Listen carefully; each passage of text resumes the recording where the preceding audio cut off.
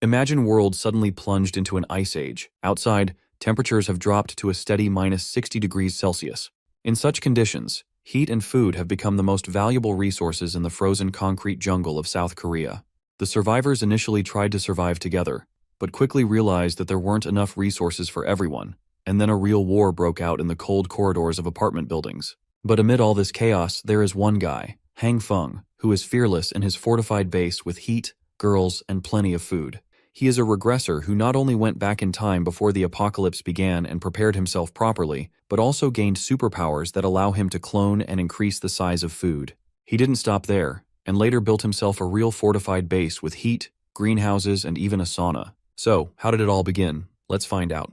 The transmission cuts off into silence and is replaced by the roaring voice of someone calling out Han Feng. The guy is making his way to open the door while quivering in the cold. Peeping through the hole, he discovers that it's actually his crush Hyona, who can't stand being in the cold and can barely talk. He opens the door without hesitation to see if she's doing all right, and quickly invites her inside. In an unexpected turn of events, Hyona leaps up to kiss him, much to Han Feng's shock and amazement. She's out here putting in effort in the kiss, because by the end of it, bro is at a loss for words and can't describe what's gotten into her all of a sudden. Keep in mind, she was supposed to be his crush, so the dude is probably feeling like a gigachad on the inside for finally scoring a win. It's at this moment Hyona confesses her feelings, stating how she's always loved him. After descending balls deep into a terrifying apocalypse, she has begun to understand that someone like him truly cares about others. To sell her point even more, Hyona makes him touch her body so that he can sense her racing heartbeat, stating that she's ready to do anything with him. And yes, that's the honey trap that our guy ends up falling for. Because while he's busy out here imagining the birds and the bees, Hyona doubles down on rubbing her thigh between his legs, causing him to get even more lost and careless in his feelings. He also shares his feelings right back, stating that while she truly means the world to him, it doesn't make sense for them to behave this way right now. Hyona is an excellent manipulator because she tells our boy to close his eyes so that he can enjoy the process. Full of joy, he closes his eyes, questioning what's going to happen next. He's probably got the excitement of a child while this is happening. But then, well, dude's first kiss with his crush is followed up by his skull getting bashed by her bastard boyfriend. A heavy smash against his head leaves his body in a puddle of blood. Poor guy is quivering in pain while Hyona expresses her terror. She wasn't expecting them to actually murder someone in cold blood. But her boyfriend reminds the bitch that she can't play innocent, when from the beginning they both understood this guy had to go. They weren't going to spare Han Feng, not when everyone in this world is out for themselves in the apocalypse. Instead of caring about him, they express their happiness having discovered Han Feng's resources and loot. As for the nice guy who tried to show someone kindness, well, he's eating shit right now, drenched in his own blood and unable to move. The clinging of death succumbs to him, and the last thing he sees is Hyona getting excited with her man. His demise happened all because of one ruthless woman's planning, so in his final moment, he makes a vow. If he's given a second chance, he's going to stop being someone else's toy to be used and discarded. As his consciousness fades to black, the terrifying feeling is replaced by a shimmer warm light, drawing him near and near. At first, he thinks it's a way for him to get into heaven. But then, his innocent expectations are tarnished as his spiritual body experiences a world of pain and bursts into 100 pieces. By the end of that traumatizing sequence, he jolts up awake from his bed. His face is full of sweat and he questions his surroundings. Han Feng was just fading away just a few seconds ago, and now he's okay. It's not just that he's fine, the world is fine too.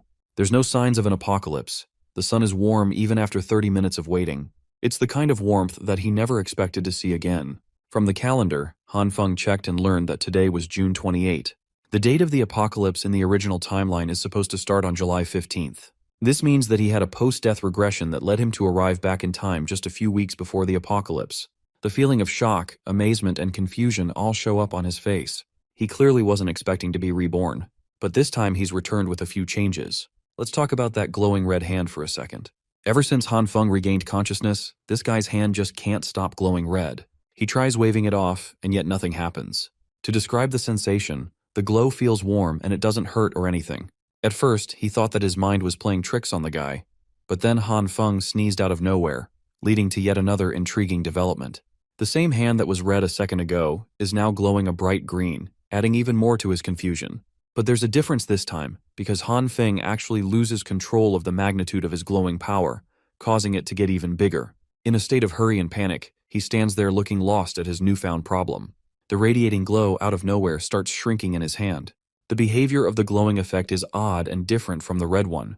Taking a seat, he expresses his sudden drop in energy. Yeah, ever since the green one activated, his body has been more drained than ever. Frustratingly waving his hand in anger, Han Feng comes to a sudden realization. This is exactly happening just like those awesome manhwa stories he likes to read.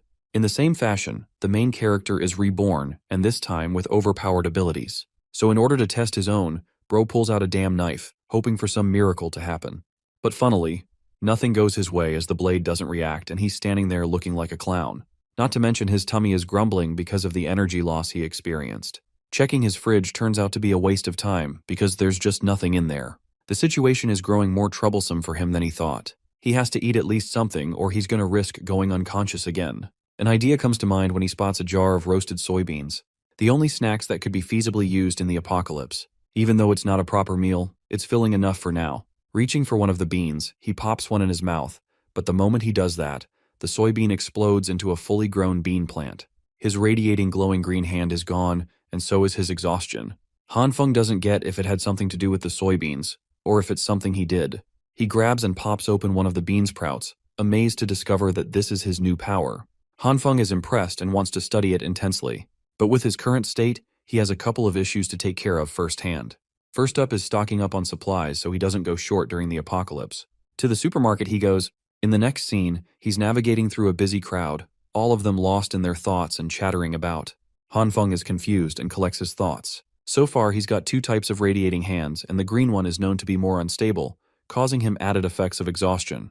Then there's the last part, perhaps the most interesting of the bunch. The moment he touched the soybeans with his glowing hand, they became proper bean sprouts. He still can't figure out the specifics of his power, causing his frustration. While he's lost in thought, a familiar voice graces his ears. Hyona, the same bitch that betrayed him in his previous life, is here to see him. She's drop-dead gorgeous, but that's the thing. Getting involved with her is literally going to drop you 6 feet under the ground. Han Feng is pretty shocked to run into her again like this. A little more background on his crush. Lee Hyona has been his long-lost crush for 3 years straight. He played every trick in the book to get her to like him back, but deep down our boy knew he was just a backup if anything. And now, after what happened to him, after the way she deceived him and got him murdered in cold blood, he is pissed. Rage is filling up his body, but he's not the type to go ballistic on someone considering his situation of being reborn. Han Feng assures himself and calms him down, hoping to take his revenge properly some other time. For now, he's got some supplies to gather. Hyona shows concern for the guy, waving her hand in an effort to grab his attention because he appears spaced out. Trying his best to maintain politeness with her, he praises Hyona for being so beautiful that it stunned him for a bit. She calls him a smooth talker in return, and thinks that it's a good opportunity to invite him out to go shopping.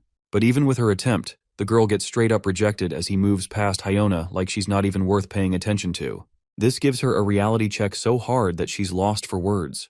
The reality is, Han Feng fully understands that she's only being so kind as to invite him so that she can use him as a personal bank for her own groceries.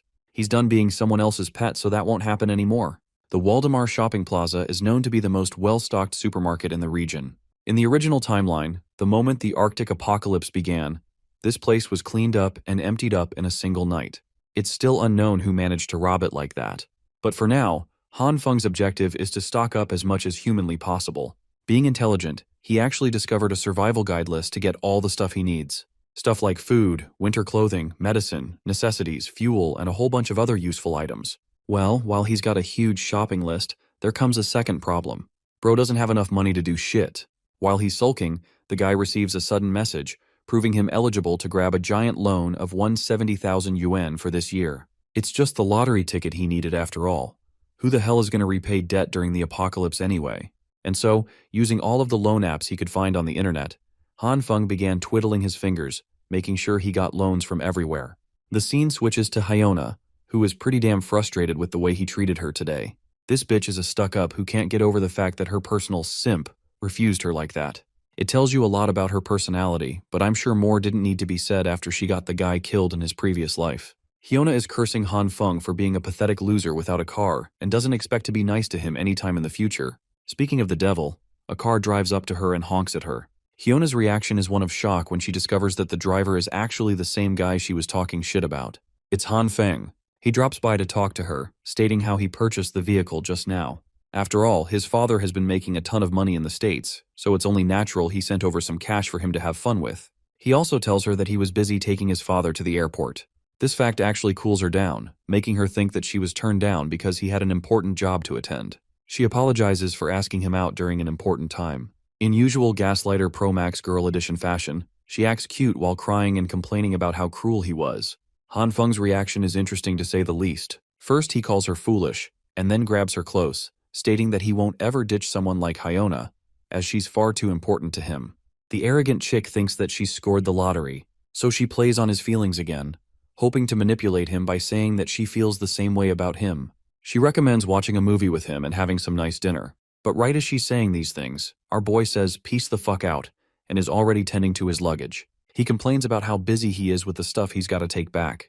Even Hyuna is stupefied as to why he bought so much stuff out of the blue. In return, Han Feng plays it cool and says it's because he wanted to. To raise her expectations, he tells her that he also got Hyuna a present. Feeling all happy and bubbled up, she decides to head home, hoping to see it later. As she's leaving, Hyona's got a really satisfied look on her face, thinking she killed that. But she doesn't know that our boy also shares the exact same look on his face. They're both manipulating the other, and it just so happens that he is never going to let out the secrets of his stockpile. It's the one ticket he's got of surviving this damned apocalypse. When that moment comes, when the world sinks into despair and destruction, Han Feng fully intends to take his revenge on the bastard who killed him as well as Hyuna. He also confesses that it's making him eager to enjoy the apocalypse this time. Yeah, something tells me Hyuna is about to eat shit, and it's going to be really damn satisfying when that happens. The day of the apocalypse is only 2 weeks far. That day, immense heavy snow will cover the planet, and the temperatures will drop close to -20 degrees Celsius. Over the course of the next month, all temperatures will experience a gradual drop, reaching the likes of -70 degrees, and the world will be fully covered in snow. Going outside will become physically impossible, and that's the reason food is so important. He's brought all the stuff back to his apartment, fully packing it with proper covering so that no one suspects him of hoarding supplies. For the most troublesome supplies, he's going to make sure to move them at night when no one's around. Speaking of the apocalypse, a secondary issue will come in the form of power supply. With its instability, fuel is going to be necessary. And it just so happens that Han Feng has purchased a year's worth of fuel to make sure nothing goes wrong.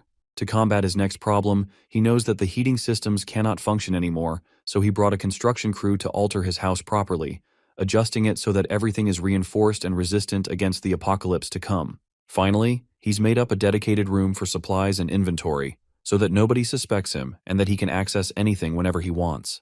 By the time he wrapped up all of his preparations, July 14th was already upon him. Now, there was only 1 day left before the temperature annihilated itself to an uncontrollable degree. With all of his preparations finished, the final item on his checklist is to study his superpower. In order to get out of this winter apocalypse without freezing to death, even Han Feng knows that relying on his supplies won't be enough for him to survive. And it's here when his plant-based powers will come into play as a beacon of hope. In front of him are the same soybeans that he actually managed to grow using his own powers. And now it's time for the taste test. The issue is, he's yet to figure out the main trigger for his ability. But anyway, Han Feng decides to take a spoonful, and despite his fears, hopes that this food is edible at the least. After finishing up half the plate, it's safe to conclude that these beans aren't producing any terrible effects. This means that he can safely produce and eat food using this power. But the tricky part is figuring out how or what makes his hand glow like that. Based on his experimentation, he's only tried his ability on soybeans. So he inspects his fridge, hoping to find some other veggies to try it on. Noon is quickly followed by the evening. A drowsy and weak Han Feng opens his eyes, questioning if he ended up passing out just now. He's holding broccoli in his hand, and the kitchen is splattered with vegetables. He can't even think properly because of the exhausting effects of his own power. That's the only drawback so far. Eating the same soybeans from earlier, he comments on how this way, he successfully managed to learn something new about his ability. Let's talk about what went down right before he went unconscious. He ordered a bunch of stuff down to test his power and used it on a different set of plants. Here's the strange part. Some of the plants were completely non-reactive. But as for others, seeds, for example, grew into proper plants, just like what he experimented with the soybeans. There's also a third category. Some of them detonated right in his hand, which remains to be a mystery as to why. Han Feng also discovered the charred substances that shared the appearance of coal upon their detonation. But it's a good thing because these same substances can be stored and later reused to provide warmth. With this, he successfully found a way to keep himself warm in the harsh apocalypse to come. Excited, he concentrated on honing his powers and experimenting on a few more. While he was failing at first, when Han Feng tries focusing his power, the magical effects are prominent, giving him what he wants. The guy was deprived of energy and went down on the floor. Back to the present, he appears to be really confused about the logic of his own power. Some plants work, others don't. It's hard to find what works and what doesn't. Still, from this experience, he's realized the key part of the trigger. It's actually imbued into his consciousness. So he tries meditating on an ethereal experience where he is one with nature, an experience that connects his mind and body all the same. The fruits of his imagination end up becoming successful, because right after opening his eyes, Han Feng is satisfied to discover his glowing green hand. This confirms his suspicion that his ability is linked to his consciousness. To test it out even more, he tries his ability on a bunch of meat for good measure. Poor guy finds himself disappointed when it doesn't work on meat, because that would mean he's got to live off of plants for the rest of his life. Even after concentrating and begging his powers to work, nothing happens. This makes him question his thoughts again. Remember his meditation technique? When he does that, he experiences two unique colors, one being red and the other green. And so far, he's only experimented with green. So this time, he closes his eyes shut, hoping to connect his mind to his second ability. To his shock, his hand starts glowing red and affects the meat, turning it into a disgusting spiky blob that is barely recognizable anymore. Feeling so disgusted by the effects, he tosses the meat on the ground and approaches it slowly for another inspection. Han Feng pinches the meat and then grabs it again, questioning if the meat reacted to his red radiating light. It also seems like the meat was cooked properly, which begs the question if the red light is only responsible for heating stuff up. Inspecting his hand again, he starts to realize something. It's not that the meat was cooked, no. It's the opposite. This thing is actually reverting back to a process of disintegration. From this revelation, he's found a discovery. The green light speeds up the evolutionary process, and the red light slows it down immensely, reverting it into disintegration. In an effort to combine the two, he clasps his hands together with the meat. A burst of yellow forms and the same meat turns into a larger slab than ever before. But that makes him question what happened to the soybeans that he also had in his hand. They disappeared, which probably means they merged with the meat in some way. Han Feng is really amazed by the output of his own powers, as after further inspection, he comes to the conclusion that the meat is the freshest he's ever seen. He's excited and wants to try it out one more time. But his luck isn't so kind to him, because bro ends up failing so bad that everything turns to black. He's slamming his hands on the floor in frustration, but eventually settles with patience. There's lots of time for him to experiment with his powers. He's happy that he got to make a whole bunch of different discoveries in just one day. If only he can master this ability to its fullest. Bro thinks he's going to become Superman and stand at the top of the world. But then the idiot realizes that food isn't the only thing that's necessary to save his life. Right now, he needs a weapon to protect himself from other humans. Right as he's thinking of going out to buy a weapon, the realization dawns on him. The apocalypse has begun. Just like last time, the world is experiencing an absurd amount of snow in July. He goes out regardless, believing that it's necessary to find a gun before temperatures reach -45 degrees. At the same time, he can't exactly buy a gun when it's illegal in the country. As he's busy in thought, he sees a broccoli hairpunk ranting about how he's the younger brother of Lao Wang from the Shigang Lida group. You know, the typical "my brother's got more money than you" tactic for winning petty arguments. Han Feng actually recognizes this clown from somewhere, thanks to his shitty fashion style and all. The funniest shit is how the people have decided to dub a name for this guy, calling him Homeless Joe. Let's talk about Li Zi, or Homeless Joe, who lives in the same neighborhood as him. The guy's known to be a contractor who has networks with everyone around. People come around asking him what's up and what's going on. And he acts like he's the busiest dude in the block, about how he's so busy dealing with his projects with his big brother. Bro doesn't even have a job, and he's always seen whining on his phone, pretending like he's got millions and millions on a project to spend some time on. Seeing this guy, Han Feng wonders if the idiot can help him get the weapon he needs. He greets Homeless Joe and pretends to know him for a while. So the thing is, this guy doesn't really know our boy at all. Han Feng pretends to be Xiao Han, taking advantage of his pride and acting like they're long-lost friends who should remember each other. The homeless idiot gives into the bait and apologizes for not remembering, especially when he's got so much work to do. Han Feng checks his surroundings and quickly closes in on the punk, explaining his entire situation. When he's done explaining, Homeless Joe experiences a jolt of shock, questioning what the hell this dude needs a gun for. At this point, Han Feng is at a loss for words. Before he can even whip out a proper excuse, the blonde punk warns him that guns aren't something to be taken lightly, because they're illegal. Even though he's got connections that can get him weapons, that doesn't mean Homeless Joe is in the mood to get into some kind of dangerous business. Han Feng clarifies his situation, stating that he needs it for self-defense because some people have a grudge against him. He talks about a made-up story of how he ran into a guy on his way to work. They were both on a bike, and that man carelessly spat in his face. Of course, it pissed him the heck off, so he confronted the clown and started beating the crap out of him for everyone to watch. After humiliating him, he left the man to his way. The man actually held a grudge and told him that he'd return with his buddies. And so the very next day, Bro got destroyed by the entire gang. They were clowning on him and roughened Han Feng top to bottom. After that beatdown, he's been wanting to have a self-defense weapon to protect himself. Luckily, Homeless Joe is sympathetic for his story and makes a huge deal that spitting on someone is definitely a step too far. He thinks this kind of behavior should be punished, but Han Feng is starting to think that maybe this guy ended up missing the damn point of his complaining. Still, Homeless Joe wraps his arm around him like a guardian angel and promises to save the day. He's gonna make his call to his big brother, and everything will be sorted out. Han Feng is glad that things are going his way. Homeless Joe recommends they take the boss because his luxurious car is being serviced right now. Han Feng is okay with that, showing Homeless Joe that he's got a vehicle for them to work with. As they're driving their way, Homeless Joe is shocked and asks about the price of the car. Our boy reveals that it cost him $700,000, which appears to be a pretty good deal in his eyes. Bro is out here snapping pictures like he's some kind of Instagram heartthrob. The hilarious part is that he captions it as if the SUV is his own. Speaking of the big brother he talks about, his punks are out chilling with a fire, commentating on the absurd weather conditions. Han Feng's car stops by and Homeless Joe pops right out. The guy is out here acting smug and shit. The rest of his boys can't believe that Homeless Joe's got his own SUV now. And this guy is such a slimeball that he even tells them he bought it for $700,000 of his own pocket. Han Feng is left with the impression that Homeless Joe is seriously quite bold for saying something like that in front of the owner of the vehicle. In the next scene, the punk brings Han Feng to his boss. As you can guess from a gang leader, dude's got tattoos all over his body. He's displeased to see his brother here and immediately shows the blonde punk the door. To that, Homeless Joe puts all the pressure on Han Feng, stating that his friend over here wants to buy a gun. The gang leader is surprised at first and gives our boy a mean-ass look. Han Feng is terrified, while the boss is a bit annoyed that they came all the way here in search of one lousy gun instead of something more interesting by comparison. The boss tells his lackey to fetch a handgun, which is tossed over to Han Feng for a price of $6,000. However, our boy isn't in the mood to play around with tiny dick pistols. Nah, he's here planning to go full John Wick mode and requests a longer weapon with a scope.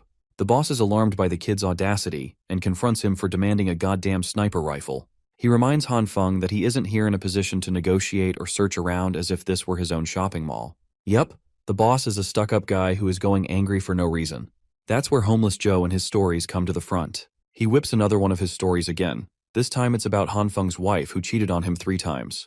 By the end of that storytelling session, the boss throws up a furious tantrum, feeling rageful on our boy's sake. The ridiculous stories are movie material from the looks of it.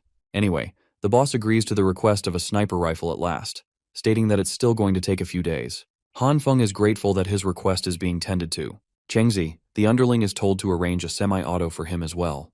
The boss has actually decided to take pity on him and has thrown in a free gun as a gift for the guy. Han Feng is truly starstruck when he sees him offering the handgun without any cost.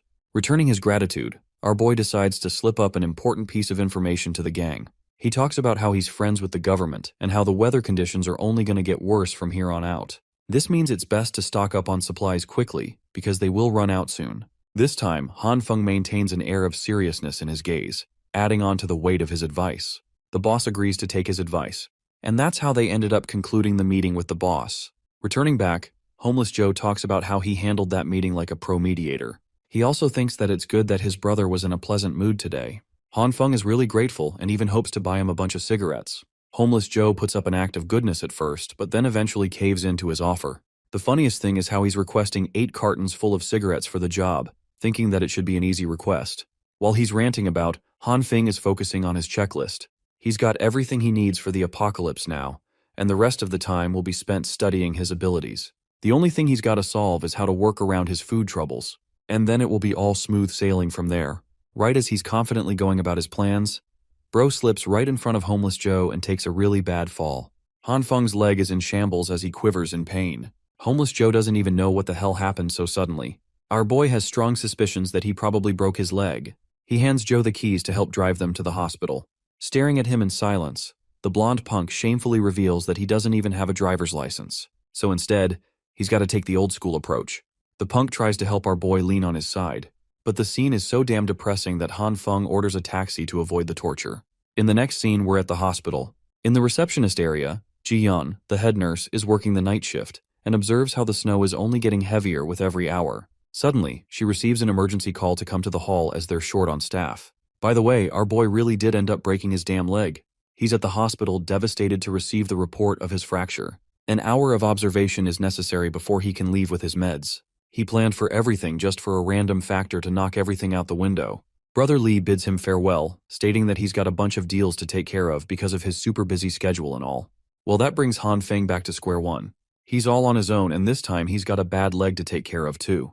The hospital is swarmed with people. There's a sudden uprise in patients because of the insane weather conditions and alarming temperatures.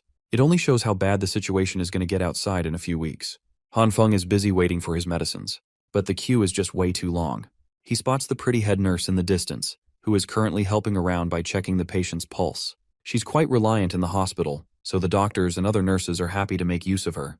While she's doing her business, it knocks the wind out of our boy. Han Feng is swooned and fails to believe that someone can be a head nurse at such a young age. She's also extremely kind to every patient, not to mention her adorable looks from top to bottom. Yup, he's simping again, but this time for a different lady. While he's admiring her looks, an old man requests for her aid and she comes rushing to see him. He tells her that his back is suddenly hurting, but Jinyan can't help but remind him that they're already short-staffed, so it's going to take a while to take his request. The real goal of this sleazy old man is to take advantage of the head nurse. He slips a camera just below her legs to take a photo while she's clueless and tending to the request. She promises to get back to him with an X-ray when they're less overwhelmed. But the old geezer doesn't stop there. He goes on full PDF file mode and grabs a hold of her body. The naive head nurse still doesn't suspect anything and assures him that a proper physician will be here soon enough to examine the patient properly. But here's the issue. The old geezer doubles down and cops a feel of the hospital's finest bakery. Before he can pull more shit, our boy throws his damn crutch in his face, making him fall to the ground. The head nurse is alarmed and questions if the old man is okay, while Han Feng apologizes for not knowing how to use a crutch. Yes, because when you don't know about something, you throw it right at someone with full speed.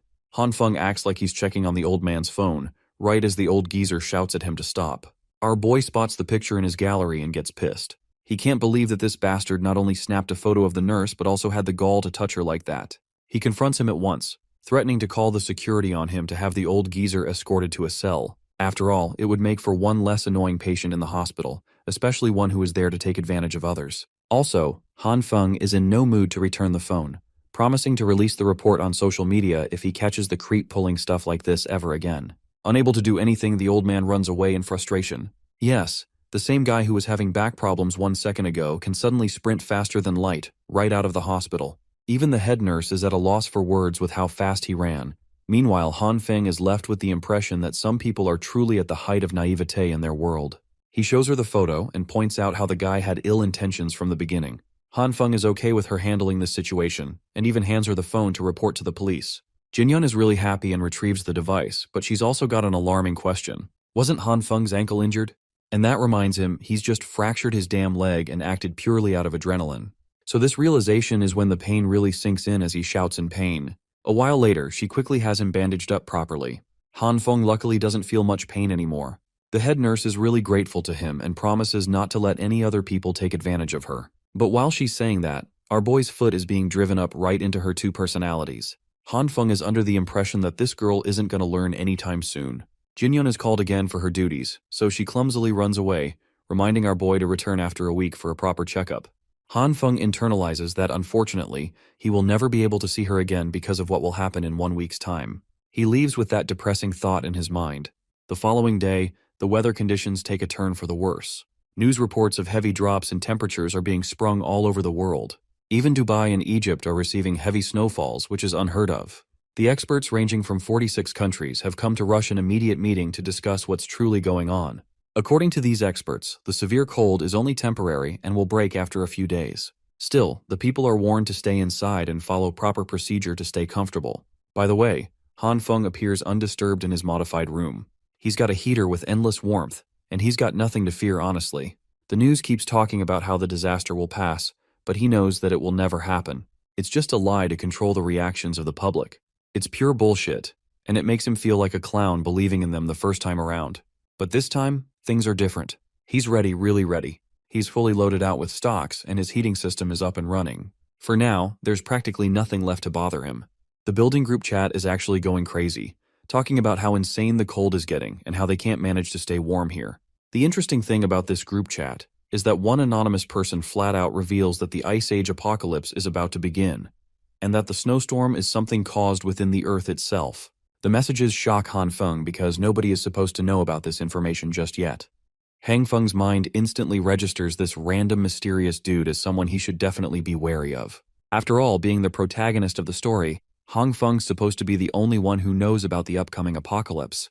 The once happy housing complex residents now look like a mob on a leash, tagging the property management to step up and fix the mess this snowstorm's been causing them lately. Since reading endless blind text messages is boring as hell, the group chat turns into a metaphorical theme park where all the residents show up as chibi cat avatars. The angry residents are not thrilled with how things are going. If the snow keeps piling up in front of the exit, they won't even be able to go grocery shopping. They paid a fat chunk of money just to get lousy service. If anything, they want to have a talk with the property agent if management can't make their money worth it. On the other side, the property management team is in a state of panic too, apologizing nonstop for the inconvenience. But a few half-hearted apologies won't ease the frustration weighing on the residents because of the poor management. Honestly, they want refunds. This shit ain't not worth it. Amid all this chaos is our guy, Han Feng, who's clearly annoyed watching these residents drain their energy arguing over nonsense. It's not like the complex owner has some magic powers to undo the snowstorm. But not everyone in the complex has given up hope. One resident, Jian Zhuiyu, is mature enough to admit they can't fight a blizzard. His better idea? They should help each other instead of making things harder. Natural disasters are totally out of the property management's control, so blowing off steam on them is pointless. Well, not everyone in the lobby agrees with Jian's chill attitude. These people are so untamed and short-sighted that instead of working together, they start trashing Jian for dick-riding the property management. Jian tries to explain he's not taking anyone's sides, he's just being realistic and objective. It's completely pointless to back property management into a corner when arguing won't get them anywhere. But once again, the crowd refuses to calm down unless the snow outside is cleared so they can shop for groceries. Starving to death isn't exactly their vibe. Jian does his best to talk sense into this dullard mob. He points out that even if the snow is cleared outside, that doesn't guarantee the roads will be clear too. For what it's worth, he suggests walking to the grocery store on foot, especially since clearing footpaths is way more doable than clearing the roads. Meanwhile, Han Feng is making this sour face after recognizing the dude who's been preaching left and right like a bootleg guru. The way our boy looks at him, it's clear their history isn't exactly pleasant. Suddenly, a BS repellents guy with an annoyed face jumps into the chat. No formalities, he just lays it out. If anyone wants to eat, they need to head outside and start clearing the roads. Otherwise, all the gossip won't melt the snow. Then he logs off. Another guy steps up, ready to head down and help clean the mess outside. This blunt-tongued thug seems to be another figure Han Feng is familiar with. Slowly but surely, the residents start joining the crew to clear the roads. Even the delicate cuties are willing to get their hands dirty for this noble cause. Then there's the unforgettable Hyuna, who's also volunteering to help. Han Feng isn't sure how a pussy like her even agreed to join. Turns out, her volunteering is just a ploy to attract all the gooners who don't want a beauty like her to drain herself when men are around. As expected, she milked the moment and dumped her responsibilities on others. What else do you expect from an opportunistic bitch like her? As Han Feng logs out of the chat, the frustration on his face is obvious. This woman never disappoints when it comes to ruining his mood. Right now she's actually texting him. Why, you ask? Well, because she knows this desperate gooner would do anything she asks, so she wants him to bring her food supplies. She even throws in a bonus pic of her bare legs, thick thighs, barely any clothes, all aimed right at our boy's soul. Han Feng wants to rate her a solid 10/10 for the effort, seducing him with barely their clothes despite the cold. But with his leg broken, even if he wanted to chase the booty, he can't do squat. So he decides to toss back a teasing remark guaranteed to make her skin crawl. And sure enough, his words do the trick. She's so annoyed she wants to stomp on him. Here's a little throwback to what's been going down. Today marks the third day ever since the blizzard started, with temperatures already dropping below 20 degrees. Since this was just the beginning of the destruction about to unfold, the central heating was still running. The internet was still up and running for everyone's daily dose of distraction. So, just like any bored teenager, Han Feng did nothing but scroll through TikTok, watching those busty ladies making shorts. Though honestly, he isn't feeling it. In fact, he is already bored, and it's only the second day of the so-called apocalypse. This got him thinking about what loneliness can really do to a man. His broken leg wasn't helping either, seriously cramping his style and trapping him in place. And it's going to be at least a few months before he fully recovers. With no other option, he dives back into video after video. That's when he stumbles on something awe-inspiring in a news report. Turns out there's a dude with a crazy ability to heal himself. According to the doctors, this guy fell off the 15th floor, wrecking his internal organs and mangling his bones completely. But not long after, the guy started regenerating, like actually healing himself. Thinking about supernatural powers got Hang Feng remembering he had some tricks up his own sleeve. So, he activated the familiar green light glowing over his hand and tried to heal his broken bone. But the green energy fizzled out without doing a damn thing. He tried again, but nope, only failure awaited him. After admitting defeat, he slumped back on the couch, disappointed that his hopes had been raised for just a moment. After hours of endless scrolling, he finally started drifting into the dream realm. In his dream, he was rocking some primitive garb, riding a massive goat. Not just one goat, a whole freaking flock of goats following him, with goat heads flapping as they soared. In this zoomed-out shot, you can see this massive horde following him closely behind. But suddenly, the fun ride screeches to a halt when the goat slammed on the brakes, tossing him off its back. He hurt his leg in the fall, and one of the goats starts licking it. He finds this weird act of goat compassion pretty gross and pushes the creature away, which annoys the goat. Then the goat whipped out its absurdly long tongue, wrapped it around Hang Feng's leg, and jerks it right into the sky. The part of his leg the tongue is wrapped around starts to heal instantly. Right at that moment, Hang Feng woke up in a cold sweat, totally shocked. For real, that bizarre dream messed him up so bad he is literally sweating down to his balls. Suddenly he notices his leg is glowing with green energy, showing signs of self-repair. Not long after, he carefully unwraps his bandages and gingerly plants his foot on the floor. Surprisingly, it didn't hurt at all. Looks like that green light did help him recover, but only after he fell asleep. To test this wild theory, he grabs a sharp knife in a morbid attempt to hurt himself, hoping to trigger the healing all over again. His hand trembles as he reluctantly slices a small cut on his index finger. While he is testing his newfound ability, let's cut back outside. There, the angry mob of residents is finally putting their energy to good use. Thanks to their combined efforts, they cleared the path in front of the main gate. All credit goes to Zhang for his unity pep talk that got everyone moving. Zhang then gives extra props to an old man who had worked the hardest of all. The old man, in turn, praises the twins who'd been grinding just as hard. Then there is everyone's favorite busted nurse Jin Jian, struggling to walk on the slippery snowbed.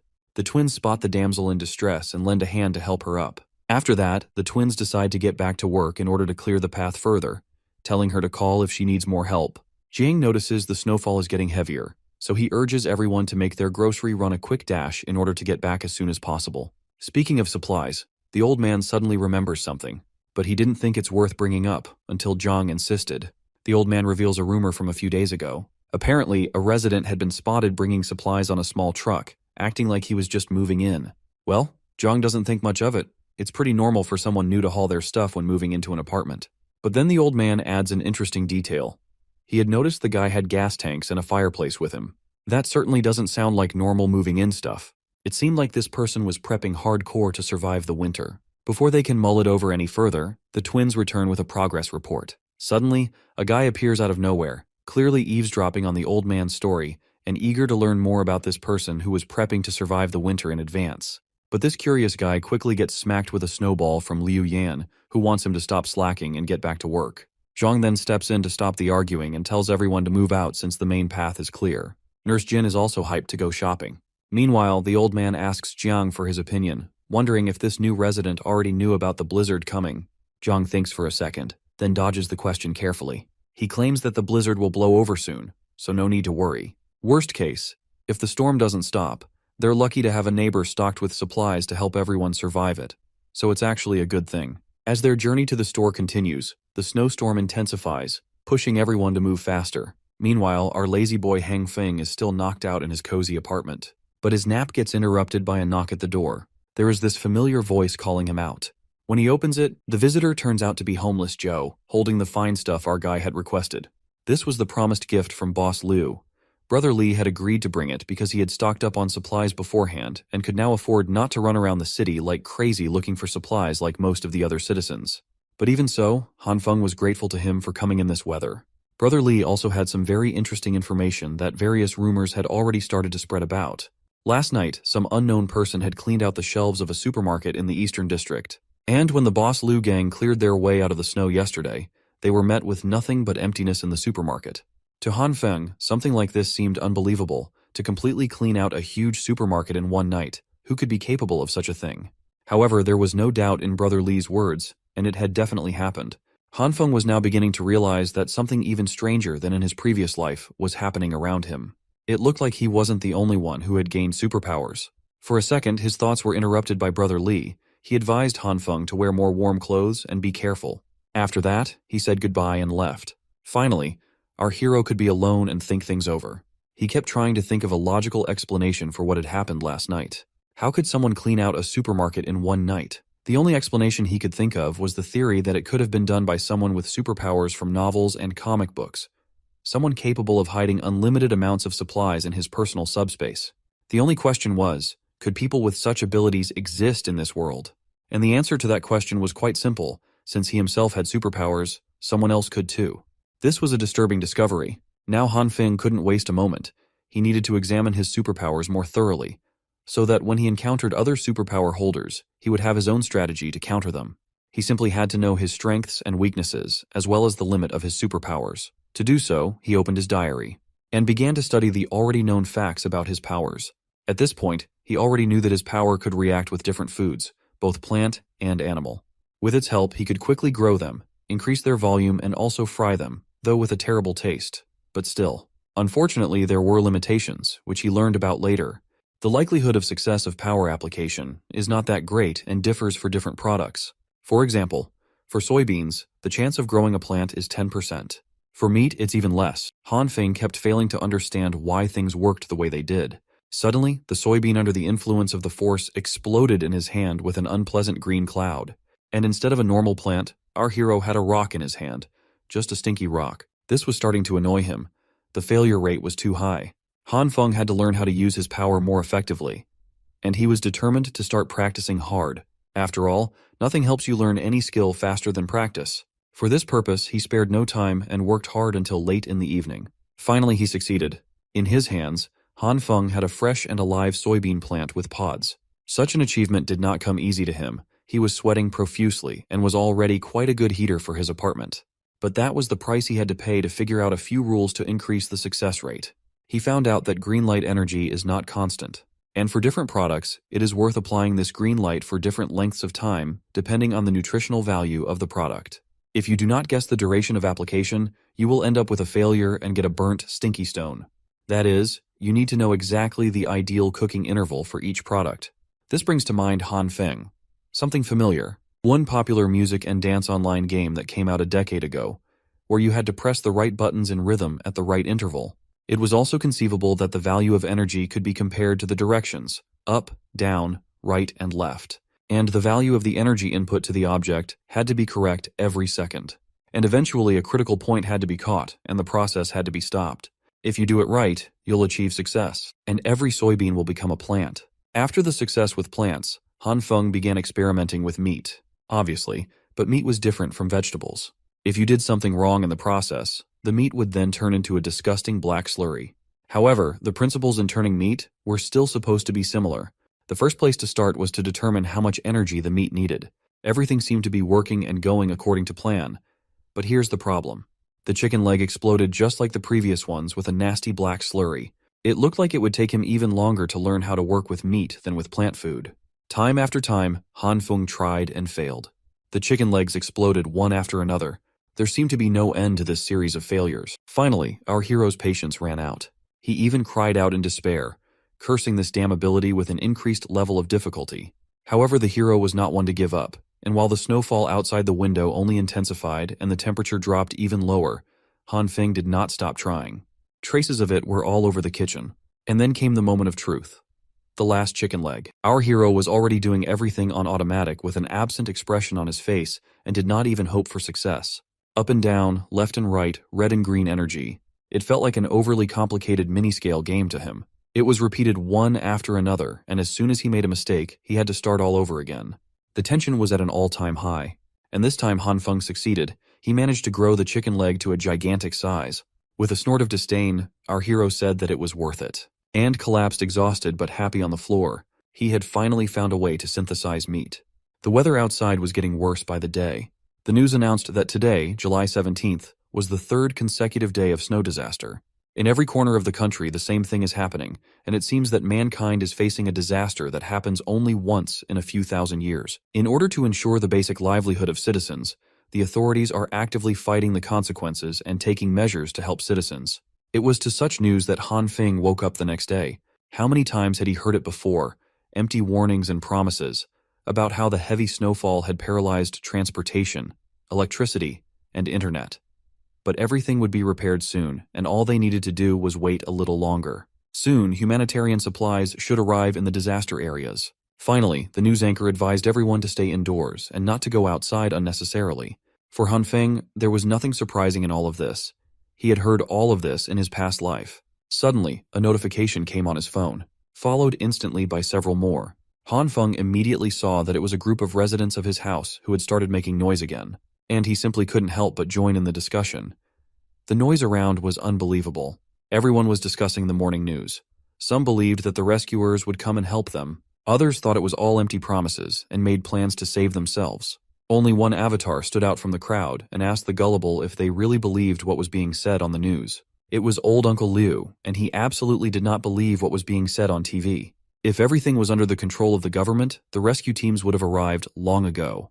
Instead, he had heard rumors from old friends that the government was assembling armored vehicles, tanks, and other heavy weapons in City A, the capital of the country.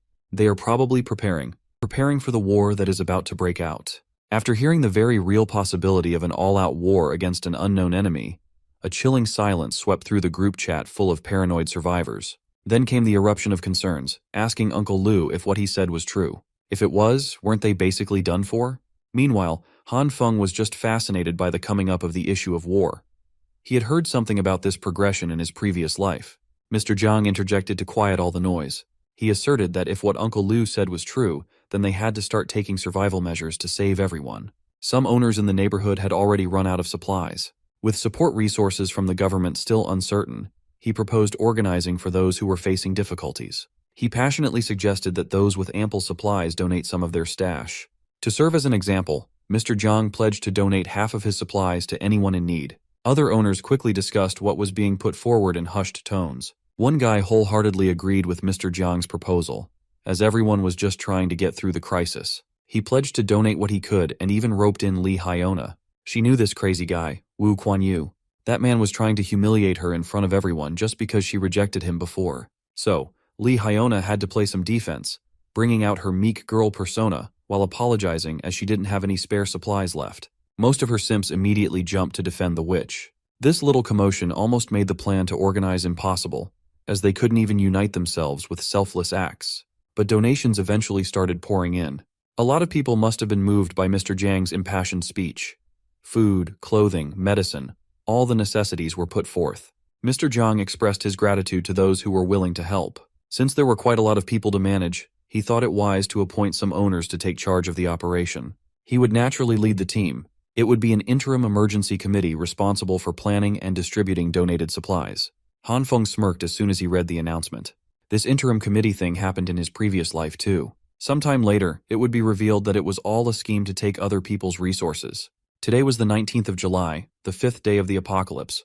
Temperatures outside had already dropped to -40 degrees. Now was finally the day when the building's central heating system was no longer running due to the extreme frost. Everyone was desperately thinking and trying ways to keep their bodies warm without the convenience of heaters. Some managed to make a tiny fire inside their homes. It was the same as the previous timeline. It was terrible now, but the situation would only continue to get worse. The exception to this was our MC, of course. Han Feng was set with all his failed experimental charcoals, perfect for fueling his fireplace. On the table was a fizzy iced cola and a scrumptious slice of strawberry cake. As for Han Feng himself, he was doing what most of us would do in his situation, playing single-player video games while not giving a damn about the outside world. But his peace would be interrupted by a sudden phone call. Taking a break from gaming, he picked up the call while sipping on Coke. On the line was the person in charge of Block 8. They planned to clear the roads in 20 minutes and were in need of manpower in the basement car park. Han Feng resisted cursing this random guy out. These people still didn't get it yet. The snow wouldn't stop piling up. Against his will, Han Feng still chooses to leave the comfort of his home and go down to the main lobby. He reckoned falling out with the neighbors would be troublesome now. He must lower the possibility of his secret being discovered after all. From the first look at the gate, everyone could see the snow had already trapped them in the building. Other volunteers were pissed that the paths they had cleared before had been erased with the highest snow pile they'd ever seen. Deciding to at least get the door open, the volunteers saw Han Feng and called him over to help with opening the entrance. They placed their whole body weights into the door and pushed at the count of 3. Much to everyone's surprise, opening the entrance let in copious amounts of snow and opened the lobby up to the frigidity of a raging snowstorm. The storm was too extreme, and none of them could take the cold. When you get close enough to the storm, even opening your eyes could become a possible injury. Han Feng regretted leaving his cozy couch to subject himself to manual labor and frostbite. If people went out in that weather, death wouldn't be far-fetched. Thankfully, the rest of the volunteers also came to the same realization. Only an idiot would try to go out in that temperature. Speaking of idiots, he was finally here. A voice that sounded all too familiar in Han Feng's ear. It was none other than Homeless Joe, also known as Brother Lee. He was roasting everyone for acting like cowards when they needed to be imposing at tough times like this. The volunteers shivered in their boots while trying to talk Brother Lee out of his stupidity. No one should go out in the harshness of that snowstorm. Brother Lee was built different, though. First, he finished the cigarette he was smoking in one puff. Pumped to go in like the madman that he was, Brother Lee plowed through the snow, trapping everyone in with his hands. The dumbass started chanting like an anime character while literally punching the snow, scattering the pile all over the place. He continued doing this for a while. He even managed to dig a Homeless Joe-sized hole in the middle of the human-length pile of snow. Then came the silence. After a few moments, all the volunteers could hear were garbled pleadings for help coming from under the snow pile. The others had to drag Homeless Joe out of the snow. His face looked purple from the cold and being trapped under the heavy snow. Volunteers finally decided that venturing outside was impossible and closed the gate. Han Feng ran up to Brother Lee, trying to make sure that the stupid gangster was all right. He asked everyone to go to the car park first so they could look for the person in charge of attendance. They could always decide what to do next when the snow stopped. With such a severe blizzard rampaging throughout the world, people were no longer in a situation where the problem could be solved with manpower. In the building's car park, it seemed like the atmosphere was a little more comfortable on account of it being underground. Mr. Jiang, the de facto leader, was surrounded by the owners as always. Upon receiving reports from the lobby, he concurred that the clearing operation should take a pause. Also, from now on, the basement car park will be the designated donation and collection point. Han Feng stayed low-key in the background. This was the first time he had met that guy with the surname Jiang from the group chat. This meant that this was the guy who had spearheaded the establishment of that eventual scam committee. With his kind and well-spoken demeanor, Mr. Jiang would manipulate everyone with politeness and the illusion of support and unity. Mr. Jiang commented about the overwhelming downpour of donations from so many owners. These generous donations would help those who were struggling, and for that, he was grateful. The general vibe in the car park was quite positive. People were feeling good about their selfless acts. It gave them a false sense of unity as they worked on the same goal of survival. Han Feng knew something they didn't, though. They just had to wait and see as the disaster continued to go on for an eternity. They would soon regret giving up their resources. Brother Lee, still shivering from the stunt he tried to pull earlier, decided to head up first and say goodbye to Han Feng. Looking around the car park, Han Feng noticed someone eye-catching. It was that airhead nurse that he had met in the hospital when he broke his leg. She was wearing some type of cute winter onesie while clumsily carrying a stack of boxes. She was clearly struggling to navigate her way through the crowd of people standing around the committee. Given her awkwardness, she eventually bumped into some of the guys standing around. She would have slipped straight to the floor if it hadn't been for Han Feng swooping in to save the day once again. While holding her in her box, he asked if the blushing nurse was okay. When she finally opened her eyes, she expressed her thanks for the save and eventually recognized Han Feng from the hospital. Then she remembered that his leg was supposed to be severely injured. He shouldn't be in the condition to catch falling maidens. Realizing that he acted before thinking about the current situation, Han Feng struggled to think of a way out. He stumbled over his words before getting out that his speed of recovery had always been great since he was young. It was very unconvincing with all the nervous gestures. Fortunately, the nurse was too dense to gather any kind of untruthfulness from his words and actions. She just found his recovery speed to be fantastic. Han Feng offered to help lift her boxes. She declined at first, saying that they were heavy, but our boy insisted. It took a little bit of convincing, but she eventually entrusted the boxes to him. As soon as he got both hands on the supplies, he was flabbergasted by how heavy they actually were. They were unnaturally weighty. Curious, he asked her what was inside. She explained that these were mainly medical supplies that she was donating to those in need. She also acknowledged that it might be a little too heavy, and that she would be fine carrying them to the donation point. Entranced by her beauty and kindness, you could give Han Feng a few more pounds to carry, and he would never complain. Since she claimed to be stronger than most guys, the nurse kept reminding him not to push too hard. When asked if she'd always been strong since she was young, she became a little guarded while answering that there was a reason behind it all. Hearing those cryptic words made Han Feng naturally curious, but she looked uncomfortable telling the story and apologized for bringing it up. It's just that something happened recently that she can't quite explain. Also, they'd been talking and walking for a while now, and she still didn't know his name. Han Feng politely introduced himself in turn. The angelic nurse also dropped her name, Jin Shui. Based on her big smile, it seemed like she really appreciated this unexpected meeting. He was speechless whenever he saw that smile. He would have been in, but Nurse Jin asked what he does, and he truthfully answered that he was unemployed. Talk about fumbling a baddie so close to the finish line, my boy. But thanks to Manhwa logic, an impatient man just happened to pass by, knocking Nurse Jin off balance. Struggling to maintain her balance, she eventually fell on Han Feng. He was the only one she could grab to stabilize. This also led to her soft breasts pressing into Han Feng's arm all of a sudden. Having zero riz, Han Feng just stood there and savored the moment. Nurse Jin immediately pulled away and apologized while Han Feng tried to say that it was no problem. This would have been a perfect first meeting if it hadn't been for Li Hyona rearing her ugly head to approach Han Feng like a sleepless zombie.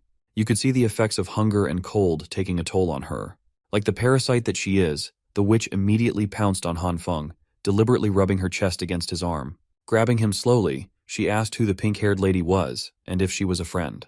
Nurse Jin immediately felt awkward and grabbed the boxed supplies away from Han Feng's hands. She just wanted to get her donations logged and not interrupt two friends chatting.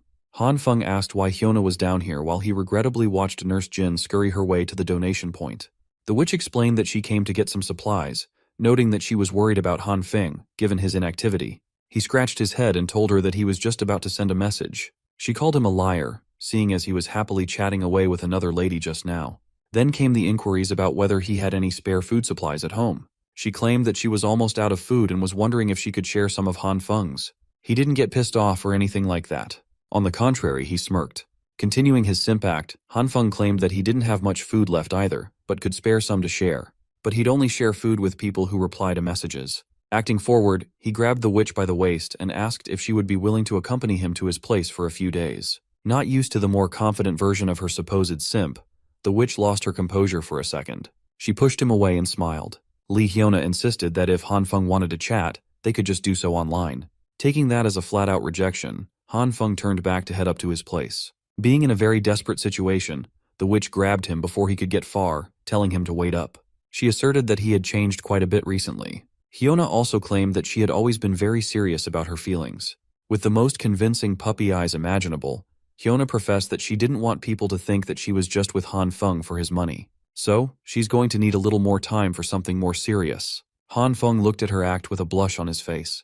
Thankfully, he checked himself immediately. If he hadn't already died once by her hands, he would have believed those words. But right now he just wanted to tear her ugly mask off. The thing is, he still hadn't found out who the man behind the witch was. Thinking about it now, why would he even go look for the guy when he could just act and proceed like he did in his previous life until Hyona naturally brought the man over? This time he'll be more prepared.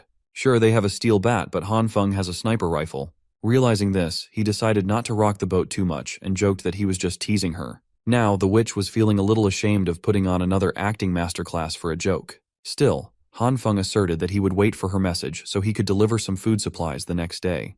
With this, they finally bade each other goodbye. She even told him to hit her up if there was anything he wanted to talk about.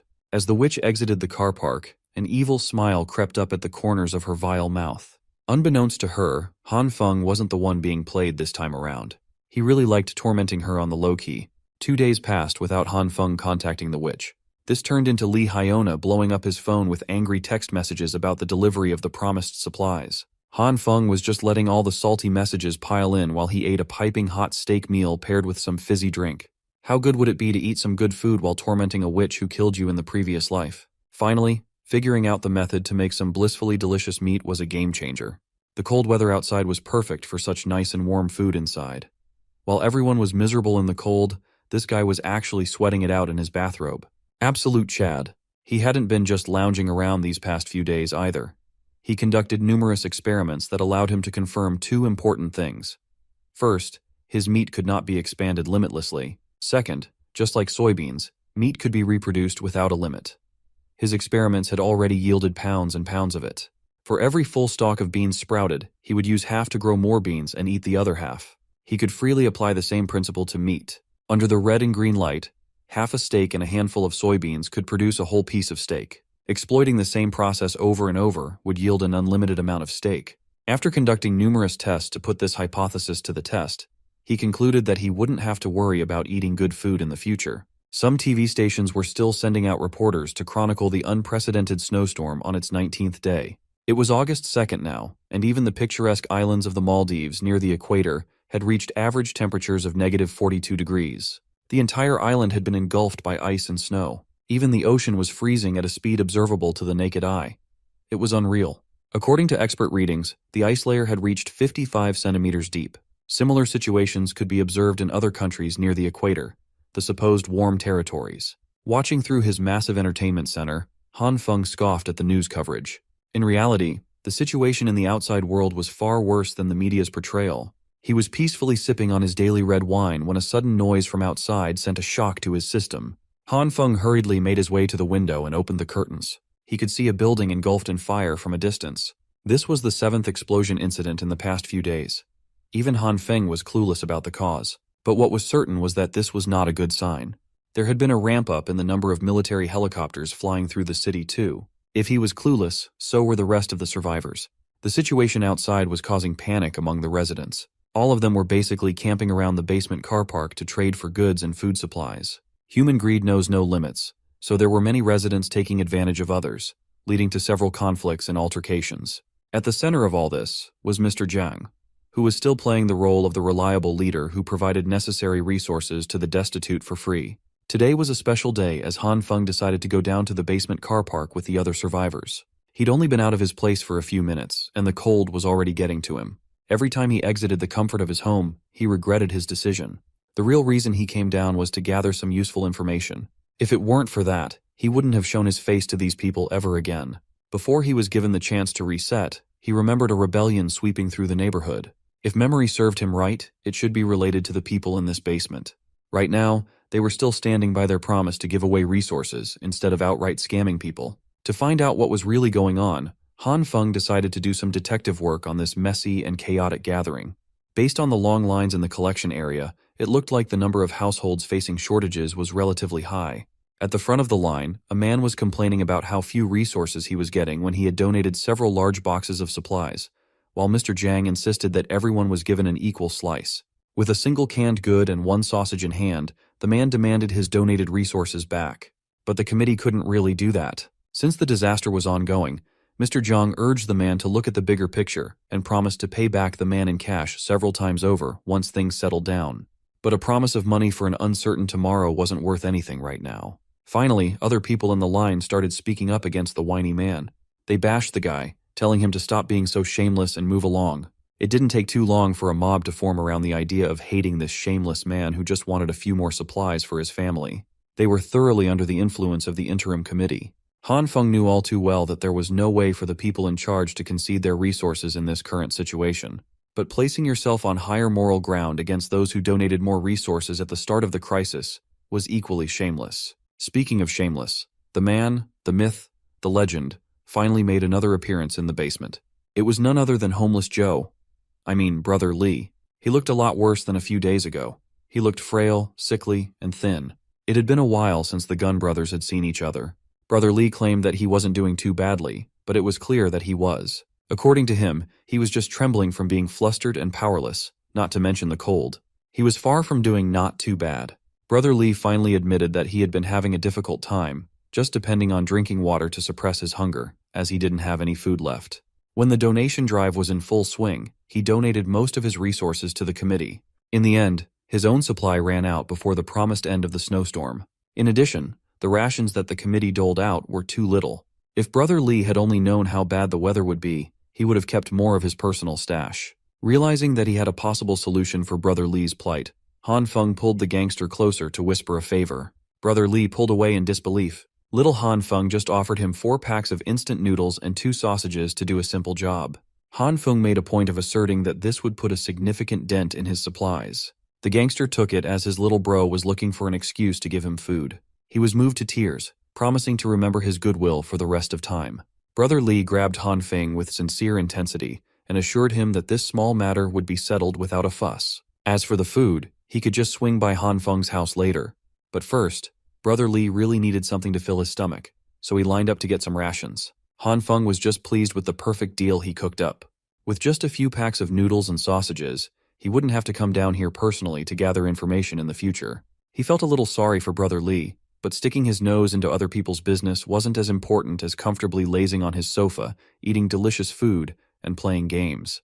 Han Feng would have had a perfect journey in the basement car park if he hadn't been spotted by yet another familiar face. After hearing his name, the next thing he saw was a palm heading for his face. Lee Hyona's version of hello for today was a crisp slap across Han Feng's cheek. Not expecting to get assaulted so early in the day, he didn't know how to react to this absurd scenario. With anger in her eyes, Hyuna told Han Feng that he had been a disappointment. The broke bitch proceeded to yell at him for not responding to her messages asking for food. She made sure to raise her voice so everyone in the car park could hear. Han Feng was stun-locked. He just stood there trying to process what was happening. The witch he had been messing with just slapped him across the face in front of everyone. He hadn't even settled her previous life debts yet. Now she's coming into his space and slapping him for no reason? This was blasphemous at this point. With his anger rising at an alarming rate, he reckoned that Lee Hyona still saw him as that pathetic wimp, easy to bully. He remained silent for a few moments as she berated him for not responding. She called him deaf and mute, and demanded an answer to her questions. Han Feng took a deep breath, the cold smoking up the air. Then he proceeded to put on another act, sincerely apologizing to Hyuna. He explained that his supplies were stolen. He had placed the food he was about to deliver outside his door for a quick second to get his keys, but the boxes of supplies were gone by the time he returned. Han Feng claimed that he tried to look for the culprit, but hadn't found any clues at all. At this point, she looked like a crackhead desperate for her next hit as she asked him if he still had some resources left tucked away. He answered that he didn't have much, only enough to last him a few days if rationed to 1 meal a day. Hearing that he still had some food left, Hyona's unhinged face lit up with a blushing smile. She was back to her sweet girl act, and the transition was flawless. But when she asked Han Feng to split half of his food and just eat 1 meal every 2 days so they could both get through the disaster together, she looked unhinged. Han Feng could barely stand how shameless this woman could be. To be capable of saying such selfish words without batting an eye was terrifying. Well, in her eyes, this man was still just a tool to use when needed and nothing more. Letting her continue thinking that way, Han Feng smiled and lovingly concurred with the plan. He acted like a man who would stand by his promises and split his supplies equally with some girl. She even demanded to get the food now, but he scheduled the delivery for the night, insisting that he had some packing to do. She teased him that she'd be waiting for the message tonight. Heading back first, Hyuna wished him well and hoped he wouldn't catch the flu going around. Han Feng bade her farewell as well, a sinister plan already brewing in his petty mind. As early as 8 in the evening, Lee Hyuna was already badgering Han Feng for the food. She grew so impatient that she even went to the lobby near his room at around 9:30. She was shivering in the halls, alone, cold, and miserable. Han Feng was back to his favorite hobby, hooking Hyuna with bait, then completely ghosting her with texts and calls. The elevator was busted after weeks of cold without maintenance, so if she really wanted to cause a scene, she'd have to take the stairs up to Han Feng's unit. Seeing no other choice, Lee Hyuna swallowed her pride and took the creepy staircase. Halfway through the climb, she was already exhausted, with the cold making her shiver. It was a hellish ordeal. If it weren't for the supplies, she wouldn't be doing all this. The exhaustion kept piling on as she had been starving for a few days now. Each step up the stairs took all the strength she had left. You've got to give it to her. There are very few people who would climb more than 16 floors just to leech off someone's food. Coincidentally, even the emergency lights on the higher floors were also busted. This just made her climb darker and spookier. Upon hearing what she perceived as some kind of eerie sound, Lee Hyuna anxiously asked who was there.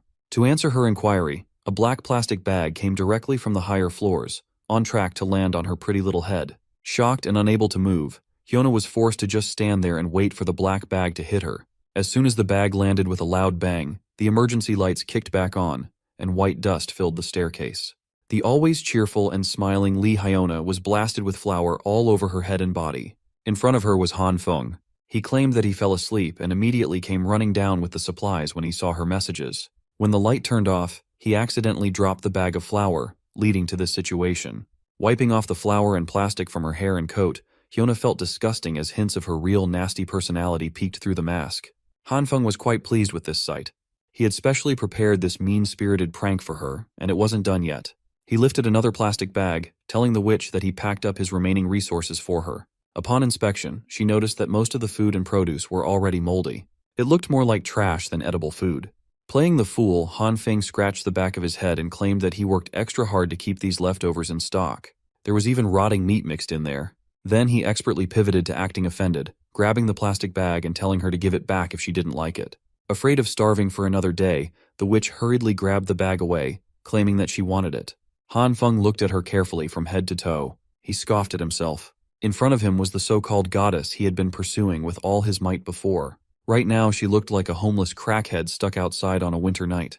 She was rummaging through the trash bag and trying to find something edible in the moldy pile. She even greedily grabbed the remaining bag of flour from Han Feng's hand. Li Hyona was celebrating even half a bag of flour, not minding that she got blasted by the white stuff just minutes ago. She then took off without saying thank you or goodbye, but Han Feng didn't mind. Giving her his literal garbage to eat should be enough to give the witch some stomach problems for a few days. Showering in this weather was also impossible, so she would have to walk around with all that flour sticking to her body for a while. As Han Feng cheerfully headed back to his place, he started feeling something weird. He played it off as if he hadn't noticed, but there was something moving in the background. Keeping his wits about him, Han Feng acted naturally, heading to his unit. He exited the stairwell and walked like everything was normal. A shadow of a figure followed his footsteps a few seconds later. It was definitely a person, judging from the snow boots they were wearing. Taking advantage of the surprise factor, Han Feng actually hid behind the door and pounced on the unknown figure tailing him. He made sure to grab the mysterious person firmly and aggressively, taking them down to the ground. Just as he was about to punch the bastard trying to spy on him, something made Han Feng pause, his hostility dying down. The one tailing him turned out to be a girl with messy hair, sleepy eyes, and ultra-thick glasses. What the hell is going on, bro? Han Feng could think of only one reason why she could be here at this late hour. She must have been spying on him, and our hero wanted to find out her intentions. But all he got in response was silence and a blank stare from under her glasses. The girl was obviously not a chatty one. She didn't say a word, and Han Feng, surprised by this behavior, decided to use more weighty arguments to make her talk. He threatened to take off her coat right here in the cold if she didn't talk. Even that wasn't enough to loosen her tongue. Han Feng got tired of messing with her and decided to let her go this time. But next time, she might not be able to count on such favor if she spied on him. Now she had to stop her silent games and hurry to her home before she got cold. As our hero was about to leave, he suddenly felt someone grab his sleeve. This silent girl wasn't going to let him go so easily.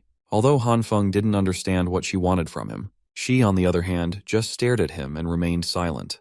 Han Feng told her to stop looking at him, and even threatened her to leave if she didn't tell him what she wanted. But instead of answering, she pointed at something with her hand, and pulled our hero with her. Even a laggard like Han Feng realized he was being shown something. They came to her room. It was surprisingly warm and bright inside. Our hero was even speechless. Looking around, he noticed piles of boxes of supplies. Of course, some of them were empty and the room was full of trash. But the fact that this girl had so many supplies weeks after the apocalypse began was incredible. Had she also prepared in advance? Han Feng directly asked her if she knew in advance that the ice apocalypse would begin, and surprisingly enough, she finally spoke. Although she said some strange things, it turned out that she had done the calculations herself and got the result that predicted a future ice age. She turned out to be the strange person who had been posting in the community chat about the coming of the ice age apocalypse before it happened. Han Feng, of course, didn't understand what she was talking about. It was hard for such a dumbass to realize that by doing research and calculations, one could sometimes know the future without even being a reborn regressor. But Han Feng knew that she probably didn't bring him here to talk about her research. And he was right. She had clearly shown him the real reason. The girl had a lot of screens in her room with CCTV footage on them, and on all of them was our hero. On the first footage, he was picking his nose while carrying a pile of boxes in an elevator. On the second, a delivery service was bringing a dozen gas cans into his room. On the third, Brother Lee brought him a gun case, and so on. It turns out that Han Feng's first guess about this girl upon meeting her turned out to be correct. She had indeed been spying on him, and for a long time. She was now more comfortable than ever and didn't hesitate to change her clothes right in front of our hero. Her room was too warm to wear warm winter clothes. Han Feng still managed to blunder and misunderstood and asked why she suddenly decided to undress here. She simply replied that it was hot in here, but of course he meant something else. Why was she doing it here in front of him? He demanded that she should stop immediately and put her pants back on. Eventually, after a while, as much as he was against it, he had to take off his coat too. This girl had dangerous information, and until he resolved this issue, he just couldn't leave. So, summarizing what he understood, Han Feng realized that she was spying on him due to being suspicious of his behavior when he started stocking up on supplies before it even snowed. Fortunately, this monitoring wasn't for the purpose of gathering information on our hero for blackmail, but to find out if Han Feng was smart and capable enough to cooperate. Now it was just a matter of figuring out what she meant by cooperation. Talking was difficult for her, so the girl decided it was better to show. Along the way, of course, making our hero understand everything in his own way. Han Feng couldn't even imagine what she was going to do by making such movements. Of course, pulling out the generator from behind the bed, instead of what you think she was going to do. She just wanted Han Feng to teach her how to use the generator. She was a master of all things computers and books, but the everyday skills necessary for survival were critically lacking. After a while, the generator was up and running steadily. We'll leave out the fact that running a generator in a room is a very bad idea. Let's assume that this generator was hydrogen-powered and was fairly quiet. Han Feng hoped that this would be the end of her requests, but that wasn't the case. Her blue eyes were asking for help again. This time with the hot water boiler. Our hero quickly set it up, and now she should have hot water around the clock thanks to the generator's power. But still, Han Feng advised her to save water and remember to close the tap. Next, she asked for help with the refrigerator. It was an unimaginable mess, and our hero had to teach her that raw meat should be put in the freezer, not in the refrigerator. Otherwise, it will quickly spoil. Also, she had to keep everything clean, or she would soon get sick. And he wasn't going to do all this for her. She had to do it herself. Han Feng couldn't understand how she had lived to this point without knowing such basic things. He even had to show her how to change and connect the gas cans to the stove. She had to remember the safety precautions and clearly repeat all his actions. It only got more complicated from there. Han Feng had to teach her how to cook and roast food on the fire. Finally, when our hero was completely exhausted, a delicious dinner was ready, and he advised her to eat while the food was still hot. He himself couldn't understand how he'd gotten to this life. He had to spend all day babysitting an adult child. His new friend's ability to take care of herself was too low. Although she didn't seem to be embarrassed at all, the dinner was just too delicious. Han Feng realized that there was no understanding on this matter and awkwardly excused himself by saying that he was just joking. He was incredibly tired for the day and couldn't dream of anything else but his warm bed. Turns out he wasn't the only one tired during the day. When he turned his attention to the girl, she was already asleep, and the table with food as a bed suited her just fine. This was the first time Han Feng had ever seen someone fall asleep while eating, but still, he decided to carry her to the bed. Who would have thought that he would spend the day teaching a child? During the night, the snowfall only intensified and the temperature dropped even lower. Han Feng had just woken up, and he already had guests demanding his attention. It was the same girl again. She had brought gifts to thank him for his help. Even our hero was surprised by her generosity. She had brought so much. But after Han Feng took the boxes away, she continued to stand at the door and wasn't going to leave at all. That look he already knew. She wanted to ask for another favor. She had brought a generator with her and asked him to teach her one more time. She didn't seem to have memorized yesterday's lessons, so Han Feng had to start all over again. After a few days of talking to the girl, he realized that she was a complete idiot when it came to survival. She was also critically lacking in common sense and understanding of what was appropriate and what was not. But she didn't give up, and every day she dragged Han Feng to her room to be taught survival and everyday skills. After a while, she finally managed to cook something remotely edible and resembling a meal. Even such a cooking skill Han Feng considered an improvement. Previously, even dogs wouldn't want to eat such a thing. But in an ice apocalypse, even humans would line up for such food. After so long, Han Feng finally decided to find out the girl's name. She introduced herself as Zhao Xingan. It was still a mystery to Han Feng why she spoke so strangely and what was wrong with her. But he wasn't going to leave her to her fate. Meanwhile, downstairs in the basement where supplies were being distributed to the needy residents, things were not calm at all. The hungry residents were fighting amongst themselves for what little supplies they had left. Chaos reigned, and the residents began taking supplies from each other, arguing that no one could prove whose supplies it was. The weak simply fell from powerlessness, and the strong tried to grab more. It seems that the quiet days in this community are over. People were fighting for resources they felt entitled to. They guarded what little they managed to loot with their lives. Any attempt at stealing quickly devolved into mindless violence. These people punched and kicked one another mercilessly until their fists and shoes were bloodied. While everyone was hastening the collapse of civilization, Mr. Jiang remained calm throughout the storm. He amplified the volume of the megaphone in his hands and stopped the fighting altogether as everyone covered their ears in pain. Bro was using a real sonic attack. That's a real supervillain. After a few seconds of that grating feedback sound, Mr. Jiang finally addressed his fellow survivors. He asked them if they had had enough of the fighting. He picked up one of the badly beaten men and explained that just because of these few remaining resources, they were risking death. Wasn't that the definition of ridiculous? But the masses were still angry. Mr. Jiang was the one who suggested the donation system, and now they only received a packet of noodles every few days. If they didn't die fighting, they would die starving. Mr. Jiang pretended as though he was listening to their complaints about the problem with resource distribution or the lack thereof. He turned to his people and stood on business. If they were fighting for such ridiculous reasons, then perhaps they deserved to starve to death.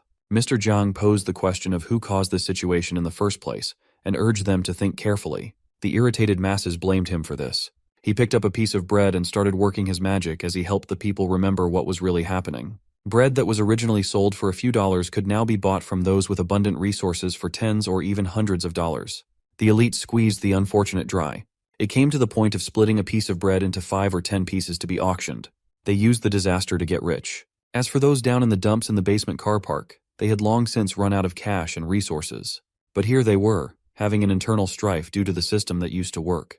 They were killing one another while the elites, who had plenty of supplies, hoarded their treasures without donating to the common good. They were the ones who raised the prices with malice. And yet here were the poor, starving and fighting to the death. Mr. Jiang asked if that was fair. Feeling that he now had the masses gobbling up his words, Mr. Jiang urged everyone to stop what they were doing and stand united to take back the resources that belonged to everyone. These hungry and angry citizens started rationalizing what they had just heard, convinced that they were being treated unfairly. Why were the rich the only ones getting all the benefits while the rest of them had to struggle just to stave off starvation and death? Mr. Jiang watched as the pieces of the puzzle fell into place on their own after planting a seed of hatred in the people's minds. The dissatisfaction and anger that the masses felt pointed upwards to the rest of the apartment building's residents. The survivors believed that they were just taking the share that belonged to them. Seeing the bubbling of violence, chaos, and desperation, Mr. Jiang smirked silently. In the midst of the mounting chaos, Homeless Joe, also known as Brother Lee, could be seen. Of all the people, he was the only one who could see through the bullshit of that speech. The people had practically gone mad, and something big was about to happen. He had to inform Han Feng as soon as possible. In Han Feng's room, he was just lounging around, pretending to read a book while snoring.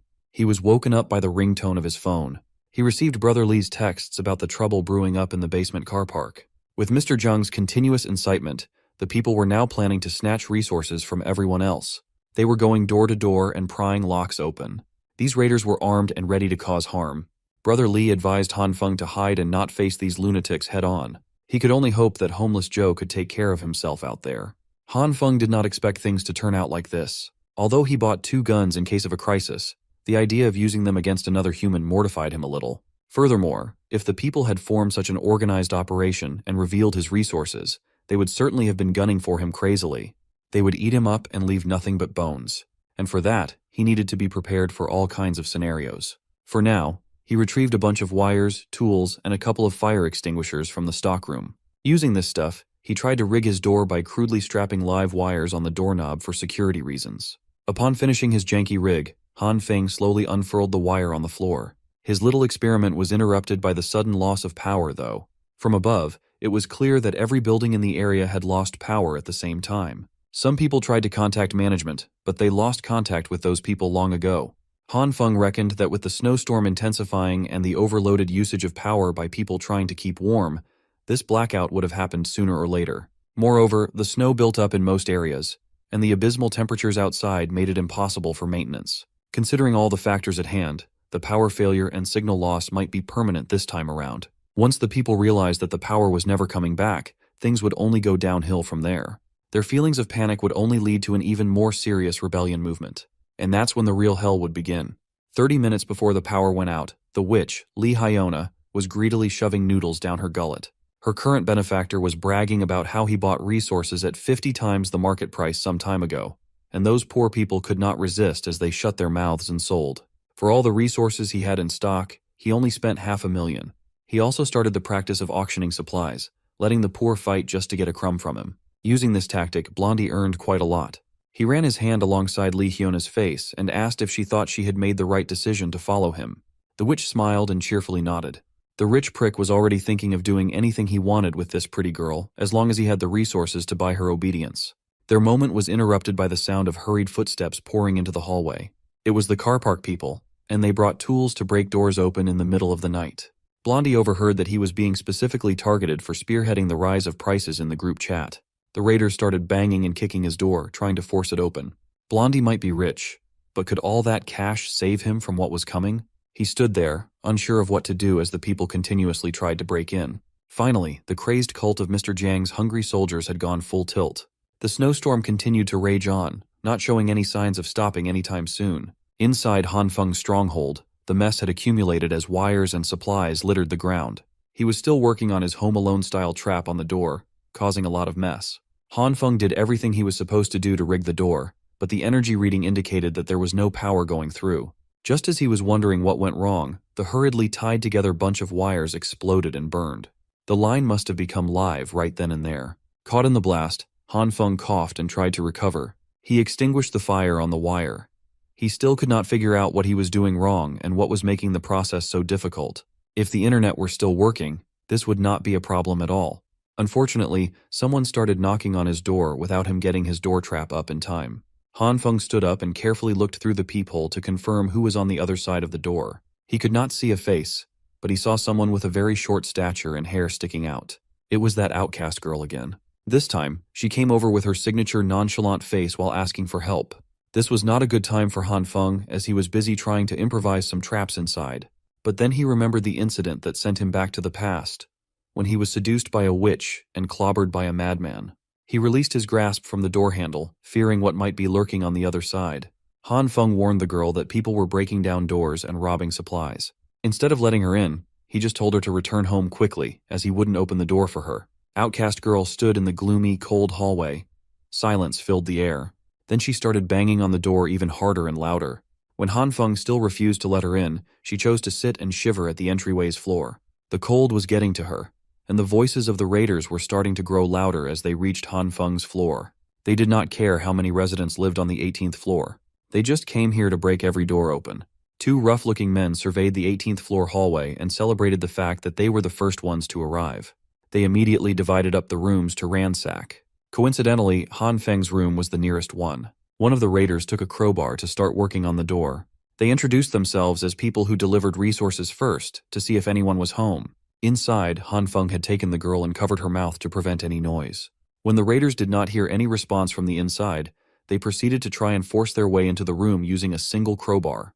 Han Feng quietly assured the outcast girl that those bastards wouldn't be able to make a dent in his reinforced door. Hearing his reassuring words, she visibly calmed down. The door handle flipped up and down multiple times, but the raiders could not figure out a way in. With the sturdy door getting them nowhere, the raiders decided to mark Han Feng's place and proceed to the next door first. It was a good thing that the reinforced door and handle were installed.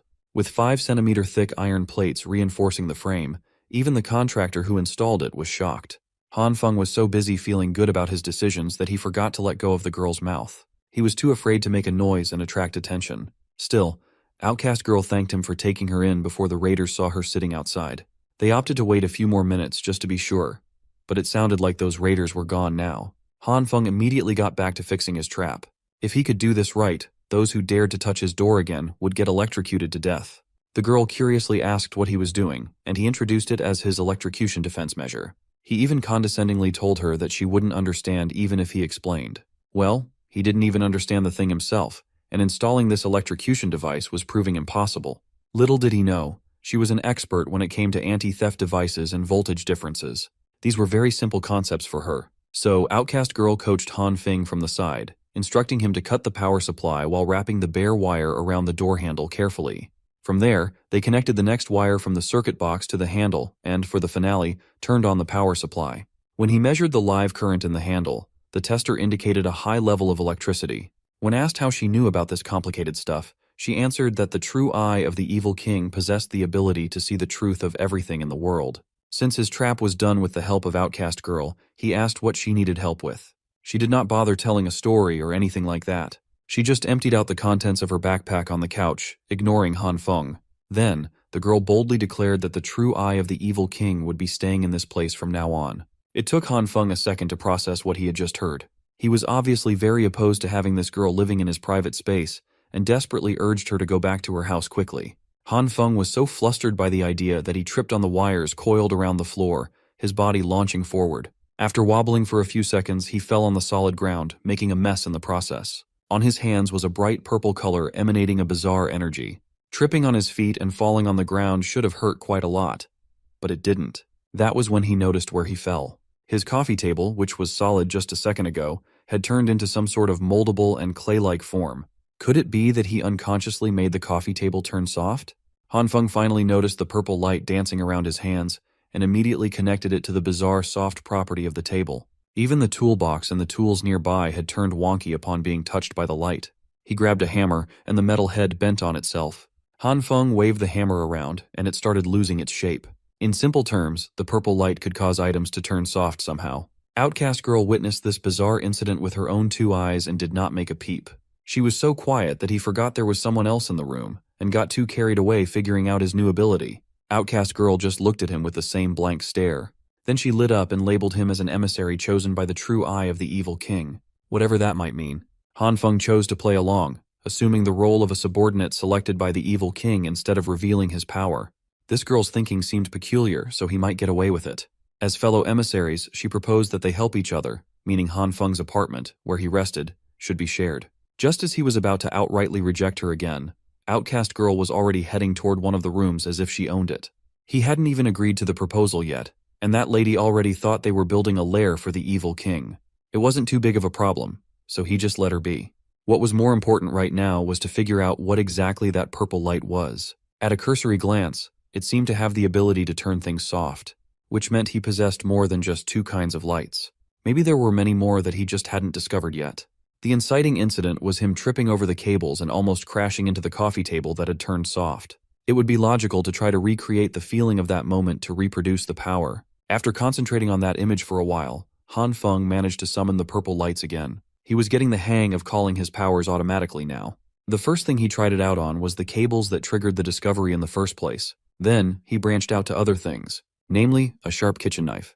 Curious, he activated the purple light, and its grimy essence quickly swallowed the whole blade. He was shocked to see that the softening effect had no problem working on steel as well. It got so soft that the once sharp knife felt like jelly wrapping around his skin. After that, he went on a spree and tried this softening touch on many other materials too. Every household material he could think of was susceptible to the power. The longer he used the purple light, the softer they became. Other than altering an object's softness, there were no other changes. By itself, the purple light's effect was pretty useless and impractical. Then, another idea struck Hanfeng, a concept that he was already familiar with. What if he combined 2 different kinds of light? What if he mixed purple and green and applied them to a softened object at the same time? It did not take him long to get good at merging 2 lights into one. He grabbed the softened and melted-looking kitchen knife, applied purple and green lights all over it, and screamed, "Bankai," as if he was from Bleach. Much to his surprise, it really worked. The melted and softened kitchen knife returned to its solid state, tough and sharp as ever. Hell, he could even use the blade as a mirror, considering how polished it looked after applying the combined lights. He surveyed the room and found a box of tissues lying around. Curious, Hanfeng did the same thing to a piece of tissue paper and tried to bend it out of shape. He had a very hard time doing so, which meant that he could change the toughness of an item when 2 different lights were combined. Moreover, the toughness that green and purple lights imbued in these objects was quite extreme. Speaking of toughness, doesn't he have a very important and practical use for this ability? Meanwhile, the owners who had raided other people's supplies were starting to act selfishly as they refused to hand over the resources they stole, choosing to keep them for themselves in fear of running out. They argued that they didn't want to split their hard-earned haul with the women and elderly, but they still had to keep it a secret, or they could get screwed if it leaked. While the raiders were plotting their shameless crime, one of them noticed something odd happening on the walls. Much to their disbelief, the wall of the 18th floor appeared to be wriggling around. Shining a light on its surface, a face started emerging from the supposedly solid concrete wall. It moved and grimaced as if it were trying to break free of the wall's clutches. The raiders might be tough criminals when they pillaged for resources, but this was something unexplainable and downright horrifying. As soon as the face's arms joined in, as though it were a ghostly apparition trying to break through the mortal realm, it was lights out. Anyone would have thought that they were witnessing paranormal activity in real life. The raiders hurriedly ran back to the floor below, afraid of what the 18th floor might have in store for them.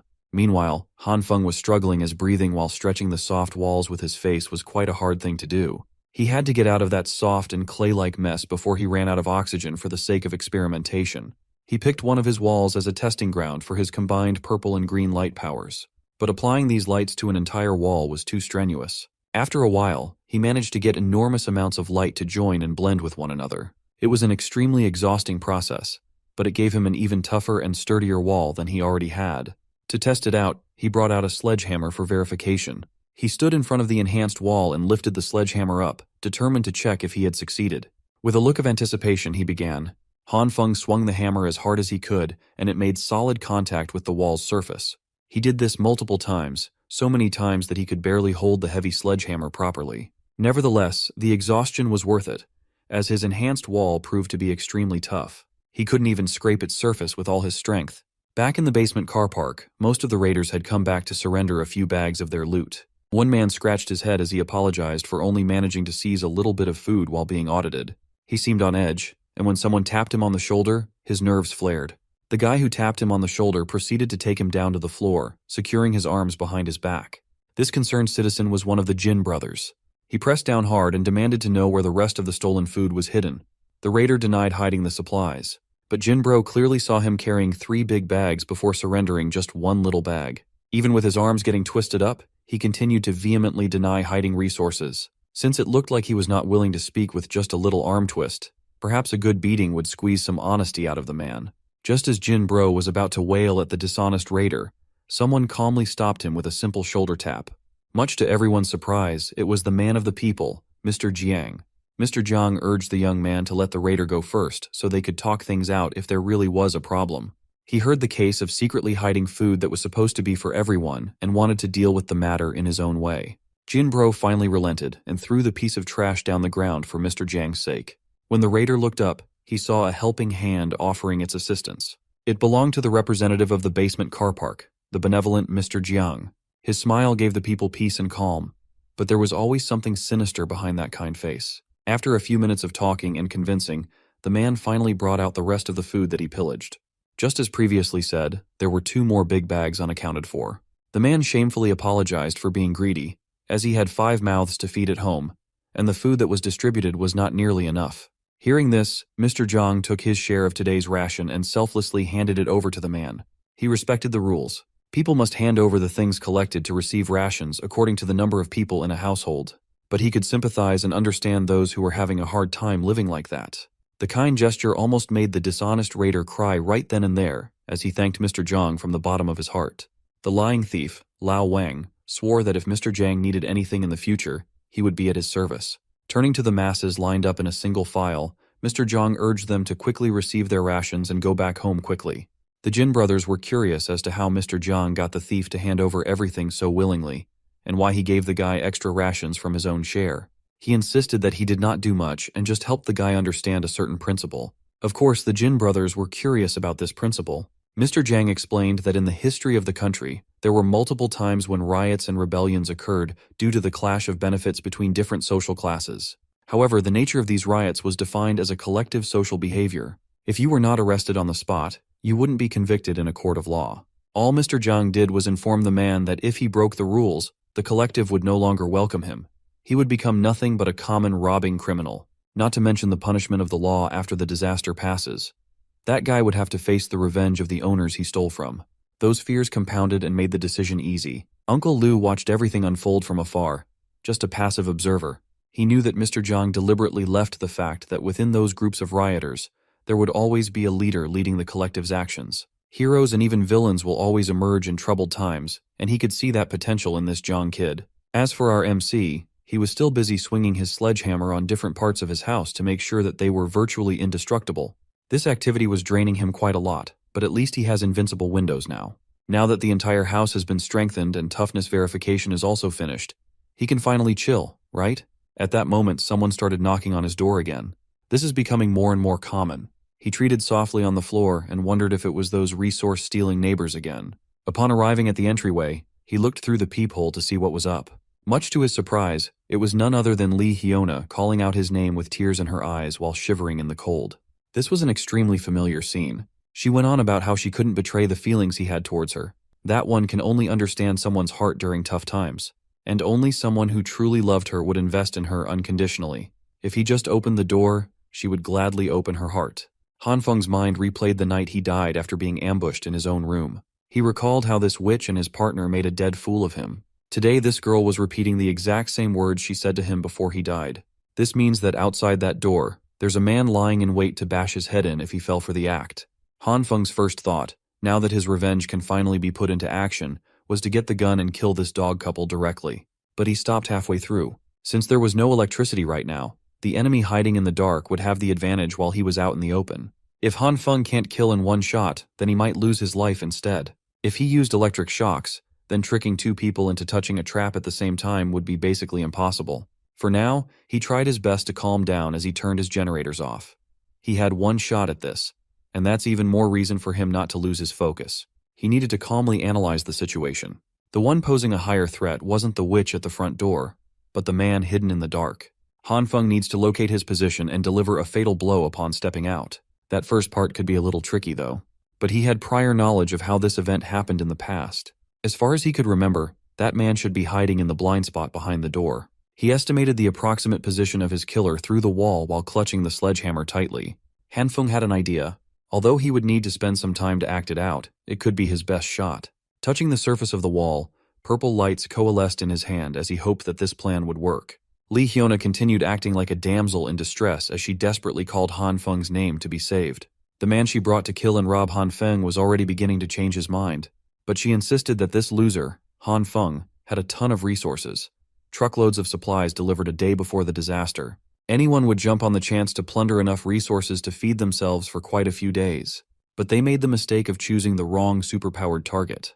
The wall behind the killer morphed and moved like clay. A sledgehammer-shaped protrusion came out, seemingly trying to break through the soft wall. The killer was starting to hear some weird noises nearby, but Li Hyuna was too focused on performing the scam. When the killer identified that the noise was coming from behind, he was too late to turn around.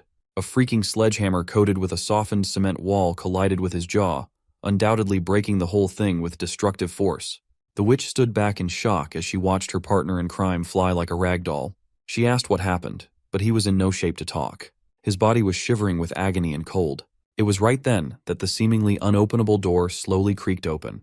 Han Feng burst out of his room with a fire extinguisher in his hand and a sly little smile on his face. The haggard witch looked at the supposed loser in fear. Before she could even speak another word, Han Feng let that fire extinguisher rip, covering the thought with that white stuff as she screamed in pain. Li Hyuna was a good actress. She managed to keep her soft cadence as she begged Han Feng to stop spraying her with the white substance. She even ingested some of it, which you weren't supposed to do. The witch coughed and coughed as her body began breaking down from the cold brought on by the extinguishing agent. When she opened her eyes, she saw the rich blonde prick she had brought as muscle to rob Han Feng lying on the floor, convulsing uncontrollably and desperately asking for help. Unfortunately for him, Li Hyuna wasn't in the best position to provide assistance either. Han Feng's hand emerged from the extinguishing agent fog as he reached for the witch. She reacted quickly, but he managed to grab her hair and scarf simultaneously. It must have been the adrenaline pumping through her system, but Li Hyuna managed to break free, though she lost a handful of hair in the process. She was one slippery son of a gun. She managed to stand and run out of the way while screaming for help. Han Feng clicked his tongue as the witch escaped far too quickly. The same couldn't be said for the man he had clocked with a sledgehammer, though. He was still struggling to even stand. Fueled by anger and frustration, Han Feng kicked the rich prick in the stomach. Just as he was about to stomp on the man who had killed him in his past life, the blonde prick pleaded for him to wait just a second. This fool started bringing up his dad's name and all that nonsense. He promised that if Han Feng touched him again, bad things would happen. Han Feng responded by delivering another solid punch to the face, goading the spoiled brat about what he was going to do next. Han Feng didn't give a damn who this prick's daddy was. He intended to inflict as much pain as possible and beat the hell out of this brat to his heart's content. Seeing that threats wouldn't work, Blondie tried a more respectful approach. He called Han Feng a brother, asserting that they didn't even have beef with each other, so the beating was totally unjustified.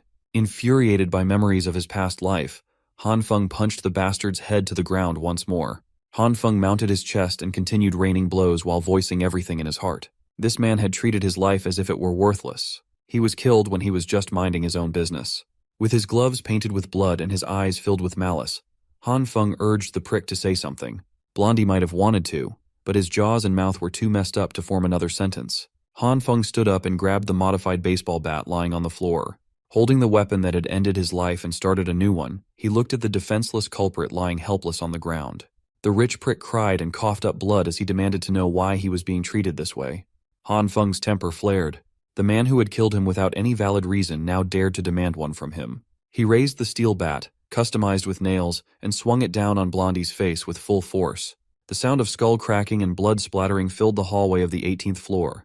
He had finally gotten his revenge. He had killed the man who killed him, Han Feng's blood was pumping, his adrenaline was spent, and he looked at the gruesome sight before him. Realizing the gravity of what he had done, he almost threw up at the gory mess. Luckily, he managed to turn his head to the side and vomit on the ground.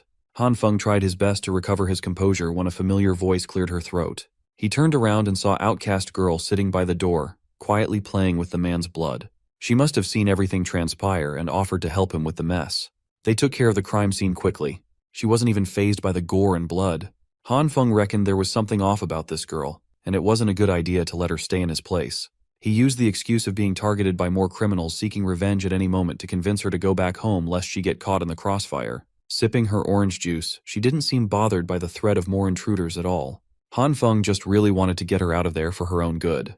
But she was adamant about staying in the apartment, and it seemed like nothing could convince her otherwise. He emphasized that the following days would be dangerous, and both of them could die in the process. She resolutely placed her glass of orange juice on the table as if making a stand. Outcast girl assured him that the evil king's true eye would protect them no matter what. But for now, the evil king's power is depleted, and she needs some sleep. Han Feng was done with this shtick, so he grabbed her arm before she could lock herself in the room. He demanded she stop trying to brush him off with her wannabe edgy nonsense and listen as they were about to face something very serious. She simply glanced at his tight grip on her shoulder, then looked up. She told him to go on and opened the door to the room. Confused, Han Feng chose to follow her lead and peeked through the door. I don't know what he saw, but it shocked him to his core. Han Feng was speechless. Meanwhile, the basement parking lot was bustling with activity. Some people were loitering around, blocking the way for others who hadn't received their rations yet. Nevertheless, the system worked once more. They were still short on supplies to accommodate everyone, but it seemed peaceful for the most part.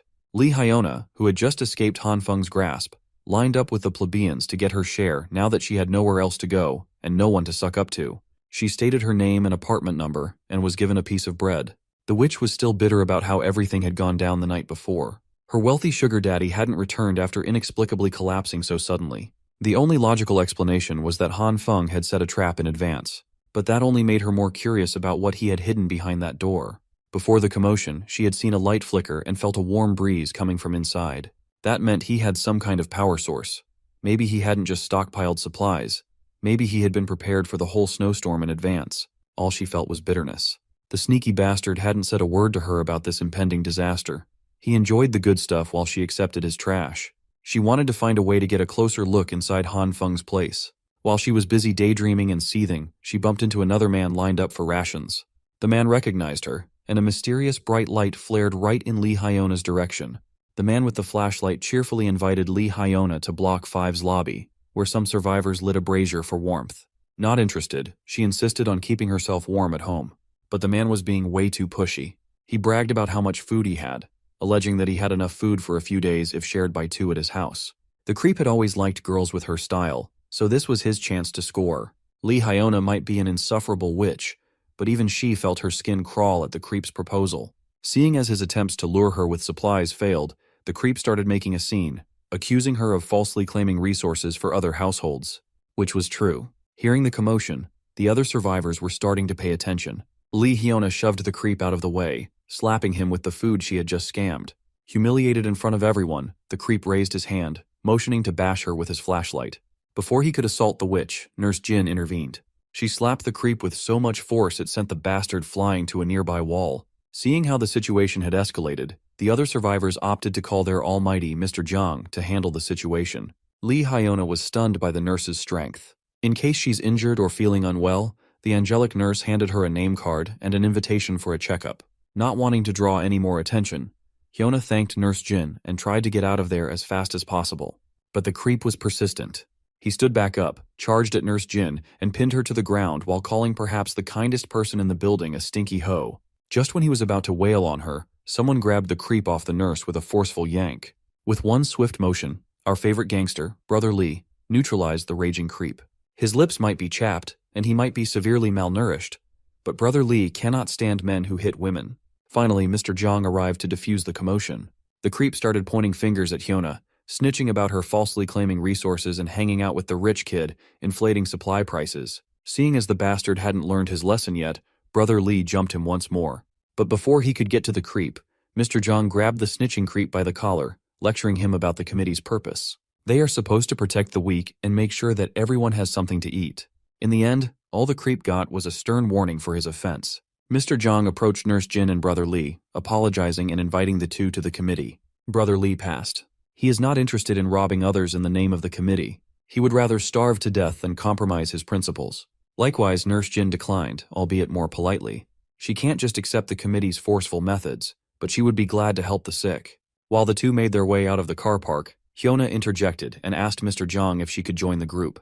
The witch clung to Mr. Zhang's arm. As shitty as she looked, she tried to use her diminished feminine charms to latch onto someone with power.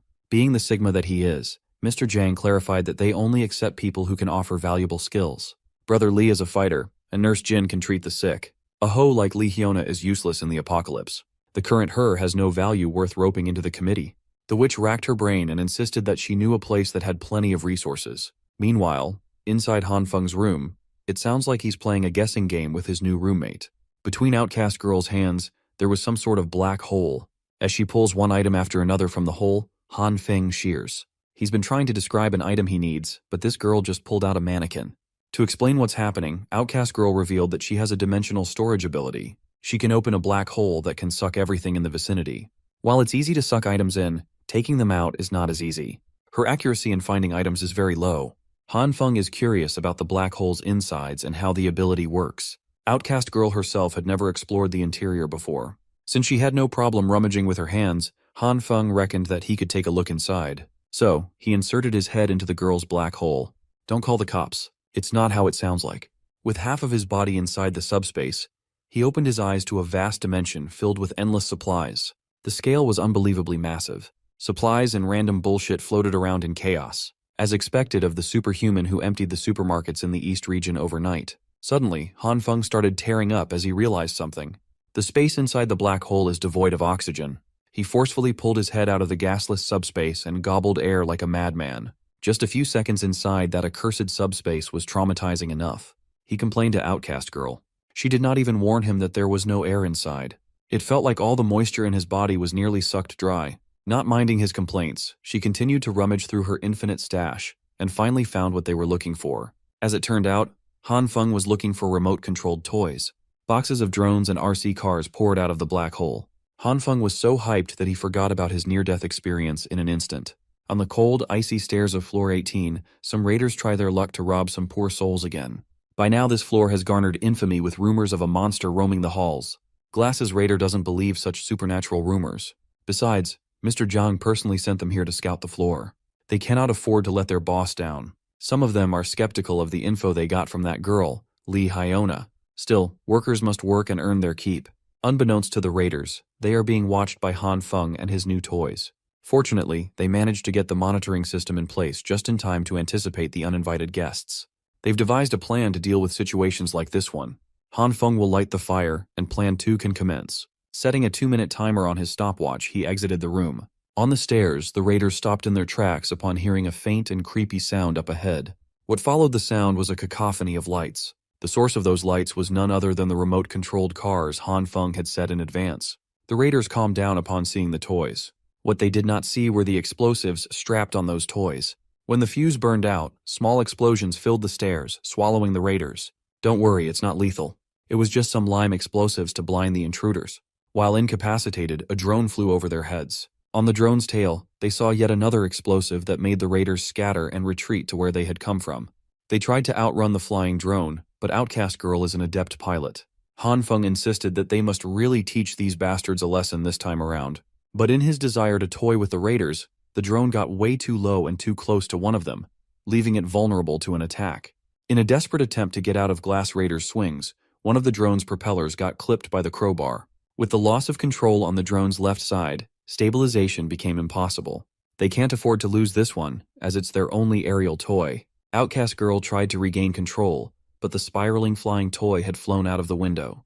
The timer Han Feng had set finally hit 0, and the firework attached to their only drone exploded like it was an Arctic New Year celebration outside.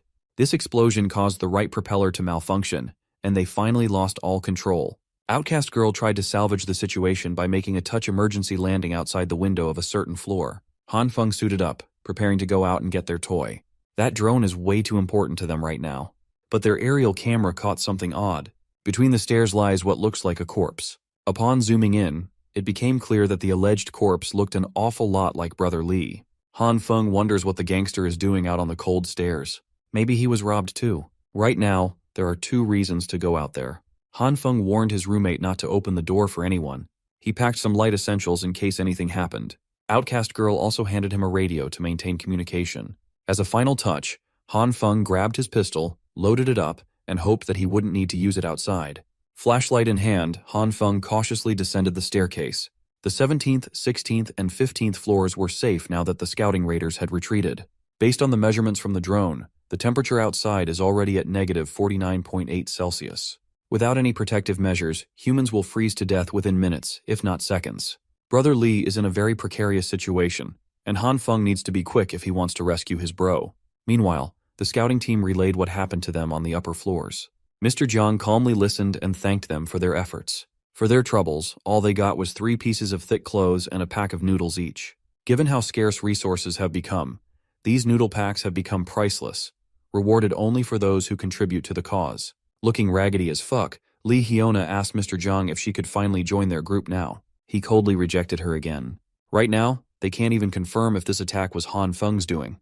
Moreover, if not for Uncle Liu personally witnessing someone moving resources before the disaster, Mr. Jiang wouldn't even entertain her words. For now, they need to gather up and check the floor with superior numbers.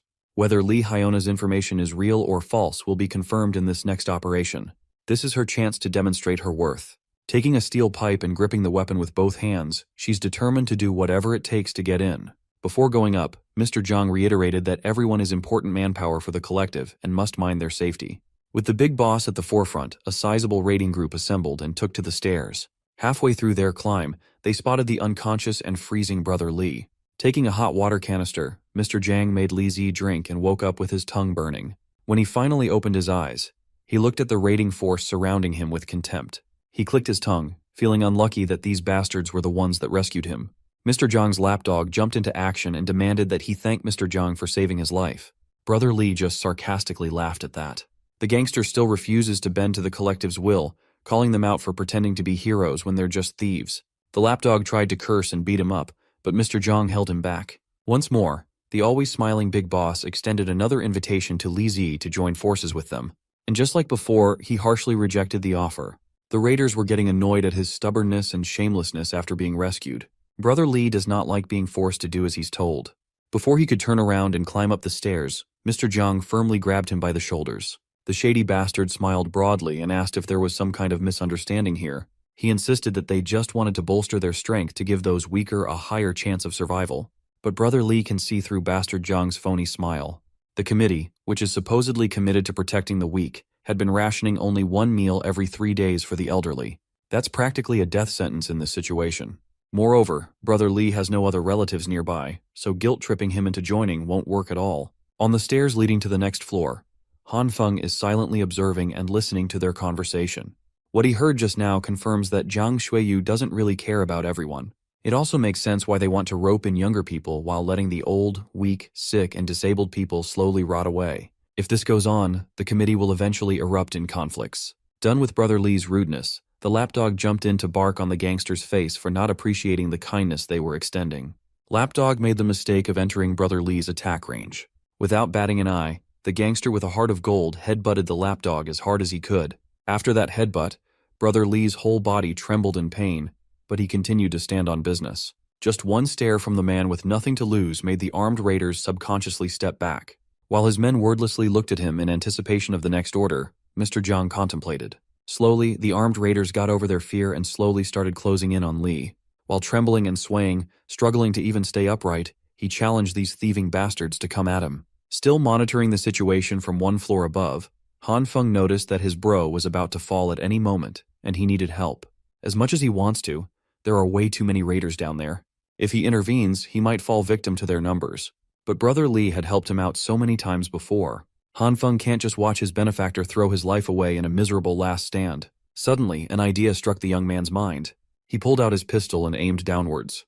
He calmly watched the commotion unravel with a blicky in his hand and a finger in the trigger. No one has even swung at him, and Brother Lee's already swaying like he's about to collapse again. Han Feng finally had enough of the raiders ganging up on his boy and fired a warning shot. The bullet nearly hit Mr. Jiang's lapdog in his crotch, freaking everybody out. Hearing the sound of a gunshot cut through their confidence, they could not believe that someone had a firearm in the building. Han Feng slowly descended the stairs while his gun was raised, demanding that nobody move. It was quite effective in getting the raiders off their backs. Nervously looking around, Brother Lee saw the familiar gun and immediately identified his little bro. While the robbing raiders were shitting their pants, Mr. Jiang remained unnaturally composed. In the crowd, Li Hyona's eyes widened at the sight of the gun-toting Han Feng.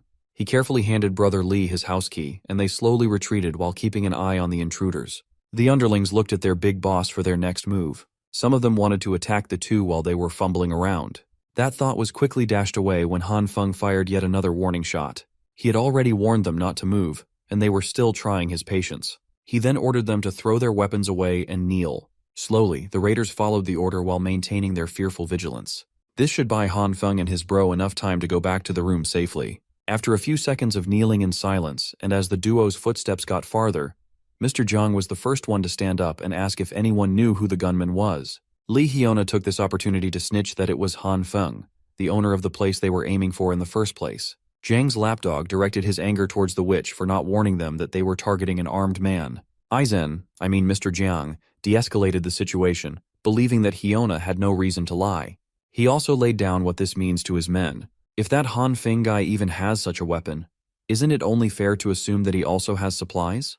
The thought of stealing more supplies lit a fire under the brainwashed crowd's asses. Mr. Jiang is pretty much convinced that the deliveries Uncle Liu saw before the catastrophe are the real deal. While they have renewed hope of securing more supplies, it might be tough to proceed with their original plan, given that any one of them could get shot. But Mr. Jiang believes that Han Feng is a wuss incapable of murder, or he would have capped a few of them by now. Furthermore, no one can hide in their house forever and not come out, right? Still, the big boss gave his men the rundown for a change of plans. For now, they will return and prepare some safety measures before coming back. They must take down room 1804 as soon as possible. Speaking of room 1804, the duo had finally arrived outside the room. Until now, Brother Lee's hands are still trembling, making it hard to unlock the door, while Han Feng keeps his eyes peeled and fingers ready for any retaliation. As soon as Brother Lee successfully unlocked the door, he felt pleasant, warm air wafting from inside, a sensation he had been craving for. When they got in, Brother Lee was surprised to see a fully functional radiator and a running generator. Behind one of the glass doors was a sea of supplies that would make anyone's mouth water. Brother Lee turned to his little bro and curiously asked what was the deal with this heavenly house. While the gangster was reveling at the luxurious setup, Outcast Girl popped out of her room to ask if Han Feng retrieved the drone. He was so caught up in rescuing his bro that he forgot what he came down there for in the first place. 2 hours and several hefty meals later, Brother Lee has finally been caught up with a portion of the true story.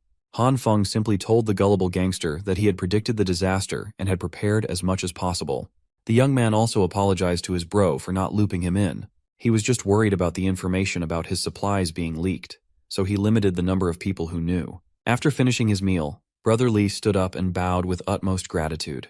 If not for his little bro, he would have starved and frozen to death. The fact that he can enjoy a warm meal again is already an extreme kindness. When the gangster lifted his head, tears of appreciation were streaming down his face. Han Feng insisted that he was just returning the favor for all the help Brother Lee had given him. Feeling moved to the core, Brother Lee praised Han Feng for being such a good guy and brother. Now that he's here, Lee also shared the overall situation in the building complex as of now. Things have become very different now. The last time he updated Han Feng about current events was before the power supply was cut off. Since that day, that Zhang bastard has been going around stealing supplies from everyone in the name of collectivism. He amassed a lot of followers but also made some formidable enemies who disapproved of his methods. Some people could not live off the minuscule rations and left the group, but the big boss seemed not too concerned about the dwindling of their numbers. He might look unbothered, but behind everyone's back, he regularly sends Jin Qinwu, his lapdog, to take care of deserters under the guise of reducing the threat against the collective. Han Feng was surprised. Jin Qinwu and Jin Qinwen used to be a sweet, smart, and caring pair of twins. Basically, this collective committee expanded its influence and size quickly through underhanded tricks. But Brother Lee firmly believes in the saying that evil has its retribution. Zhang and his goons made their biggest mistake when they tried to rob a man named Li Zhenghao. You see, that guy was a boxer who was once the country's middleweight champion. If that was the case, it is natural that the twerps in the committee got beaten up badly, but that Zhang bastards refused to admit defeat, lose face, and lose the respect of his cult. Under his direct orders, raiders kept going to Li Zhenghao to fight. Of course, all of them got pummeled to a bloody pulp. Because of this incident, the boxer amassed a following of his own. Among them, there are two standouts who are starting to make a name for themselves. One is Jung Yang Yu, a boxing fan. He used to participate in underground boxing matches for a few years. He is notorious for his speed. The other is called Jin Zhongzai, another diehard fan of Zheng Hao. He is blessed with overwhelming strength, and he is built like a monster. With these two on the boxer's corner, the birth of a new faction in the neighborhood was imminent. And they hate the hypocrisy of Jiang Shuiyu with passion. Brother Li added that bastard Jiang was desperate to resolve this conflict and finally decided to target Han Feng's supplies. He tried to warn his little bro, but he passed out on the stairs. This is good, as it means that Mr. Jiang's empire is slowly crumbling from the inside. While the trio were discussing their next move, skittering noises could be heard from outside. Outcast Girl pulled out the live camera feed outside the door and saw the raiders gathering right outside. Han Feng stood up to set up his electric door handle trap. Outcast Girl stopped him from rushing and warned him about the smell of sulfur coming from the hallway. Without warning, the whole room shook. Something just exploded outside. Mr. Zhang and the raiders are actually crazy enough to use bombs. By the sound of it, they should be using localized demolition explosives, and they shouldn't be too powerful. Looking at the live feed, it finally makes sense why they're lugging heavy riot shields. It's also apparent that Li Hyona was the one who tipped off these bastards. While the raiders set up their next load, Han Feng hurriedly plugged in his electric trap. A second later, an anguished scream can be heard outside. It looks like the trap worked, and it took down some poor schmuck. The raiders stepped back in fear, but Mr. Zhang ordered them to continue placing explosives. This time, they need to target the borders of the door and double the packets. Blindly following his orders, the raiders armed the walls and blew it up once more. The boom cracked the walls but failed to blow open the entrance. Mr. Zhang is certain that their explosives are not the problem. The doors are just equipped with ample defensive measures. Refusing to give up, Mr. Zhang upped the packets to 3 this time around. If nothing happens, then they'll just continue increasing the load. He is determined to take this house down today. Inside, Han Feng and Brother Li barricaded the entrance as best as they could. The third explosion shook the barricade out of place and nearly shattered their eardrums. After that loud-ass explosion, an odd cracking sound can be heard. It seems like the demolition explosives are doing their job and weakening the walls. If this goes on, the cracks will only get bigger and bigger until they give in. Blocking and barricading the entrance is useless, but Han Feng has another idea he wants to try out. They just need to remove the random stuff they lifted and crammed in the entrance. Outcast Girl stepped in to help. Brother Li was skeptical that the little doll could help much until she raised her hands and produced her black hole. Brother Li stepped back in shock and confusion.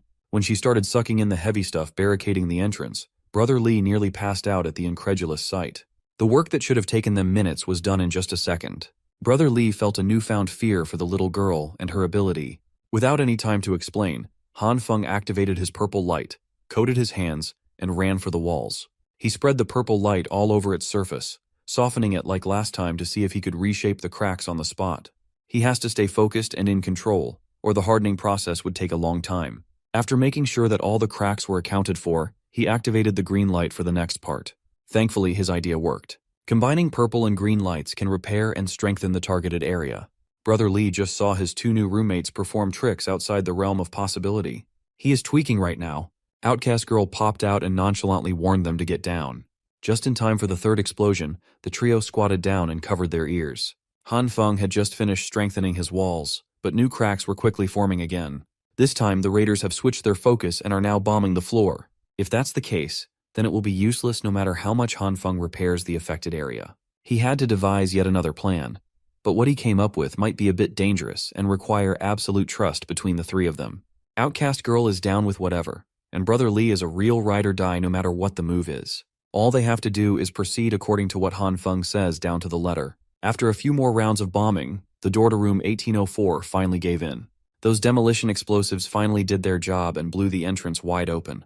The raiders remained vigilant as they slowly crept inside with their shields up. They are set on clearing up all the supplies they can find. Mr. Jiang also warned his men of any possible angles for ambush. They swarmed Han Feng's house, sweeping the kitchen and the living room for supplies, and mysteriously, they came up empty.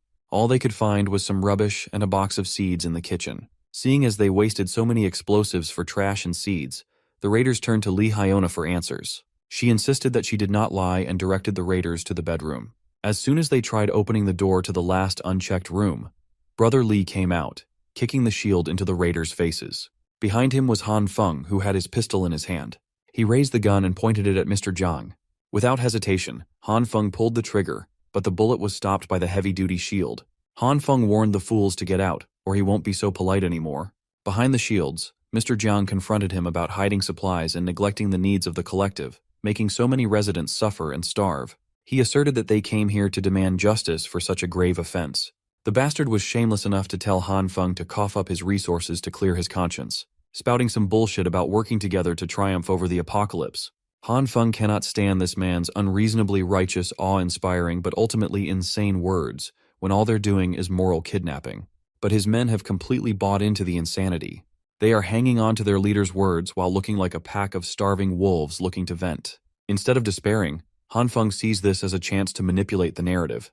Putting on his award-winning offended face, he asked them what and where the supplies they were yapping about. Li Hyona interjected, insisting that they must have hidden everything somewhere. She reiterated that she saw the light and even felt heat coming inside the last time she was there. Tired of her annoying ass voice, Han Feng fired another shot that made the witch buckle in fear. Unfortunately, the shield protected her from a clean headshot. Han Feng called her shameless for spouting lies. He added that if this witch had not scammed him into exchanging his food and necessities for useless seeds, he would not have been in such a poor state today. Slowly but surely, the raiders started turning on Hyona. Unfortunately, Mr. Jiang was level-headed enough to stop the internal strife from developing and proposed a simple method to see who was lying. All they have to do is go into the bedroom to check if Han Feng's home is really empty. Han Feng acted tough, but he permitted them to do a thorough check, his finger still on the trigger. After a few minutes of tossing the bedroom, all the raiders found there was some more rubbish and a little girl inside. Outcast Girl then played her part. Calling Han Feng her brother, she hugged him and cried that she was hungry and afraid. Now the raiders are pissed that they worked so hard to break the door for half a day just to get nothing. Evidently incensed, Mr. Jiang demanded an explanation from the witch. Now that things have developed this way, and they've wasted so much time and resources on this raid, she must give a plausible explanation, or the raiders would gladly tear her apart. Slowly losing her mind, all she could do was insist that she was not a liar. While that may be true, no one's buying her words anymore. The only logical explanation she can think of is that Han Feng is playing tricks on everyone. As always, she blamed Han Feng for putting her in a tough spot. Li Hyona finally snapped and ran out of the shield's cover, charging at Han Feng. He was blinded by her flashlight and got his gun taken away. In a careless twist of fate, the witch managed to grab the pistol. She aimed it at Han Feng's chest and demanded to know where the supplies were hidden. The raiders looked at her like she was utterly insane while she threatened to shoot Han Feng. Egging her on to shoot, the young man continued to insist that she already scammed all his resources long ago. Just as when she was about to pull the trigger, the raiders surprisingly stepped in and knocked the gun out of her hand before she could harm anyone. Mr. Jiang's lapdogs restrained the insane witch while she continuously claimed that she was not a liar.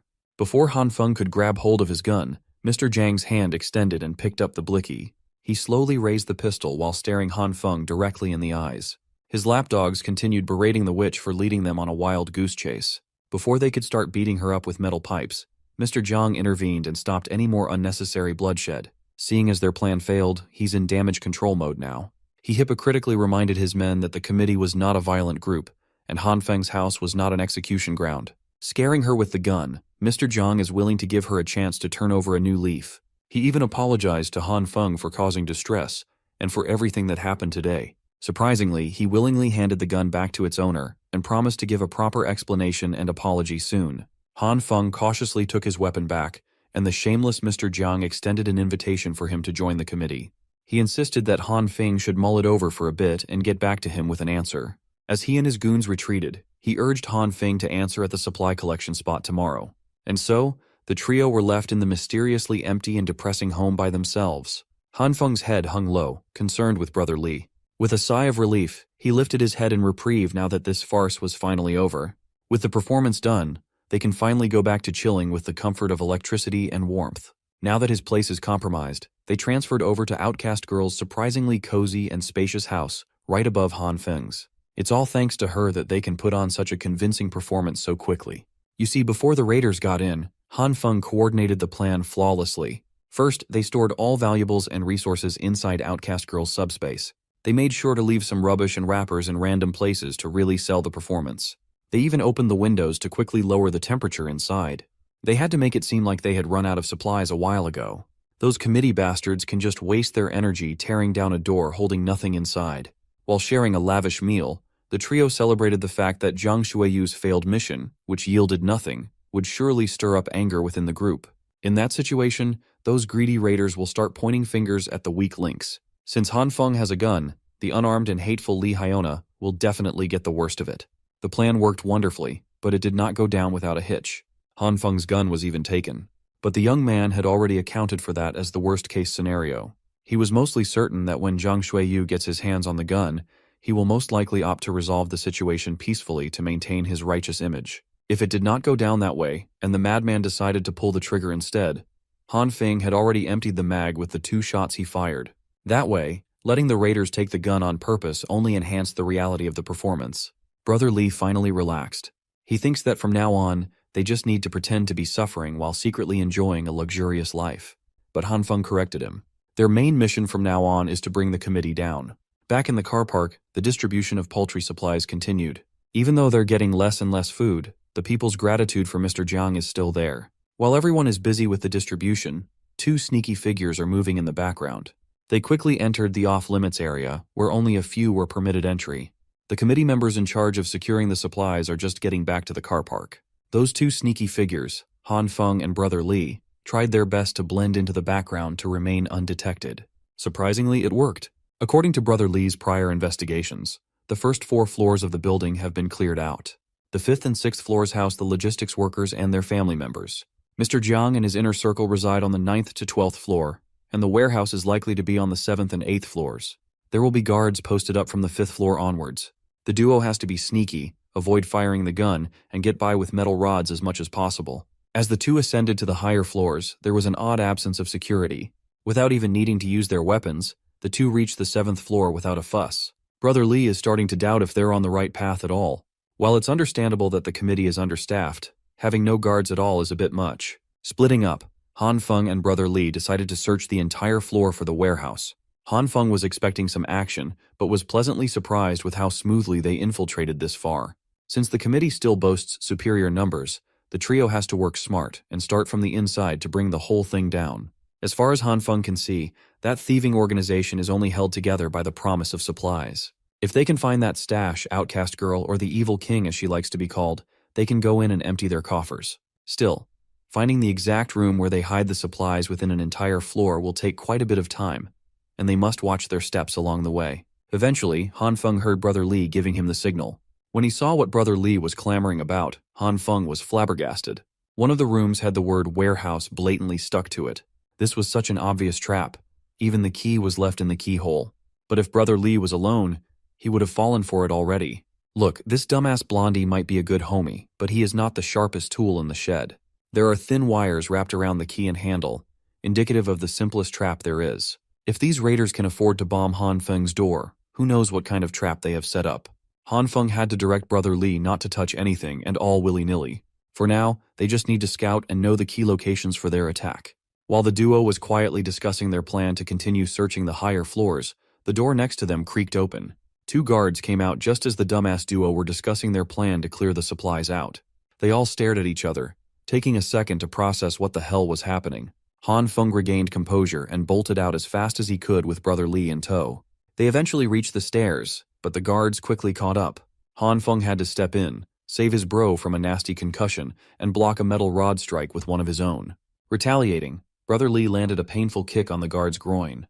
That bought them enough time to get back to the staircase and lock the door behind. Unfortunately, the commotion attracted other guards coming from the lower floors. With no other choice, they have to hurry and proceed upwards with hopes of not encountering any more enemies. When they reached the 8th floor, Brother Li noticed Han Feng clutching his right arm. It was probably fractured from blocking that strike earlier. For now, they must find a place to hide, and quickly. Just as they were about to look for a hiding spot, Brother Li saw something that made him stop in his tracks. Before he could warn Han Feng of the figure looming behind, the young man was snatched away into a dark room as if he were weighing nothing. As soon as Han Feng was dragged into a dark and isolated room, the door shut close. When he opened his eyes, the sight of a tall, hooded man towering over him freaked him the hell out while Brother Li bangs on the locked door. The hooded man sternly asked what they were doing on these floors. Trying to salvage the situation, Han Feng lied and answered that they had just come to collect supplies, but his BS did not work. The man stomped on his arm, making Han Feng scream in anguish. Under the hood was an old man with gray hair and an unkempt beard. He urged Han Feng to stop lying as he was not buying it. He saw the duo deliberately avoid the 5th and 6th floors, clearly doing something shady against the committee.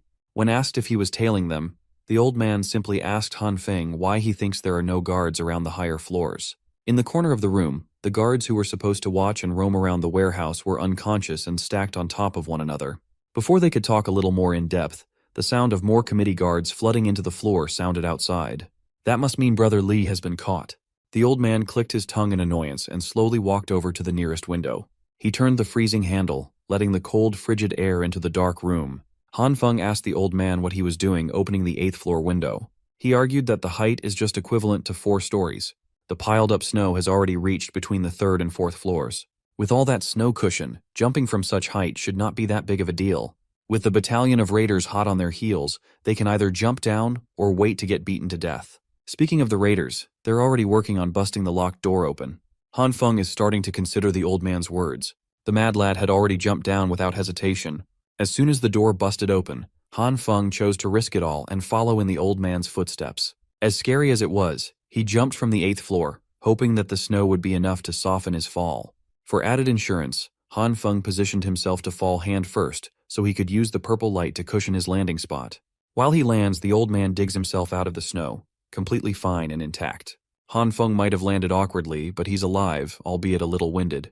The raiders up in the window looked at the two like they were absolutely insane. Moving quickly, the old man ran for the nearest window and elbowed the brittle glass open. Even Han Feng was impressed with the old man's relentless survival skills. He followed him into the room, successfully escaping the clutches of angry committee raiders. Mr. Jiang's men did not have the balls to jump and make chase. They had to take the stairs like normies. Eventually, the old man led Han Feng to one of the rooms and lit a fire for a little bit of warmth. Han Feng admitted that he would have been caught if it hadn't been for this bearded old man. He practically dragged him back up to the 5th floor instead of settling for the 3rd.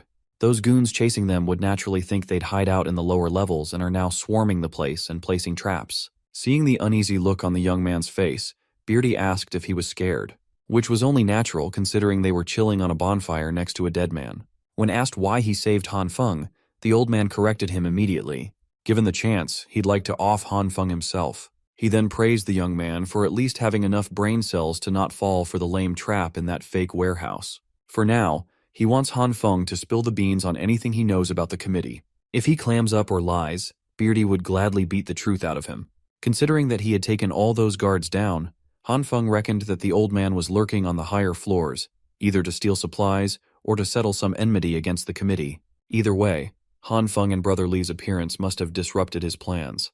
When asked if he has some sort of vendetta against Mr. Jiang and his goons, the old man admitted that he did. He's also aware of a secret that Jiang Shuiyu is hiding. Han Feng perked up and asked what sort of secret that was. The old man stood up, confirming that this kid must be connected to Jiang Shuiyu somehow. Prodding further, Beardy demanded that Han Feng spit out everything he knew about the committee unless he wanted to be the second corpse in this room. The choice is solely up to him. Afraid of being beaten to death, Han Feng started trauma dumping about his unpleasant encounters with that Eisen-looking bastard. To summarize, Jiang blew up his house, stole his girl, and ransacked his supplies. He even pulled out all the stops and threatened them with a gun for the sake of revenge. But a paltry pistol wouldn't cut it. Han Feng mixed in a little bit of truth with a few lies and threw in the pistol bit, hoping that the old man would buy his story. It looks like Beardy did. He sighed and confirmed that a junkie pistol is nothing for those big shots in the committee to worry about. The fact that Jiang set Han Feng free without taking the gun proves that. When asked why, the old man presented two theories. First, the bastard is just putting on a show to maintain his position as the righteous leader. The second and the more terrifying theory is that he has an arsenal of even more powerful weapons stashed away.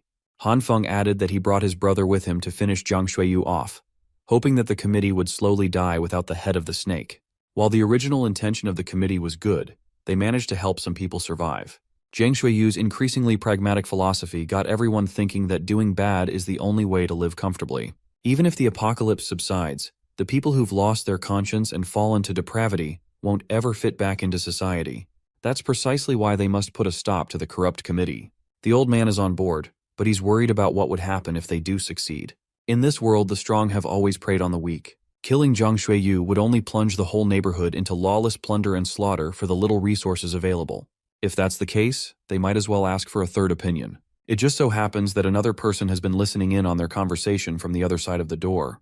Whoever it was, they tried to throw a water canister at the old man's face and missed. Upon retaliating, Beardy was surprised that his fist was stopped by such a small body. He then noticed that the hands holding his fist back were trembling in fear. Beardy repositioned and motioned to bash the Snoop's head, but stopped as soon as he heard her familiar voice. With pink hair and an adorable coat, it was none other than the charming Nurse Jin. Seeing the man inside the room, she recognized him as Mr. Han from the hospital. When things calmed down, Nurse Jin treated Han Feng's fractured arm while she profusely apologized for eavesdropping on their private conversation. She just came by after receiving Grandpa Lee's supplies and for the re-examination. She came in and discovered the poor old man dead, and then she heard the door open. She got frightened and subconsciously hid in the other room. Beardy suspects that the little nurse must have been involved in the old man's death. He sees her selfless dedication as nothing but a joke. While he might be right in some respects, Nurse Jin does not regret her actions. People can say she's cruel or heartless, but only by surviving can she save more people in dire need. Furthermore, Zhang Zuiyu gave her a pass so she could freely walk anywhere she needed. She also benefits from the committee's supplies even if she doesn't directly work for them. But Mr. Zhang has been chasing out a lot of sick and old people recently. Grandpa Lee is one of them. It makes sense. With one less mouth to feed, the committee can hold on to their authority for longer. However, according to Brother Lee, a new faction has been rising in the neighborhood. With those boxers at odds with the committee, Jiang Shuiyu must be eager to eliminate the competition. That must be why he's ramping up the abandonment of the old and sick. He wants to keep the young and healthy, fed and happy. With increasingly desperate measures, there's a good chance that a faction war will erupt sooner rather than later. If that's the case, it would be wise to try and find Zhang's alleged weapon arsenal.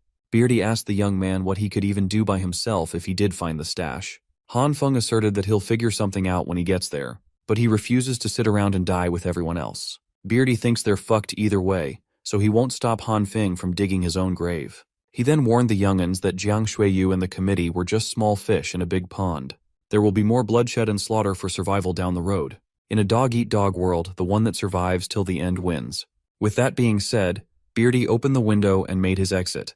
This dude is actually allergic to using doors normally. With only Han Feng and Nurse Jin left in the room, the nurse with super strength eagerly asked if there was anything she could do to help. Han Feng politely declined her offer to help, as he did not want to drag another person down with him. But Nurse Jin is persistent. She heard the whole story, and she can't just stand by while the neighborhood is in danger. She even got furious at that Zhang bastard for everything he did to Han Feng. Seeing the determined and genuine look in her eyes, Han Feng could not reject her. Now that she's on board, there is actually something that Han Feng needs help with.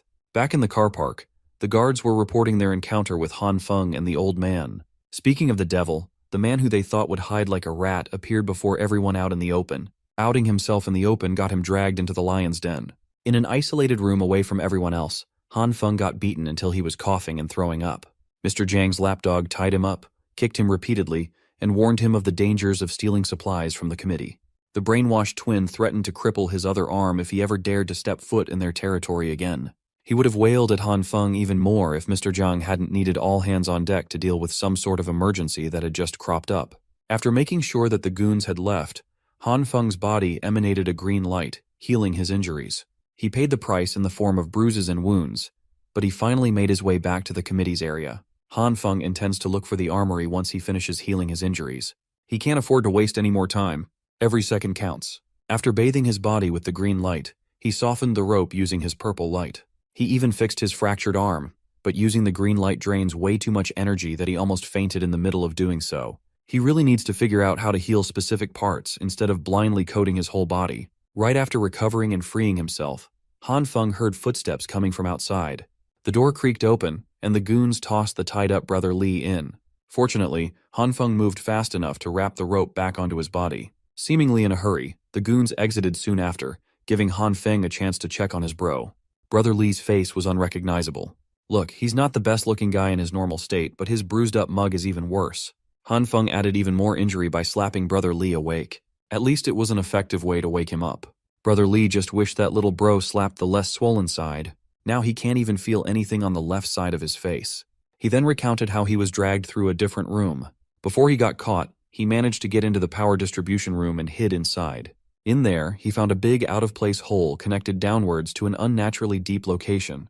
Thinking that they would eventually check on the power distribution room, Brother Lee risked it for the biscuit, grabbed the wires, and climbed down to the unknown.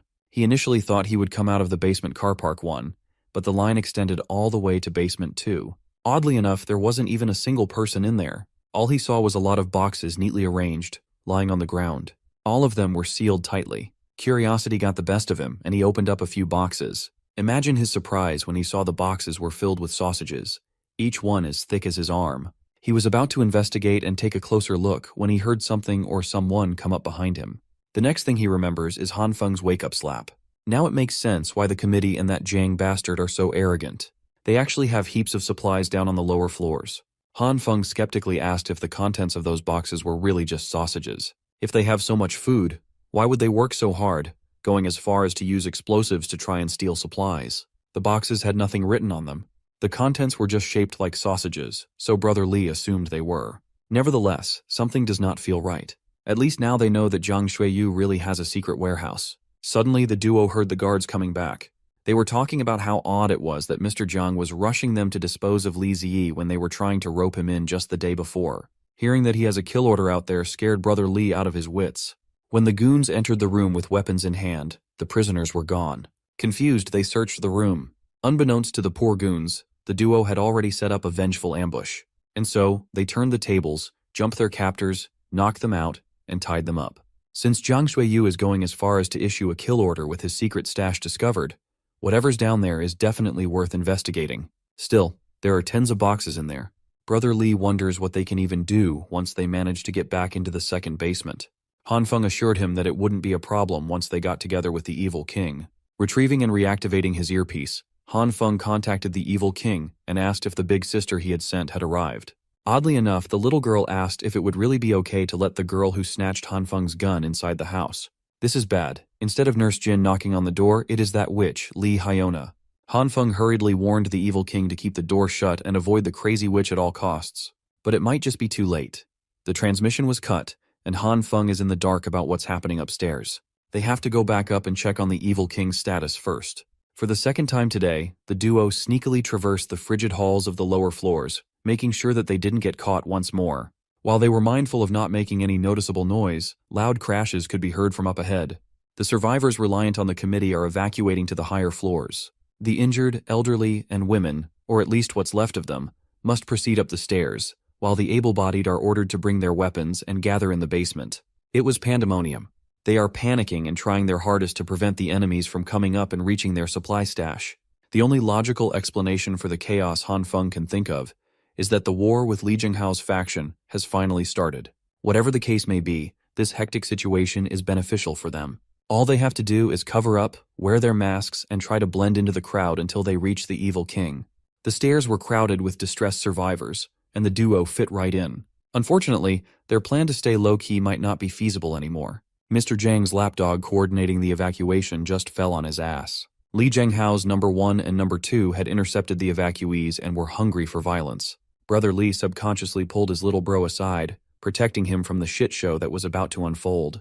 Meanwhile, on the upper floors, the evil king is observing Li Hyona through the door's peephole. The witch carefully moved and stuck her ear on the door's surface, trying her best to suss out if Han Feng was inside, but she couldn't hear anything. She looked highly suspicious in every sense of the word.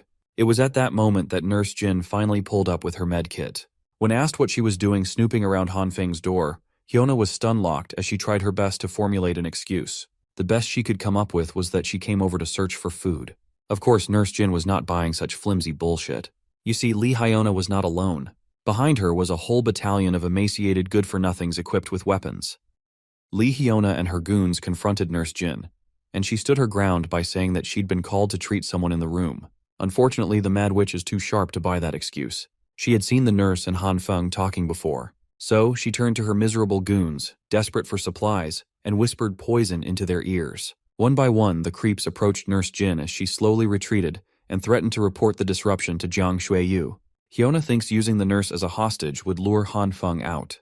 The goons were not exactly enthused to hold the only medical staff in the building captive. If they keep this ridiculousness up, Nurse Jin threatens to drop the polite act altogether. When they chose to ignore her warnings and kept on restraining her arms, the dainty nurse lifted the goons and smacked them together like they weighed nothing. Hyona and the rest of the creeps subconsciously retreated in terror. Nurse Jin took a deep breath and warned them one more time that interfering with her work carries consequences. The witch has gone absolutely cuckoo. She pulled out a hidden knife from her pocket and swung it at the lovely nurse.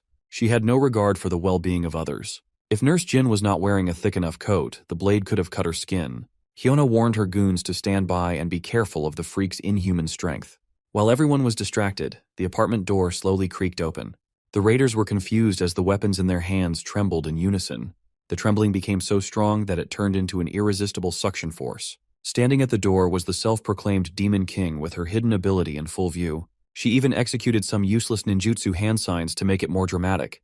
Knives, bats, pipes, and all sorts of improvised weapons were confiscated by her domain. She went at it so hard that even Lee Hyona's dilapidated clothes started getting sucked in. The sketchy raiders tried to run away, but the suction was too strong. They thought a ghost was playing with them. Back in the lower floors, the war between factions continued, becoming more violent by the second. Fists were thrown and skulls were bashed in. In the midst of the chaos, Han Feng and Brother Lee are running from a hulking man. Han Feng threw a punch at the wrong guy, and now they're in a cartoon chase scene. Who would not be fuming if a single punch made your cheeks swell to the size and color of an apple? Han Feng threw a shot in the dark. He combined his green and purple lights to form a reinforced glove and got a powerful result in a desperate situation. To make matters worse, Mr. Zhang's lackeys recognized them in the middle of the riot. If they get caught again, those sadists will never give them another chance to escape. So Han Feng thought of a quick plan, separating from Brother Lee. While the gangster picks up their little roommate, Han Feng will serve as the distraction. It's going to be hard to pull it off alone, but he's confident in his chances. Han Feng made a show of running around the basement parking lot, drawing as many eyeballs to himself as possible. He vaulted on top of a car and screamed at the top of his lungs, turning heads from every direction. Han Feng raised his middle finger to everyone in the room and falsely confessed that he was the one who raised the prices of supplies so all the peasants would starve to death. What followed was dead silence. Every raider, no matter which side they represent, gnashed their teeth in anger. It was as though everyone forgot their differences. Now they are united with the same goal, to catch and kill Han Feng first. The first part of his plan was a smashing success. Han Feng vaguely recalls seeing the entrance of the basement car park closed off by a metal gate. Right now, tons of snow are bearing pressure on that gate, and it is waiting to be released. He single-mindedly ran for the gate and failed to notice one of the infamous twins hot in his heels. He got socked off his feet, tumbling all the way to his intended destination. With the metal gate on his back, the angry mob closed into the corner of Han Feng. He touched the cold metal, focusing on stirring his ability. With immense concentration, he covered the entirety of the gate with his bizarre purple light. In fear of the light, the mob stopped their advances. When the light was snuffed out, their anger rose once more. The final push was Han Feng screaming at the bastards to come at him. While the angry mob rushes forward, the once solid metal gate has turned soft and malleable. The material is not nearly strong enough to hold back tons and tons of snow from rushing into the floor. Seeing the incoming indoor avalanche, the mob quickly forgot their beef with the young man. Now it's a run for survival. The avalanche was brutal. It had enough force to wash away the cars neatly parked in the basement. The warring factions were swallowed by the great white coldness, burying them in frost. Those who were fast and lucky enough were able to run towards the exit on time, saving themselves from the incoming disaster. When the avalanche settled, the entire basement floor had been rendered useless and inhospitable. Han Feng planned ahead and found himself a decent hidey hole. After confirming that the threats had been washed out, he dug himself out of the snow. Much to his surprise, turning a giant metal gate into jelly didn't cause him any fatigue at all. Maybe he's getting a lot better at using his abilities. While he was lost in thought, the old man that saved his ass before showed up in front of him. For some reason, he feels as though this weird boomer has been watching him all this time. After confirming that the avalanche had stopped, the mob re-entered the basement. Hearing the sound of footsteps getting closer, the old man forcefully dragged Han Feng away. The two found themselves in a certain remote corner on the first basement floor. Trying to catch his breath, Han Feng demanded to know just who this boomer really was and why he was trying to get all up in his business. Seeing that there is no sense in hiding any longer, the boomer introduced himself as Li Zhenghao, the man leading an all-out war against Mr. Jiang. He offered a handshake to the young man, but Han Feng felt hesitant about his reasons. Well, Zhenghao wants cooperation. He might have rejected teaming up with Han Feng before, but minds can change. Han Feng was reasonably skeptical. He doesn't want to get scammed into something horrible. The way Zhenghao sees things, they are just two parties trying to accomplish a common goal. Upon thinking about it, teaming up with someone capable like Li Zhenghao would drastically increase the chances of successfully dealing with Mr. Zhang. Although he doesn't fully trust the graying boomer, Han Feng is willing to enter into a temporary alliance. The two shook hands as their collaboration was officialized.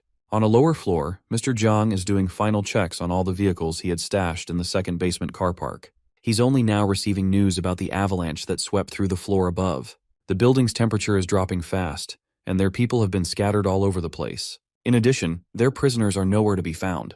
Mr. Jiang remained calm. He believes that all of these side incidents won't mess with the bigger picture. Within earshot, Li Zhenghao and Han Feng were sneaking around. Zhenghao found this place filled with military jeeps a while ago. He also overheard plans about relocating some of the residents elsewhere. It's a mystery as to where anyone could relocate in the frozen wasteland outside. To find answers, Zhenghao wasted no time and charged in with just his trusty fists. Completely unaware of what was about to happen, Mr. Jiang continued ordering his men around. Their tight-knit operation was interrupted by the unmistakable sound of gunshots coming from nearby. Before they could calm down and assess the situation, the sneaky enemy had already infiltrated behind enemy lines. Zhenghao used his strength and technique to take down Mr. Jiang's inner circle one by one. Trembling in fear and caught off guard, Mr. Jiang's guards started firing everywhere. Zhenghao was not fazed by the sound of gunshots and the smell of gunpowder. The only weapon he trusts is his battle-worn hands. Of course, Mr. Jiang's best guards are stuck close to the boss. They did not account for multiple assailants. It was a big mistake. Han Feng managed to bypass the spotty defense. Now, he has a gun aimed at the back of the boss's head. Instead of panicking, Mr. Jiang smiled and thanked Han Feng for finally showing up. He claimed to know that this confrontation would come. It was only a matter of time. One of the twins turned around to see his boss in a checkmate, and Mr. Jiang urged his boys to stand down. He knows Han Feng as the man who stockpiled mountains of supplies before everything went to shit. He thought Han Feng was in contact with certain people, but that doesn't seem to be the case. When urged to look at his pistol's magazine, Han Feng found a recording device attached. Mr. Jiang secretly stuck that in when the apartment incident happened. Otherwise, he wouldn't have freely given a perfectly good weapon to the enemy. He knew every bit of the plan Han Feng had. If he wanted to end the young man, it would have been done already. In truth, Mr. Jiang still wants Han Feng to join his faction. That way, they can keep sending people to a certain group so the majority can survive. Being a pawn is not really Han Feng's thing anymore, so he passed. With that being said, Mr. Jiang gave a hidden signal, and a bunch of soldiers clad in complete gear entered the scene. Looking at the expert and precise movements, they must be special forces. There were 3 gunmen, each of them aiming to riddle Han Feng's body with bullet holes. He would have kept running like a headless chicken, hoping that he could dodge all the bullets if Zhenghao didn't grab him to take cover. Absolutely mortified, he turned to the old man for an escape plan. Zhenghao urged him to chill out. They're just against 3 special ops soldiers. It's no big deal. Li Zhenghao will play the part of decoy, and Han Feng must find and exploit an opening. The plan was ridiculous. How can you even play decoy when the enemies are equipped with automatic rifles? To prove that it was feasible, Zhenghao left the cover, kept his center of gravity lowered, and charged headfirst. He was moving so fast that it looked like he was dodging bullets without so much as getting grazed. When he finally enters his effective range, the guns in his fists are equally lethal. His close combat skills and reaction time cannot be those of a human. While the old man is dancing with bullets, Mr. Jiang is getting ready to board one of the vehicles to make his next delivery. Han Feng won't let him get away without interruptions, though. With his purple light, he coated the ground, turning the surface into mush. As the concrete softened, the tires sunk into the floor. This was enough to stop Mr. Jiang's vehicle from exiting the car park. Looking at the side mirror and seeing the soft ground eating up the tire, he thought his eyes were playing tricks on him.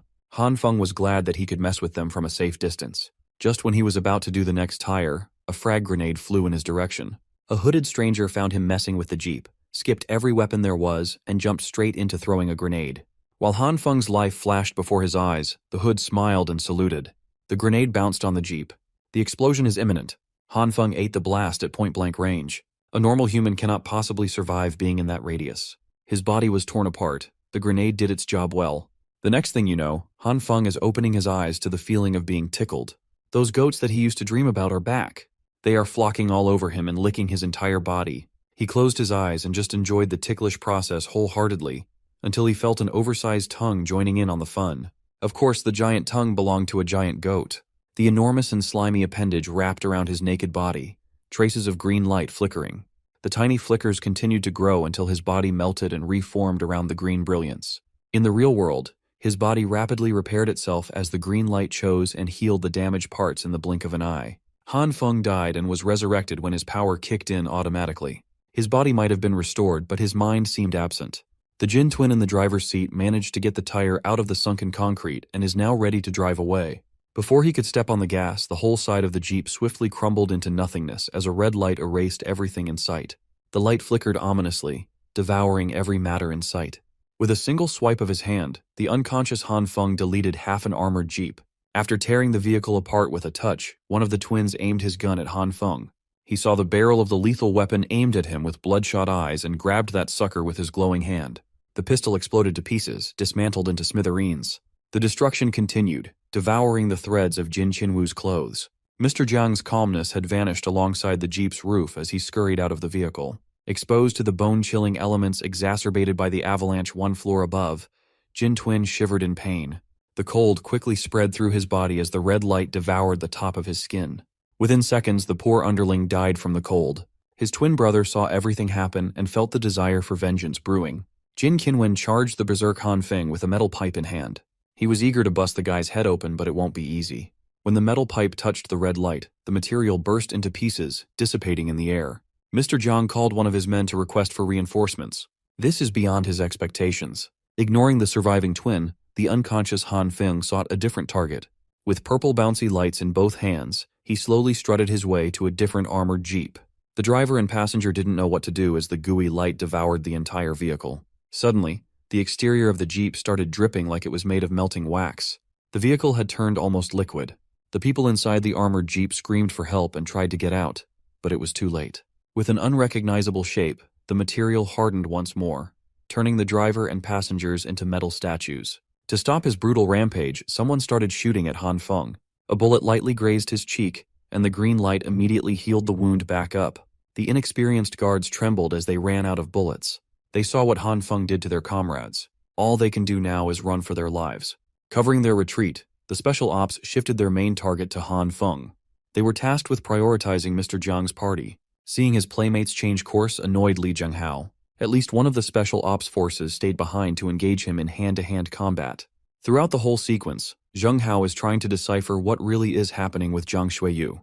As bullets chased him down, Han Feng used his purple light to gain some verticality by sticking to the walls. He responded to their lethal force by turning the floor into a gelatinous substance, making it difficult to maintain balance. Once he successfully took away their ability to aim accurately, he closed the distance and erased their automatic rifles from reality with a burst of red flash. Mixing it up a little, the green and purple light shone as their properties made it possible to reshape the remaining metal from the guns into a melee weapon. It was a twisted and crude blade, befitting a man bereft of control of his own body. With one clean swing, Han Feng slit the throats of the special ops agents hounding him. After those last two kills, the exhaustion from using his power to its limits had finally caught up to him. As his body was shutting down, the vengeful twin jumped out of the shadows for a sneak attack. Before Jin Qinwen's metal pipe could crack his skull open, Han Feng collapsed on the cold, dark ground. Seeing as the terrifying monster had become defenseless, Qinwen thought he could land the killing blow. Unfortunately for him, Li Zhenghao is still around to protect his business partner's unconscious body. In a one-on-one, a single special ops bastard could not possibly survive his champion's fist. Today, he learned that Han Feng is a madman when he loses control. After retrieving the young man's body, he heard some movement from outside and immediately ran to hide. Mr. Jiang had returned to the second basement car park with a fresh battalion equipped with riot shields and blunt weapons. He commanded the battalion from the middle while holding a gun tightly as his lifeline. Upon doing a perimeter sweep, they found 2 dead special ops guys. There were supposed to be 3, but only 2 corpses were found. Jin Qinwu froze to death. His brother and a few others who ran were the only survivors. With the soldiers dead, they don't have a guide to reach the other base camp anymore. Mr. Jiang accepted that today's plan was a massive failure. They must recuperate and rethink a strategy. Meanwhile, in an abandoned room, someone is burning books for warmth. Han Feng woke up screaming about a grenade. It seemed like that was the last thing he remembered. If that's the case, then why is he still alive and where is he? Those are the questions swimming in his mind. Thankfully, there was a familiar face nearby, the one who grabbed him to safety, Li Zhenghao. When asked what happened, Zhenghao can't even come up with a reasonable explanation of what transpired without sounding insane. More importantly, he has gained a general idea as to what Zhang Xueyu is planning. As for the specifics, he has a willing volunteer to get some more answers, paid with blood and torture. Based on what the soldiers had already confessed, a so-called base sent them to conduct a transaction with Zhang Xueyu. Allegedly, they are bringing food and weapons in exchange for the residents. When asked why, the soldier awkwardly mumbled that they simply needed manpower for construction. Anyone with a brain could tell that that's a load of bull. In this situation, no one is trying to take on more mouths to feed. The soldiers insisted that they were just trying to rebuild civilization while saving as many people as possible. To prevent any more lies from being spewed out, Lee Jung-hao continued with the torture by breaking one of the soldiers' fingers. It made him confess that the failure of today's mission would just lead to the base sending more people over. When asked if any superhumans would be involved, the soldier averted his gaze and tried to pretend that he didn't know what Jung-hao was talking about. Well, that basically confirms that the base has mutated people. Making an enemy out of them would prove troublesome. Han Feng had just woken up, and now he's getting a close look at Lee Jung-hao's cold cruelty. Seeing as they won't be able to extract more information, Jung-hao slayed the soldier in the most gruesome way possible. In his eyes, this new base is just another faction with unknown and possibly nefarious goals. They can either get rid of that group, or they can leave and find a new place to settle down away from chaos. For now, Han Feng would like to get back to his crew and discuss. On the way up to the apartment, the young man mulled over the choices they had given all the information at hand. It sounds like searching for another foothold outside might be the safest choice. Before heading back up, he stopped by the second basement floor to check on the armored jeeps and heavy machinery. He tried his best to sneak around until he heard some light footsteps heading in his direction. When he tried to get the jump on the person in front, he quickly realized that he had fallen for a well-placed bait. A familiar figure snuck up from his flank, her fist homing in on his head. Han Feng raised his arm, enhanced by the green and purple light, in time to block. He did it so fluidly without much thought. Much to his surprise, he didn't feel any pain at all. It seems like the earlier incident unlocked some pretty good combos that he can access. As he was about to retaliate, a flashlight revealed that the assailant was Nurse Jin. The allies almost threw hands. Once things calmed down, Han Feng gave his crew a rundown of what had happened and told them his plan to search for a path out of the building. Brother Lee was incensed to hear that Jiang Bastard was exchanging people for supplies. The naive nurse, on the other hand, thought that sending people to an establishment with a better chance of survival was not a bad thing. Realistically speaking, Zhang Xueyu would have already gone to that base if the promised utopia was real. He wouldn't need military escorts for trades. The bottom line is they don't have all the necessary information as of now. Hell, they don't even know if this so-called base is real or not. There's a strong possibility that more people will storm the building soon. For now, they must secure a transport vehicle in case they need to get out. At least they have plenty of choices among the many heavy-duty vehicles parked in this place. Unfortunately, they don't have the keys for most of the good stuff. Brother Lee snooped around the remaining armored jeeps and found a crate of weapons. They should let the little Demon King collect all this valuable loot for future use. The crate was retrieved from the melted jeep. This is Han Feng's first time seeing the aftermath of his unconscious rampage. Meanwhile, the ladies are distracted by something elsewhere. In the corner of the second basement car park, a massive curtain has been placed to cover something up. Nurse Jin swears she could hear noises behind the cover. Demon King retrieved the biggest flashlight in her storage, pointed the intense light forward, and the other three pulled the curtain down together. When the cover was dropped, everybody stared in disbelief and awe. There was a huge tunnel crudely dug up under a pile of cold snow leading to somewhere unknown. Whoever dug this tunnel must be extraordinary. It sounds like what the soldier confessed is just the tip of a much bigger iceberg. The neighborhood is no longer a safe place. Brother Lee looked around the sides and found the neighborhood's frozen drain pipes. Before they got carried away, Han Feng called pause and dragged everybody away from the tunnel. This exploration requires better preparation. They should return and plan ahead for now. So they gathered some convenient survival gear, food supplies, and some explosives just in case. With some handy weapons and a few more foodstuffs, they should have enough to last for a while. Han Feng made it clear that the purpose of this initial expedition was purely just for scouting. If any emergency situation were to arise, they would haul ass and return to camp. Of course, this level of preparation wouldn't be possible without the little Demon King's convenient storage dimension. Han Feng and Brother Lee head out, and the girls stay back. Han Feng reinforced the walls and doors of the room they would be staying in so intruders wouldn't pose a problem. The girls sent them off, and Han Feng gave them a reassuring glance. Little Demon King professed that her true eyes would bless her adventuring apostles. With what they know now, Zhang Xueyu isn't the only threat anymore. Something worse might come from that tunnel soon. The scouting mission's main goal is to try and find another survival point. The Brotherly officially entered the tunnel and bravely marched forth. They thought the underground would be warmer, but they were sorely mistaken. Everything is frozen, so it's a miracle that someone managed to dig through. 15 minutes into exploring, they had to traverse some tricky terrain. 30 minutes later, the tunnel revealed branching paths extending in multiple directions. They picked a random path, walked, climbed, and descended for another hour. Whenever they find a manhole cover, Brother Lee would go up to see if they can nudge it open.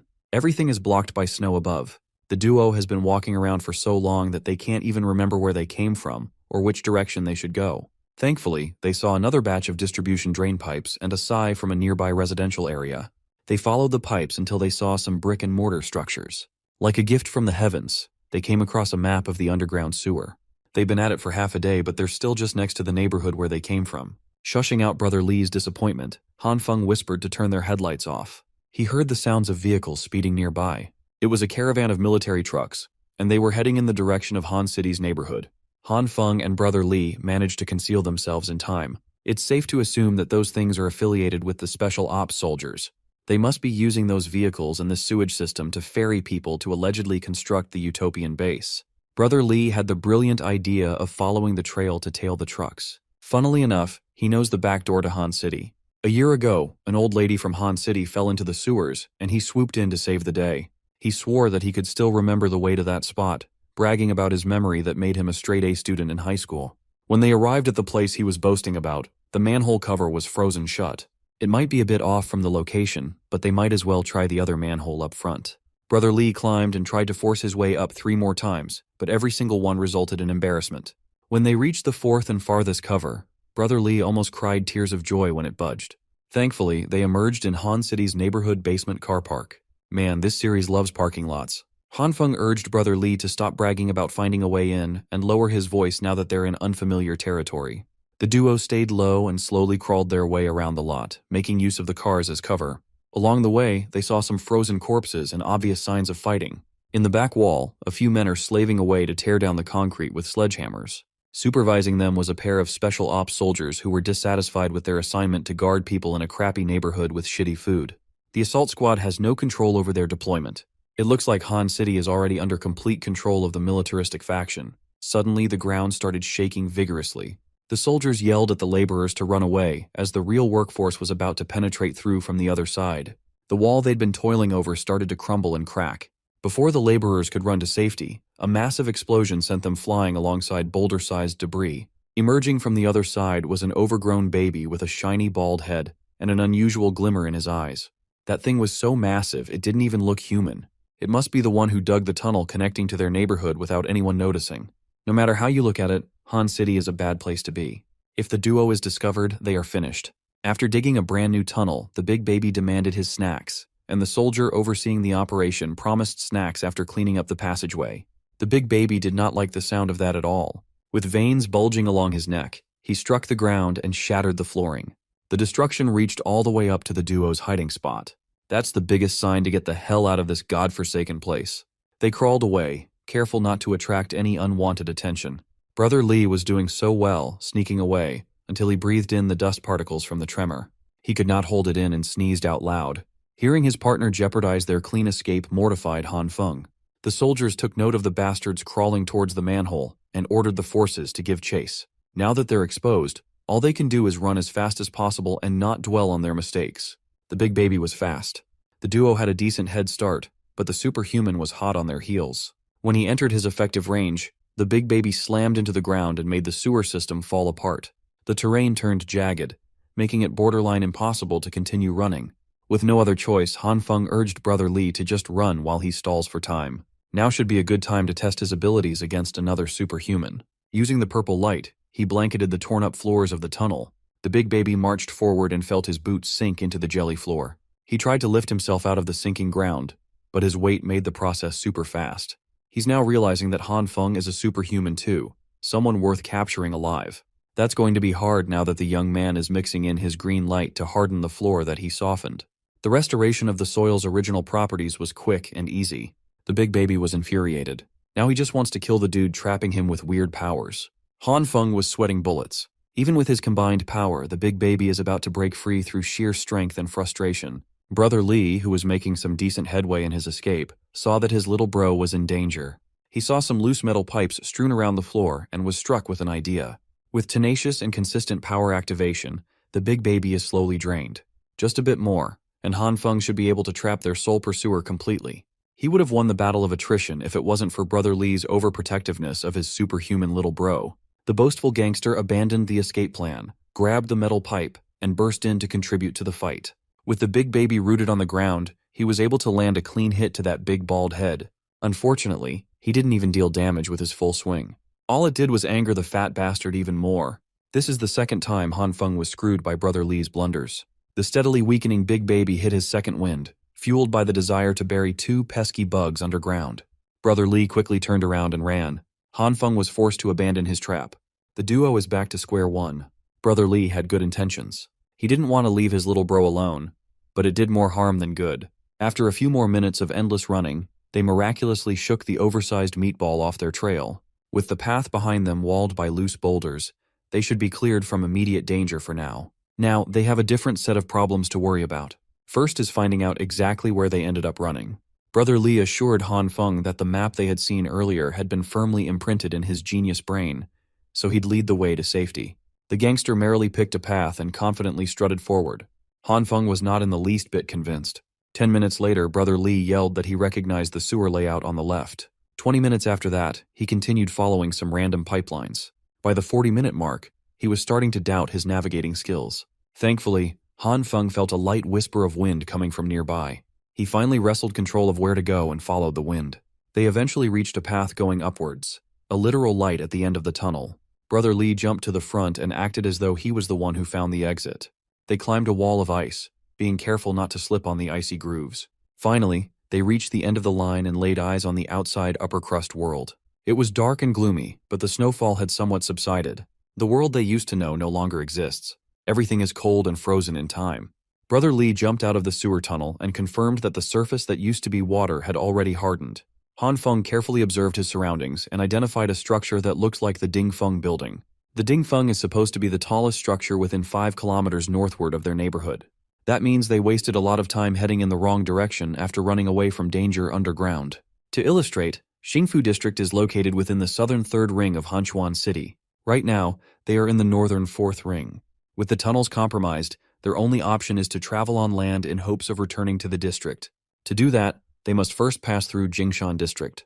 Under current conditions, it's practically impossible to get home within the day. Once again, Brother Li bragged that he has plenty of contacts in Jingshan. They could probably find a hookup for a good meal and a place to rest. While he was prancing around the snow-covered roads, his foot slipped. Thankfully, the snow cushioned his fall. That's a sign of moving slowly, given how slippery the roads have become. As the night deepens, the snowfall gets heavier. Perhaps they need to find a decent shelter for the night. So the duo tried to cover as much ground as they could while keeping an eye out for a possible camping spot. They are about 3 kilometers out of Jingshan District, but the blizzard is getting worse. If they endured and powered through the cold for another hour, they should be able to enter a familiar territory. A few more minutes later, it became clear that they must either pick up the pace or freeze to death. To make matters worse, they saw a pair of dudes frozen to death in the middle of the road. Based on their packed bags, they seemed prepared for the excursion. But the cold trumps all. There was no food in the bag. Perhaps that's why they were trying to head out in search of supplies. This is just the new normal now. With the snowstorm continuously intensifying, perhaps it would be wiser to rest for now and continue the icy trek tomorrow. No one wants to suffer the same fate as these two frozen blokes. The duo managed to reach the Jingshan district as the snowstorm reached its peak. Interestingly, some of the villas in the area weren't buried under the snow. As they headed for one of the possible campsites, they spotted some silhouettes behind the heavy snowfall. Brother Li volunteered to go ahead first and try to talk to whoever was ahead of them. Before Han Feng could warn the gangster about the dangers of interacting with strangers, Brother Li was already gone. He was captured by 2 men. Now he has a gun pointed at his temple.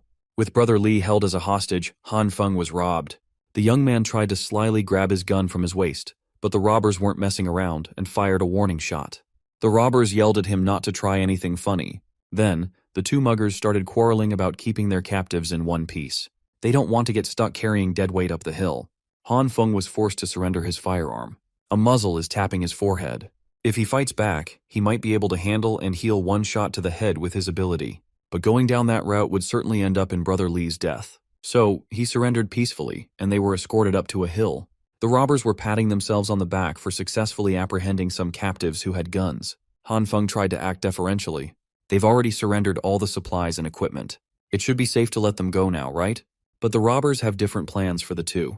Han Feng reckoned that they might be heading into a cannibalistic den as backup food supplies. Still, this is actually a pretty good spot to be in. From the top of the hill, one can basically observe the entirety of Hanchuan City.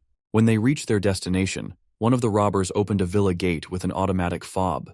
That means this place still has power. Given that the inner city's electricity had long since been cut off, the villa must be powered by a generator. Even though everything is frozen and covered in snow, the quality of the villas in this place is obviously high. Much to Han Feng's surprise, defensive structures were even constructed around the house. At that moment, a devilish plan sprung into his mind. If they can get rid of these incompetent captors, he could turn this place into a fortress with the help of the little demon king.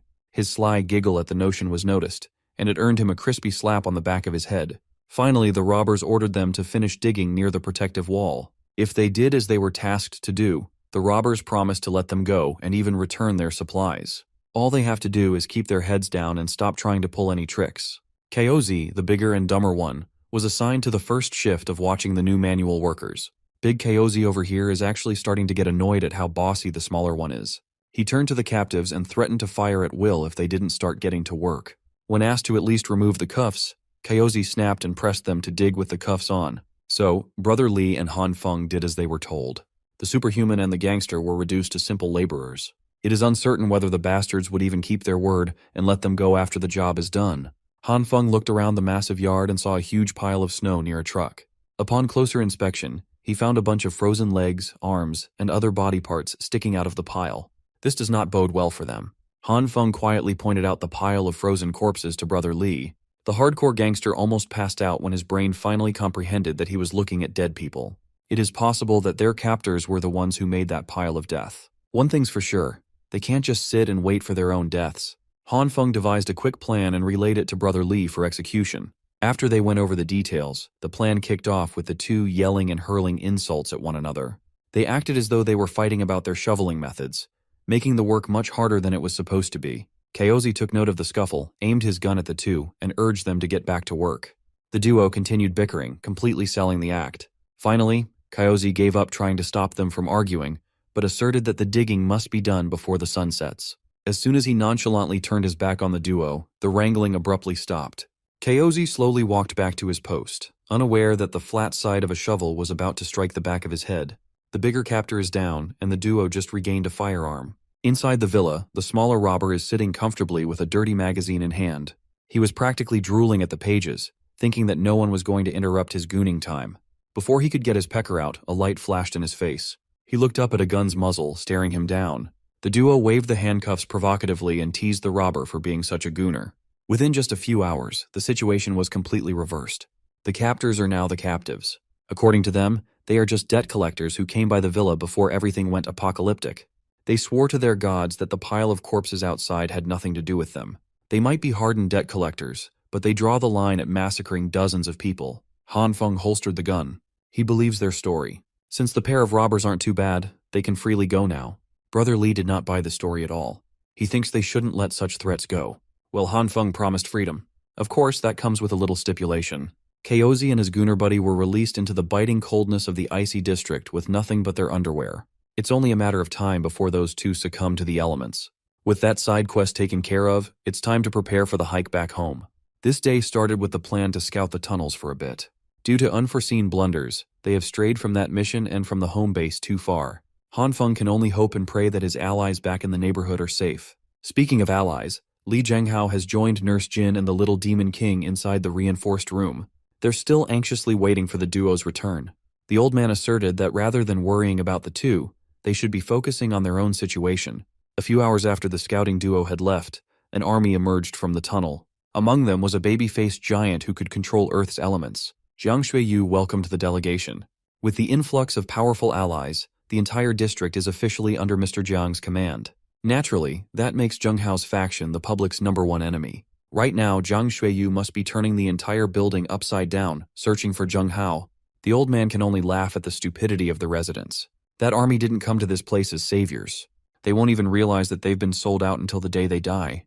The little demon king spoke like a normal person for once. She believes that the residents are just choosing to obey for a higher chance of survival in this chaotic world. Humans are simple creatures like that. After dropping some philosophical truth, she dozed off, and Nurse Jin covered her with a blanket. Somehow, the idea of choosing to be obedient reminded Li Zhenghao of his life. He used to be a formidable boxer. He was a champion celebrated by many. Even so, losses are unavoidable. In the four corners of that ring, he is a warrior, a vulnerable one. In his corner was his trainer, who did nothing but hurl verbal abuse while he was getting pummeled black and blue. All that trainer cares about is getting that coveted victory. He molded Li Zhenghao into the man that he is, and he could easily take everything back just as fast. As an old man, memories of those days still haunt his mind. Zhenghao turned to the girls and urged them to get ready to move. Jiang's dogs must be going unit by unit in search of people who oppose him. They can't stay in one place for too long. Unfortunately for them, it's a little bit late to transfer locations. The unit's reinforced door was forcefully smashed open. Zhenghao, Nurse Jin, and the Little Demon King are completely exposed. It's a mystery how they have been discovered so quickly. Well, that's because the overgrown superhuman baby sniffed them out and is drooling at the sight of his targets. Down in the basement, the military people quickly got to work organizing the massive boxes of mystery sausages and loading them onto trucks. The man in charge of the faction received a headcount report. In total, they will be transporting 97 refugees and 126 boxes of food supplies. Delivering that many assets back to their base should not be a problem. The scarred faction captain smoked his cigar and asked about the 3 special ops soldiers he sent as an advanced party. Mr. Jiang fearfully confessed that the soldiers were killed by a man named Han Feng, washing his hands of any fault. Hearing that his boys died obviously ticked off the scar dude. Jiang Xueyu elaborated that Han Feng is a superhuman. His men would corroborate the story about the dude using some sort of light-based power. To prove that he's a good partner, Mr. Jiang brought up the fact that he did the dirty work and made those sausages with mystery meat. Before his tongue could slip and say something that should be left unsaid, Captain Scar shut him up. Mr. Jiang is desperate to prove his worth for the sake of his personal safety. Captain Scar is actually very pleased with his contribution. He's done enough to be considered one of the boys, and Captain Scar doesn't touch his boys without a good reason. For now, he will send someone to find this Han Feng fella for a stern interrogation. You see, he hates liars. The sleuth he sent to track down the alleged superhuman was none other than the big baby. After busting the door open, the simple brute asked if Han Feng was around. Li Zhenghao grabbed the Little Demon King and shielded Nurse Jin with his body. Anyone who could destroy the door reinforced by Han Feng's power is bad news. More alarmingly, Li Zhenghao's instincts are telling him to flee. The overgrown baby in front of him is giving off the stench of a wild beast. His years of fighting experience is telling him that he won't stand a chance in a brawl. They need to get the hell out of this room. The old man tried to shatter the window using his elbow, but almost shattered his bone upon impact. Unfortunately, the glass was included in Han Feng's strengthening project. Since they can't find a convenient escape route, Zhenghao urges the girls to run away while he tries to hold off the beast. Before things get crazy, Nurse Jin calmly approaches the big baby and insists that they don't know anyone called Han Feng, so there must be some sort of mistake here. Surprisingly, the beast bought her innocent act and even apologized for making a fuss. Nurse Jin breathed in relief while Li Zhenghao was speechless. On the way out, the big baby double-checked the unit number posted outside and read number 1804. He was on the right floor after all. That girl just lied to his face. Big baby slammed his palms into the ground and made the entire floor tremble and shake. Li Zhenghao grabbed onto the window and found that it could slide open. He hurriedly grabbed the girls and tossed them outside the snowy view. Before falling, Nurse Jin saw the beast inches away from trampling the old man. If there's one thing the big baby hates, it is dishonest people. From the 18th floor, the girls made a free fall down to the snowy ground. While the neighborhood is in chaos, Han Feng and Brother Li have just discovered a fun way to get back home. Freaking snowboards! Every blunder Brother Li had committed since they left had been forgiven because of this sick snowboarding idea. Of course, he couldn't resist bragging about how he used to negotiate billion-dollar deals with clients in ski and snowboarding resorts. The boards made the travel back to Xingfu District quick, fun, and easy. They finally arrived outside the neighborhood and are now trying to find a window to sneak back into. At that moment, the eruption from the 18th floor and the subsequent fall of the girls happened. Keeping her calm, the Little Demon King opened her storage in midair and dropped every soft and pillowy mat she had on their landing spot. In addition to the 4-story deep pile of snow below, the girls made quite a bang with their landing. They almost fell on the duo below. Thankfully, the mats and the snow were enough to absorb the shock from their fall. Han Feng jumped into the crater they made to help them up, confused as to what was happening. Nurse Jin detailed how a monster suddenly broke into the unit, muttering Han Feng's name. Speaking of that monster, it looks like he's not patient enough to take the stairs himself. Running purely on adrenaline, Nurse Jin grabbed Han Feng and their chibi mascot out of the snow crater. The beast doesn't like being called a monster. He is a good baby. Just when Han Feng thought he was safe from the tunneling beast, he encountered the same big baby on the surface so soon. Straining over her limit, Nurse Jin yelled at the deadweights to try running by themselves. While the group runs, they all turn to Han Feng for a quick plan to ditch the monstrous pursuer. They are on the brink of a very painful fate. The big baby is hungry, and he wants to snack on human flesh. Finally, Han Feng was struck with an idea. He stopped running, urged the other 3 to continue ahead, and fished something inside his pocket. He found a bag and wound up before doing a baseball throw enhanced by his green light. He threw the bag for the big baby to snack on. The contents of the bag quickly reacted with the green light, visibly growing at a stupendous rate. The big baby welcomed the bag with his mouth open. He bit down like a starving animal and tasted some delicious soybeans. Han Feng apologized for what was about to happen before his green light was completely triggered. The hundreds of seeds inside the big baby's mouth and throat expanded and grew into full-grown plants. Wild vines and leaves exploded out of the monster's orifices in a vicious fashion. As expected, the big baby started choking on those beanstalks, making it hard to breathe. He had to grab the leafy obstructions and pull them out of his maw. The forceful yanking drew some blood from inside his throat, painting the white snow on his feet. His anger for Han Feng continues to rise. He's been getting outplayed left and right. The big baby barked his threats, but his mortal enemy had already vanished. Like the child that he is, he throws a tantrum on the snow. He looked like a spoiled brat who denied his snacks. Finally, the special forces got their asses out of the basement to line up and lock down the perimeter. Captain Scar gave his men a brief pep talk. In a world filled with deadly ice and nowhere to hide, they should be able to smoke some rats out. He made a beeline to his injured star pupil with curiosity. The big baby recounted what happened and how the beans instantly grew inside his mouth. Captain Scar's interest was piqued. With Han Feng's ability, the food shortage problem can be easily solved. He radioed his men who had captured the old man from upstairs, his mind working on a plan to lure the superhuman out. The group managed to run away and put some decent distance between them and the pursuers. Nurse Jin recounted everything that happened while Han Feng and Brother Li were out on their scouting mission. She warned Han Feng about being specifically targeted by that anomalous monster. Someone who can easily destroy reinforced doors and walls is someone to be wary of. After all, Han Feng's strengthening managed to endure even against explosives. Nurse Jin's tears almost fell when she recalled how Li Zhenghao sacrificed his safety just to save the girls. Han Feng coldly accepted that it was highly likely that Zhenghao was dead. All they can do is move forward so his sacrifice won't go to waste. Both Nurse Jin and the Little Demon King refused to buy into his pessimism. They want to rescue the old man. Even Brother Li agreed that they should repay Li Zhenghao. Well, it's not that Han Feng doesn't want to go back. It's just hard to jump in and risk their life with a minimal chance of survival. The girls were right. Li Zhenghao is still alive, albeit beaten within an inch of his life. They paraded the injured old man around the snow while Captain Scar spoke through a megaphone. He's certain that Han Feng and his group are hiding nearby. Captain Scar assured the group that what happened earlier was just a big misunderstanding. Seeing Li Zhenghao being paraded in the snowy streets, Nurse Jin nearly jumped out of their hiding spot. Captain Scar wants Han Feng to join his organization. As long as he's willing to team up, his wife, kid, and brother will all receive proper treatment for an official. That announcement confused the group. It sounds like the enemies have some inaccurate info. Seeing no response at all, Captain Scar turned to the old man and asked if Han Feng was the heartless kind who wouldn't care whether his brother lived or died. Li Zhenghao chuckled and revealed that he had just met the kid a few days ago. That earned him a rough smacking. Captain Scar couldn't believe that this fool risked his life to protect some girls he barely knew. Zhenghao added that Han Feng had also just met those girls a few days ago. They're not his wife and daughter. Captain Scar couldn't believe that he was working with some faulty intel, so he changed his strategy. He tried convincing Han Feng to stop risking his life for strangers. If he's interested in girls, he can just pick as many as he wants from the base camp. For a second, Han Feng almost jumped at that golden opportunity. Brother Li and Nurse Jin had to calm him down. Since the grown-ups are so unreliable, the Little Demon King stepped forward with a plan to help Uncle Zhenghao. Down in the streets, Captain Scar is stepping on the old man's broken arm, torturing him for more information.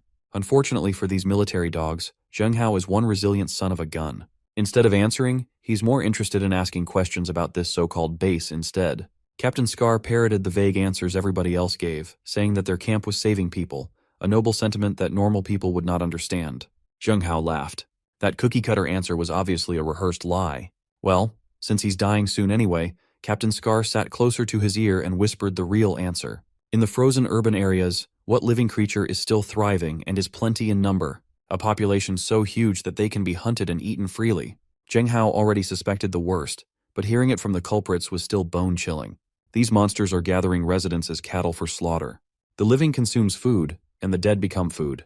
Just as Captain Scar was about to blow Zhenghao's brains out, a bunch of random stuff, big and small, started falling from the sky. Upon closer inspection, the soldiers marveled at the rain of cigarettes, alcohol, and food. There were fresh vegetables and meat mixed in there, too. The big baby led the charge as the soldiers ran up to the snow to grab whatever they could get their hands on. Captain Scar tried to stop his men from going crazy. He fired his pistol in the air to regain control of his boys, but it was ineffective. He raised his vigilance. This is a textbook distraction. At any minute now, the enemy will definitely launch some sort of ambush. Sounds of crushing and cracking caught his attention from a distance.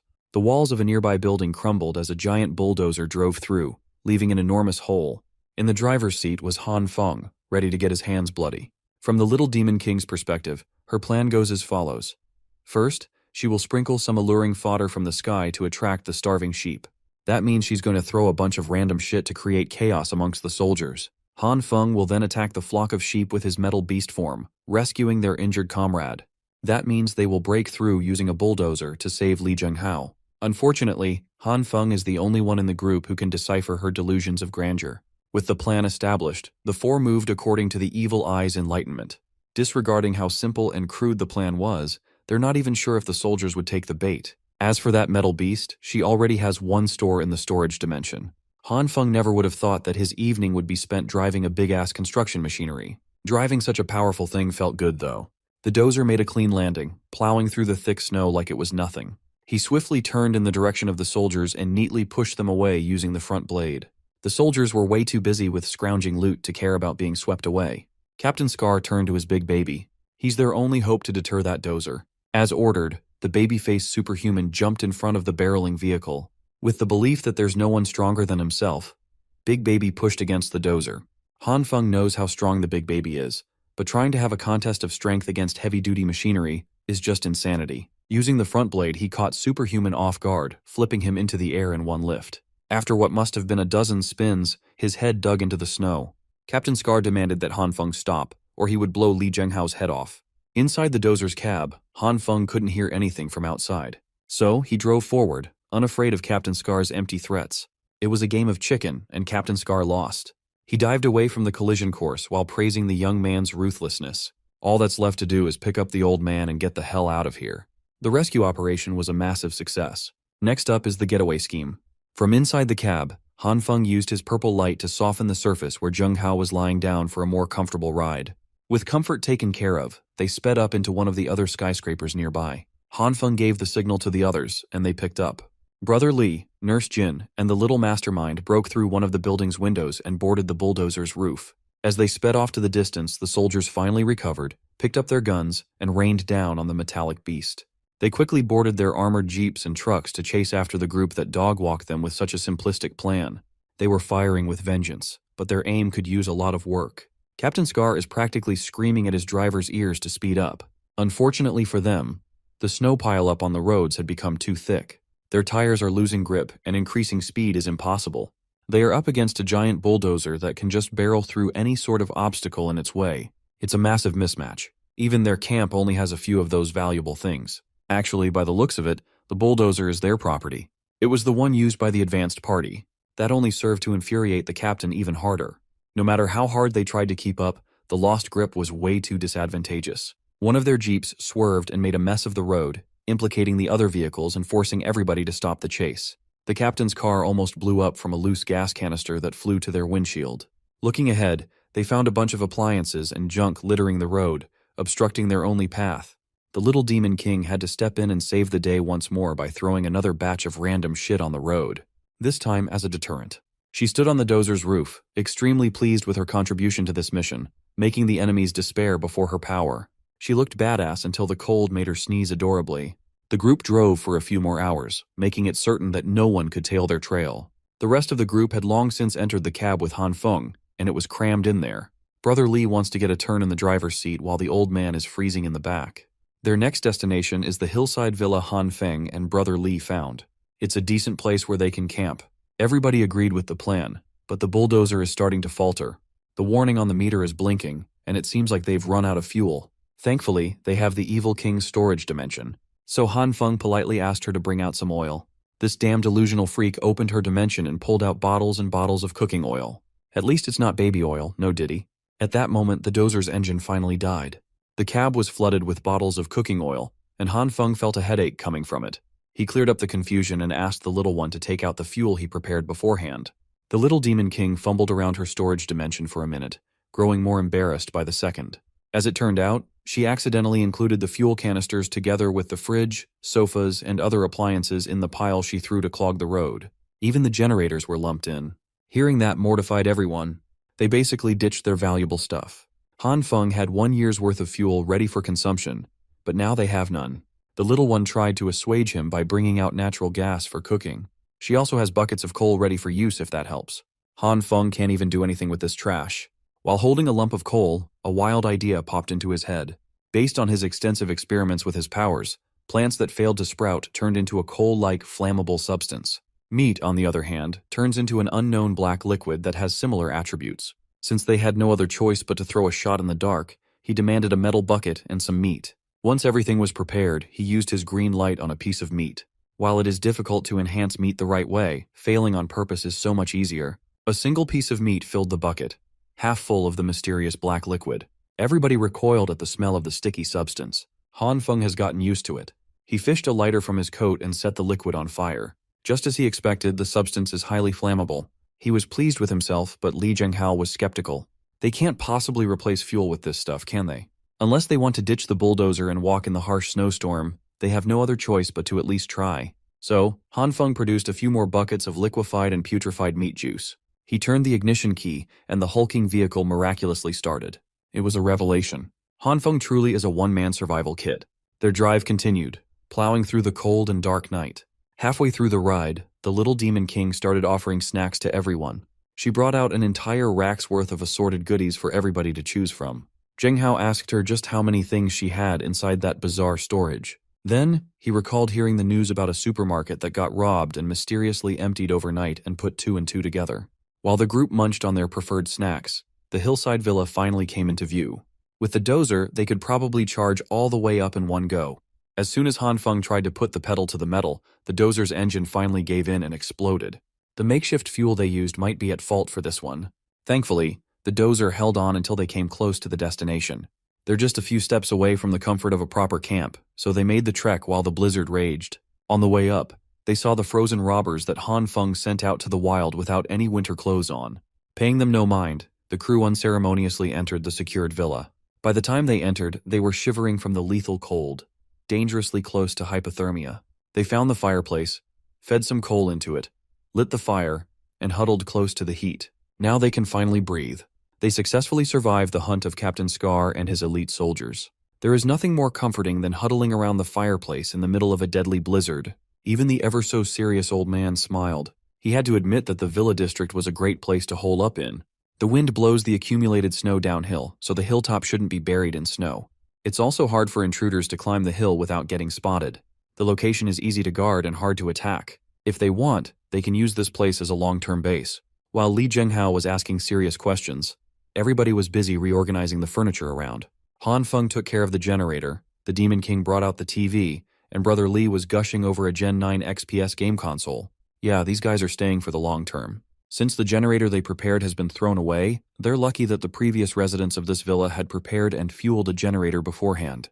Han Feng tinkered with the control system for a bit and successfully turned it on. Finally, they have the convenience of electricity again. He announced that they should have a celebratory feast tonight, but the girls were more interested in using the water heater to take a bath. Nurse Jin was particularly pumped upon hearing the word bath. She admitted that she hasn't had a shower since the snowstorm started, so warm water would be greatly appreciated. She got that good stink. The mental image of Nurse Jin showering made Han Feng blush like a tomato. He assured her that the bath would be a priority to set up tonight. He said that, but upon checking the basement, it looks like his work is cut out for him. The water pipes are frozen, and the pre-installed water heater is busted. The bathroom itself doesn't look too good either. Everything has been snowed in and frozen. The pipes are hopeless, but they might still be able to salvage the situation as long as a bathtub is involved. First, they set up a bunch of space heaters to surround the tub and filled that thing with a big pile of snow. Next is the secret tool to make the dream happen, some high-powered heating rods. With the combination of multiple appliances, they managed to melt the snow into serviceable water. They've been watching the heating rods do their job, but the water is still heating up too slowly. Every time Han Feng checks, it's still basically cold water, and it's been hours. Just as he was about to pull his hand away from the temp check, a spark of electricity leaked from the heating rods jolted him. He hurriedly pulled his hand away and noticed something weird. The spark made his red light surface automatically. Upon checking again, the cold water with hard-to-melt ice has turned warm. It is highly likely that the red light has something to do with the rapid warming effect. With the tub finally ready, the girls hurriedly rushed to the bathroom. Nurse Jin happily stripped naked, exposing her holy grail. We can't show that though. The little demon king is there too, and that's just disturbing.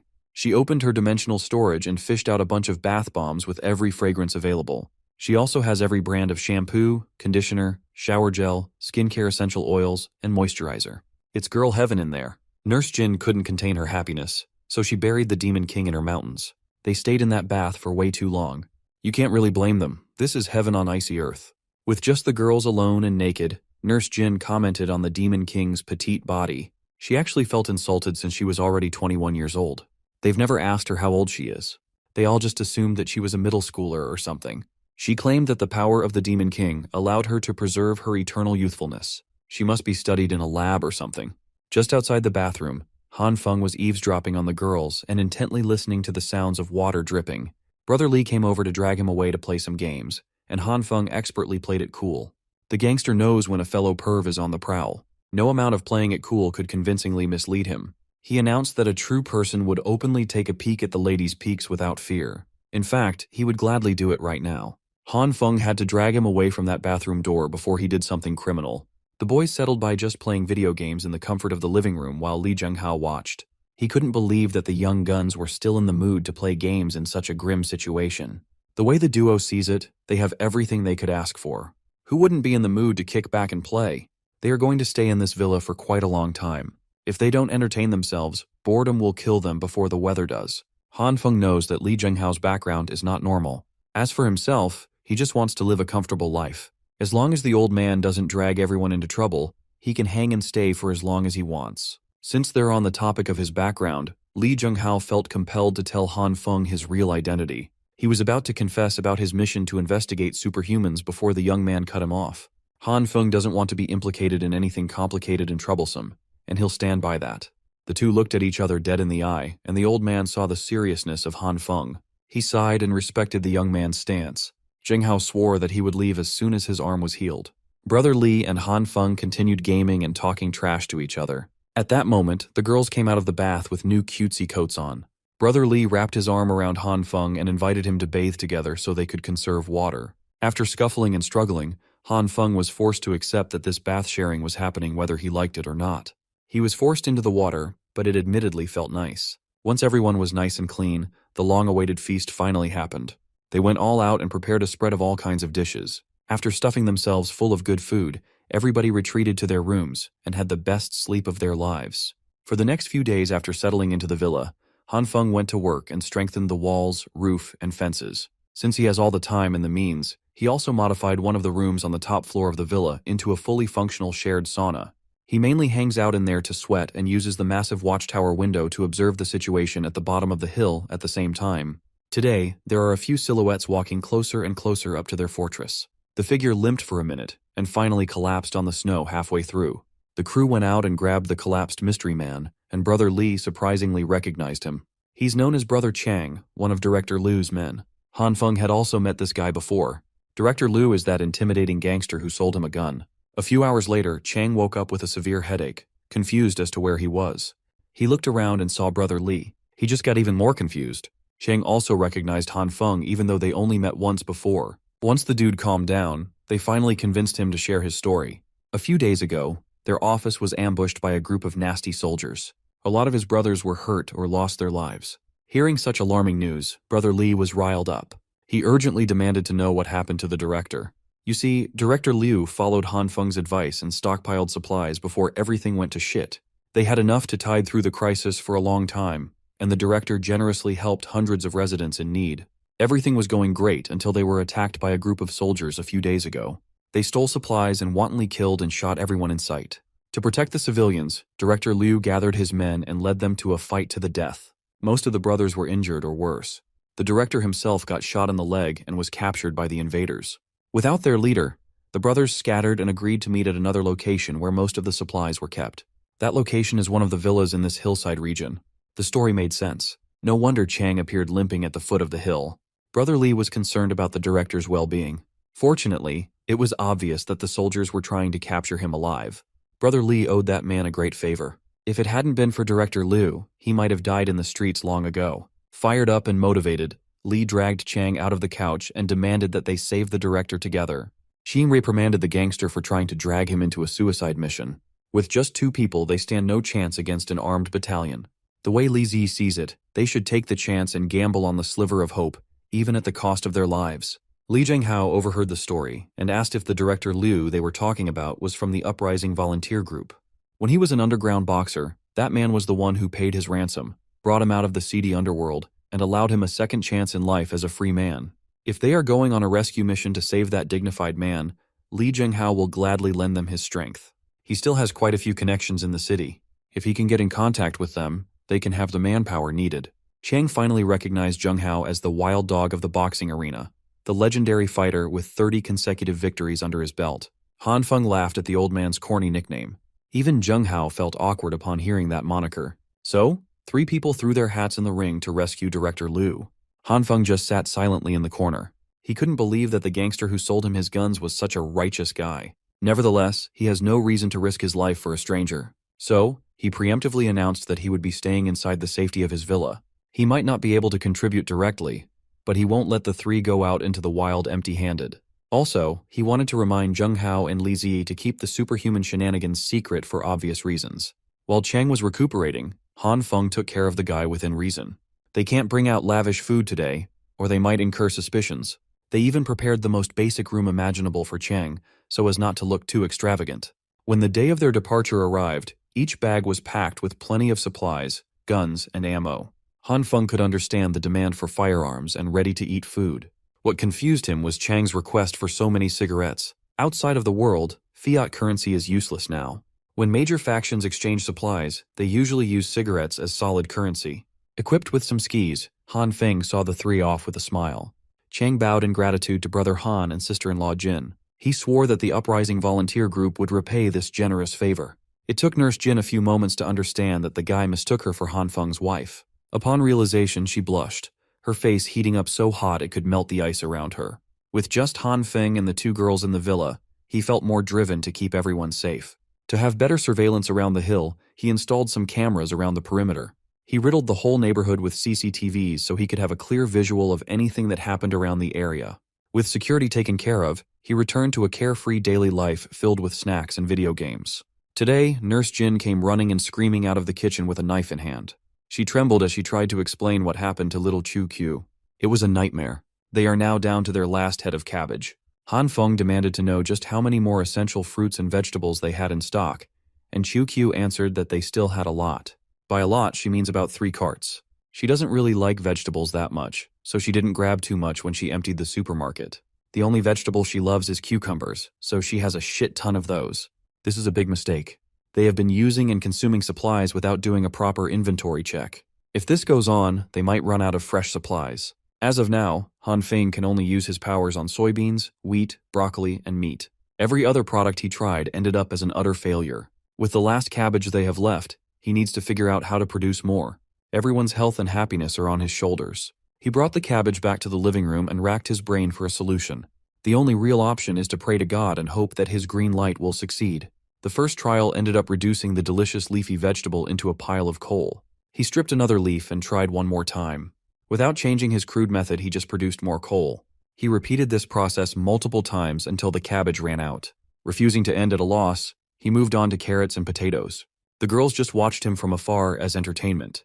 By the end of the day, he wasted every vegetable he touched without even a single fluky success. When Nurse Jin checked on him, Han Feng naturally felt horrible for turning their entire supply inedible. Little Chu Q doesn't really mind the loss as she has her unlimited cucumber reserve.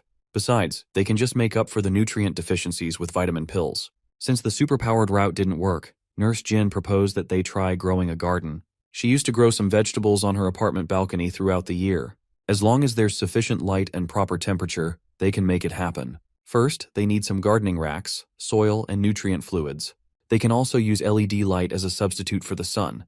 While the gardening plan is taking shape, Chu Q, who supposedly robbed an entire supermarket, asserted that she doesn't have any of the items needed. Nurse Jin and Han Feng failed to take her incompetence into account. Outside the villa, the two tried to get some soil from the yard, but the ground was completely frozen solid, and shovels couldn't go through at all.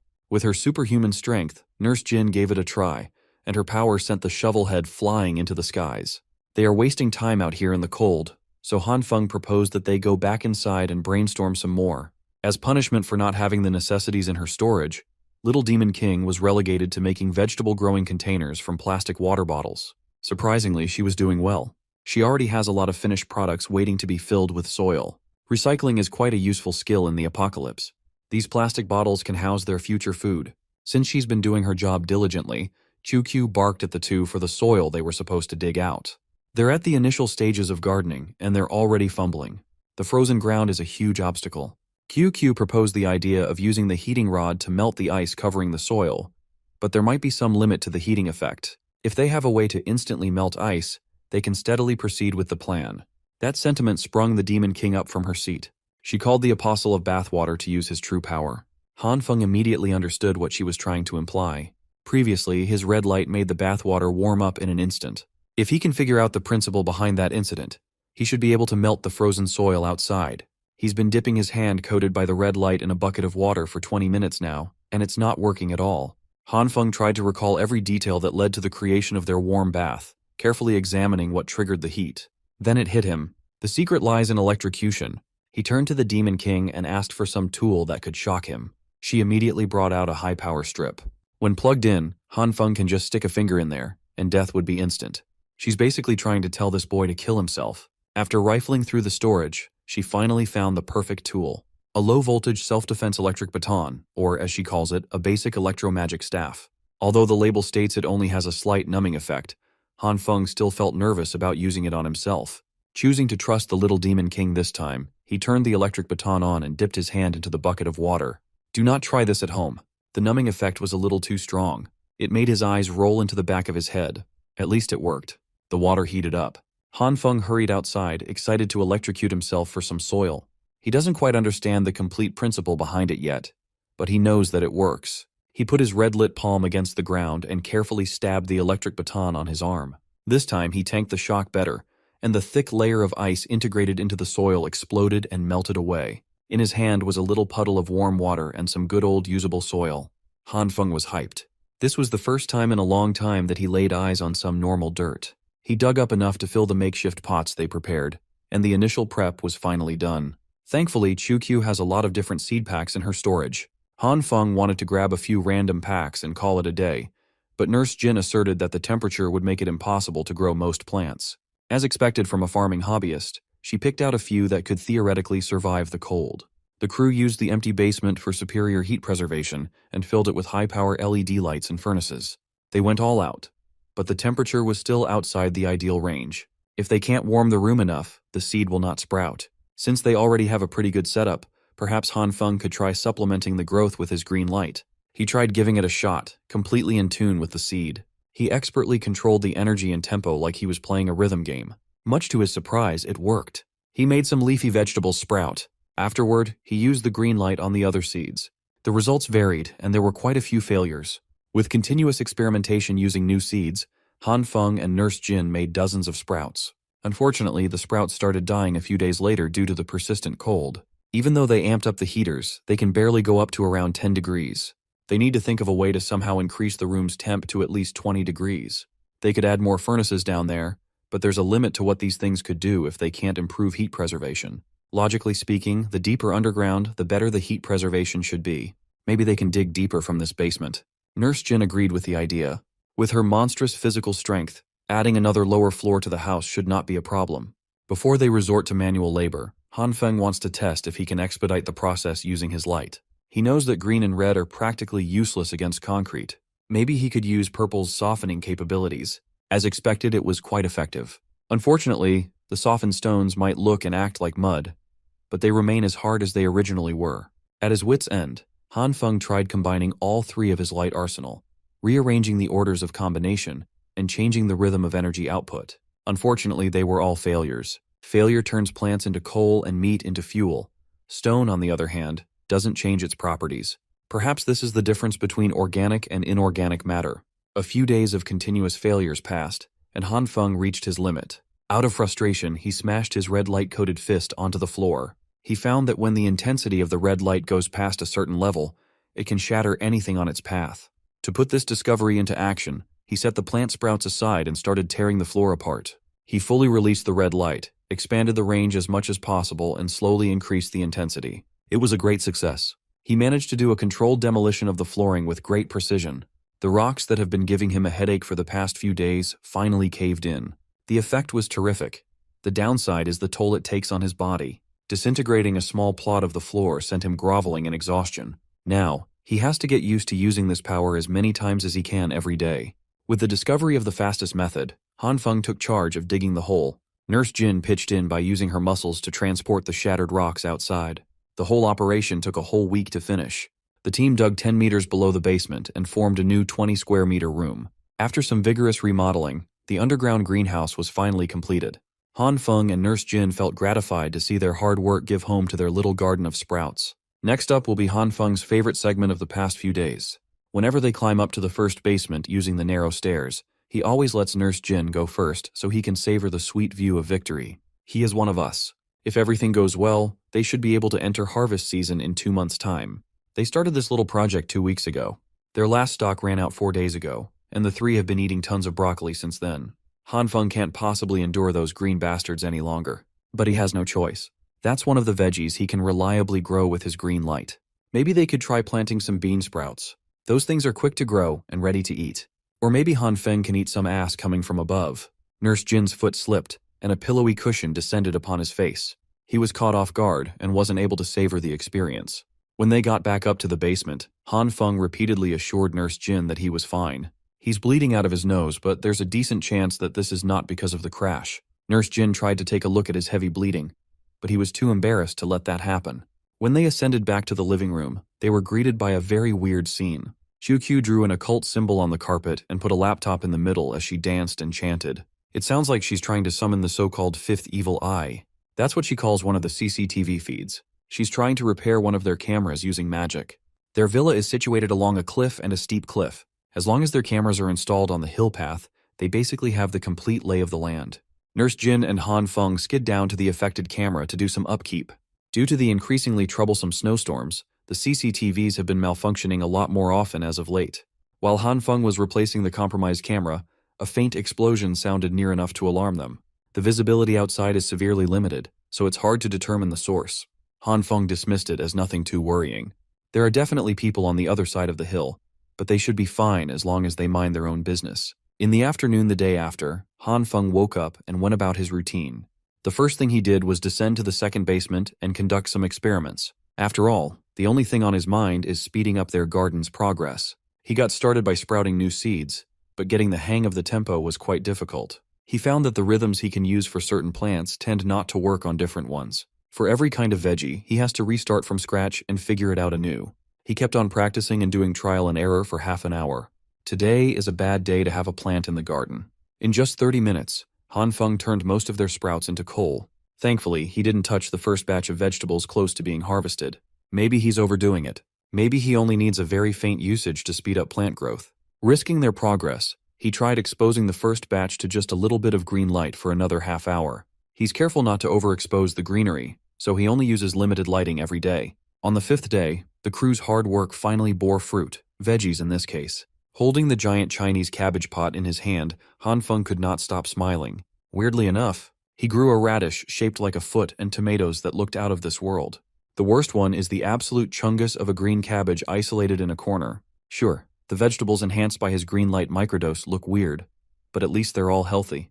In their circumstance, they would get anything edible, no matter what it looked like. That radish foot is very sussy though. They cooked most of their harvest and had an all-vegetable feast. All that busy work for 2 weeks was devoured in a single sitting, and it was totally worth it. Even Demon King had changed her mind about gardening. She wants to grow strawberries and honeydew for next time. Among all the veggie dishes, their only leftover was a bunch of sautéed green cabbage from that giant thing. No one wanted to touch that stuff anymore. They simply have too much of it. Moments like this remind Han Feng of Brother Li. That guy could probably finish whatever you put in front of him without complaints. It's already been 2 weeks since he ventured downhill. The food supplies they left with are probably depleted by now. All Han Feng could do was hope for their safety. While they were finishing the feast, another explosion boomed from afar. Today is the 6th day that they've been hearing such alarming sounds. Confident in their pristine location, it's not too big of a worry. The explosions only happen once a day anyway. 3 days later, the blasts ramped up exponentially. This time a barrage of detonations shook the hillside. It's gotten so bad that it is messing with Han Feng's peaceful life. Those annoying eruptions are getting under his skin. Finally, he grabbed a ladder and climbed to the villa's roof to scout what exactly was happening down there. Even with the help of his binoculars, Han Feng could not make out what was happening in the other icy hills. He wonders who's brave enough to cause such wild commotion. The culprit must not be afraid to reveal their location. Although there's still quite a bit of distance from the villa, if the bombing continues to get closer, it will definitely prove troublesome. Han Feng doesn't want to test if his strengthening can withstand a full-on blast. The problem is their wall. It's a bit too low and thin. Maybe he should do some more remodeling. Although what's happening out there is still a mystery. Upgrading their walls to be taller and thicker, just in case, sounds like a good plan. QQ doesn't have any cement in her storage, so conventional means are not an option. Thankfully, they already have the materials ready to use piled up nearby. They have tons of rocks lying around, dug up from the basement. First, they pile up the stones neatly. Then, you just pour some water over that thing. Before long, the water will freeze and form a pretty strong ice wall that will never melt. With the temperature at a constant low, an ice wall filled with stones can even be stronger than a regular cement wall. The Three Stooges went all out on this new project. They build taller and thicker, each one playing their role diligently. When the stones ran out, Han Feng got some more by tearing down the empty villas next to theirs. With non-stop hard labor, they completed the giant ice wall in just 3 days. They built that thing so tall that it covered the whole house. They can finally rest easy for now. The bombers didn't even give them a moment to appreciate their handiwork. The explosion started once more.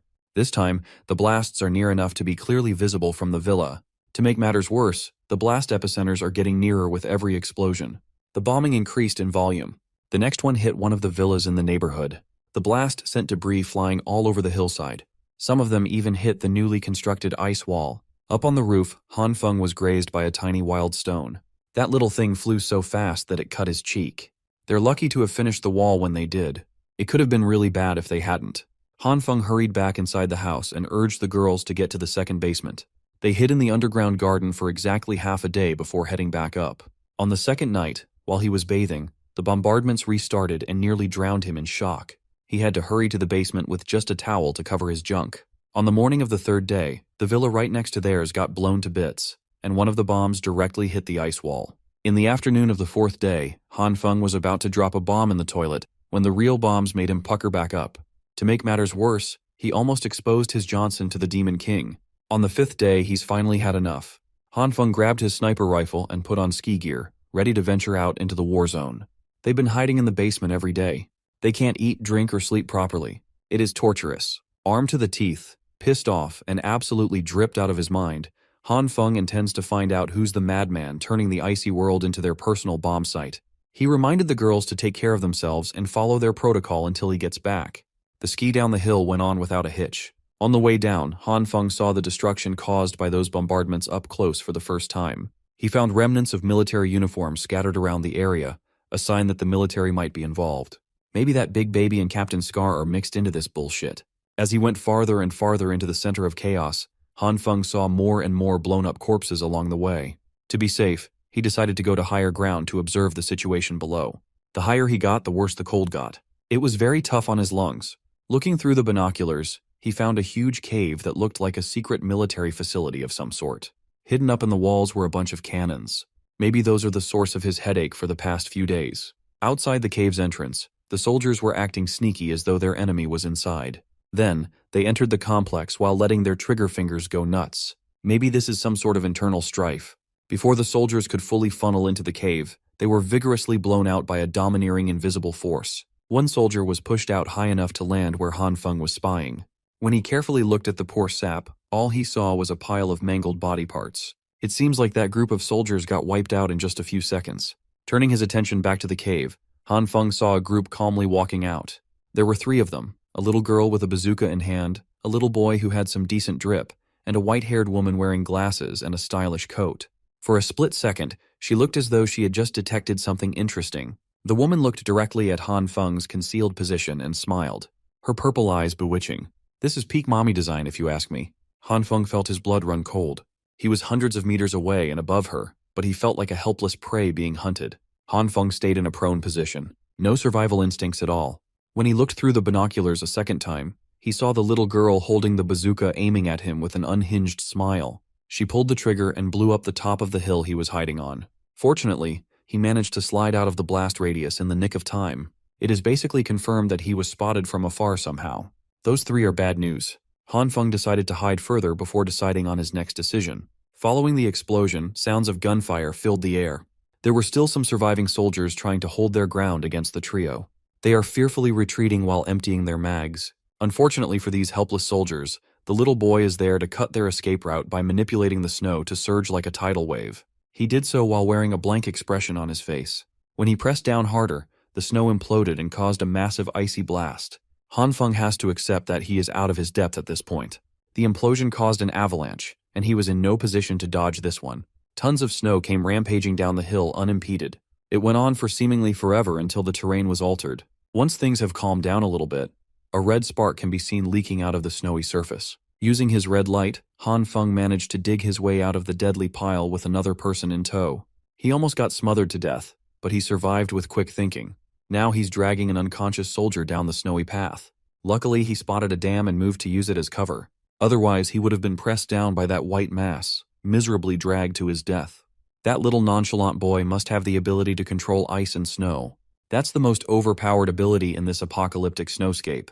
Hopefully, the soldier he rescued will be able to provide him with some useful information about that three-person army. Han Feng walked around for a little bit and finally found a building high enough not to be completely buried by the snow slip.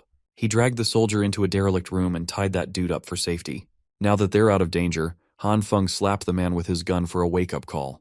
When the soldier opened his eyes, he immediately folded and begged for his life. Han Feng hasn't even asked his questions yet, and the dude is already down to snitch. He had thought of so many interrogation methods.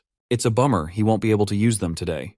Han Feng pulled out a chair and demanded to know about that woman and those kids who dog-walked an entire military complex. The soldier shuddered at the mention of his worst nightmare. Those three are simply inhuman. One practices ice magic, the other can release energy waves, and the last one is a walking bomb. Han Feng demanded a more thorough description of those superhuman abilities, starting with the woman. That Dami Mommy can release energy waves at the wave of her hand. With a simple gesture, she can send an entire battalion flying like loose kites. The crazy little girl is an explosion magic superhuman that can turn anything into a deadly bomb. And that boy is a menace to society. He can freely manipulate ice and snow, making him untouchable. While the soldier is cursing out the superhumans for being monstrous beasts, Han Feng is deep in thought.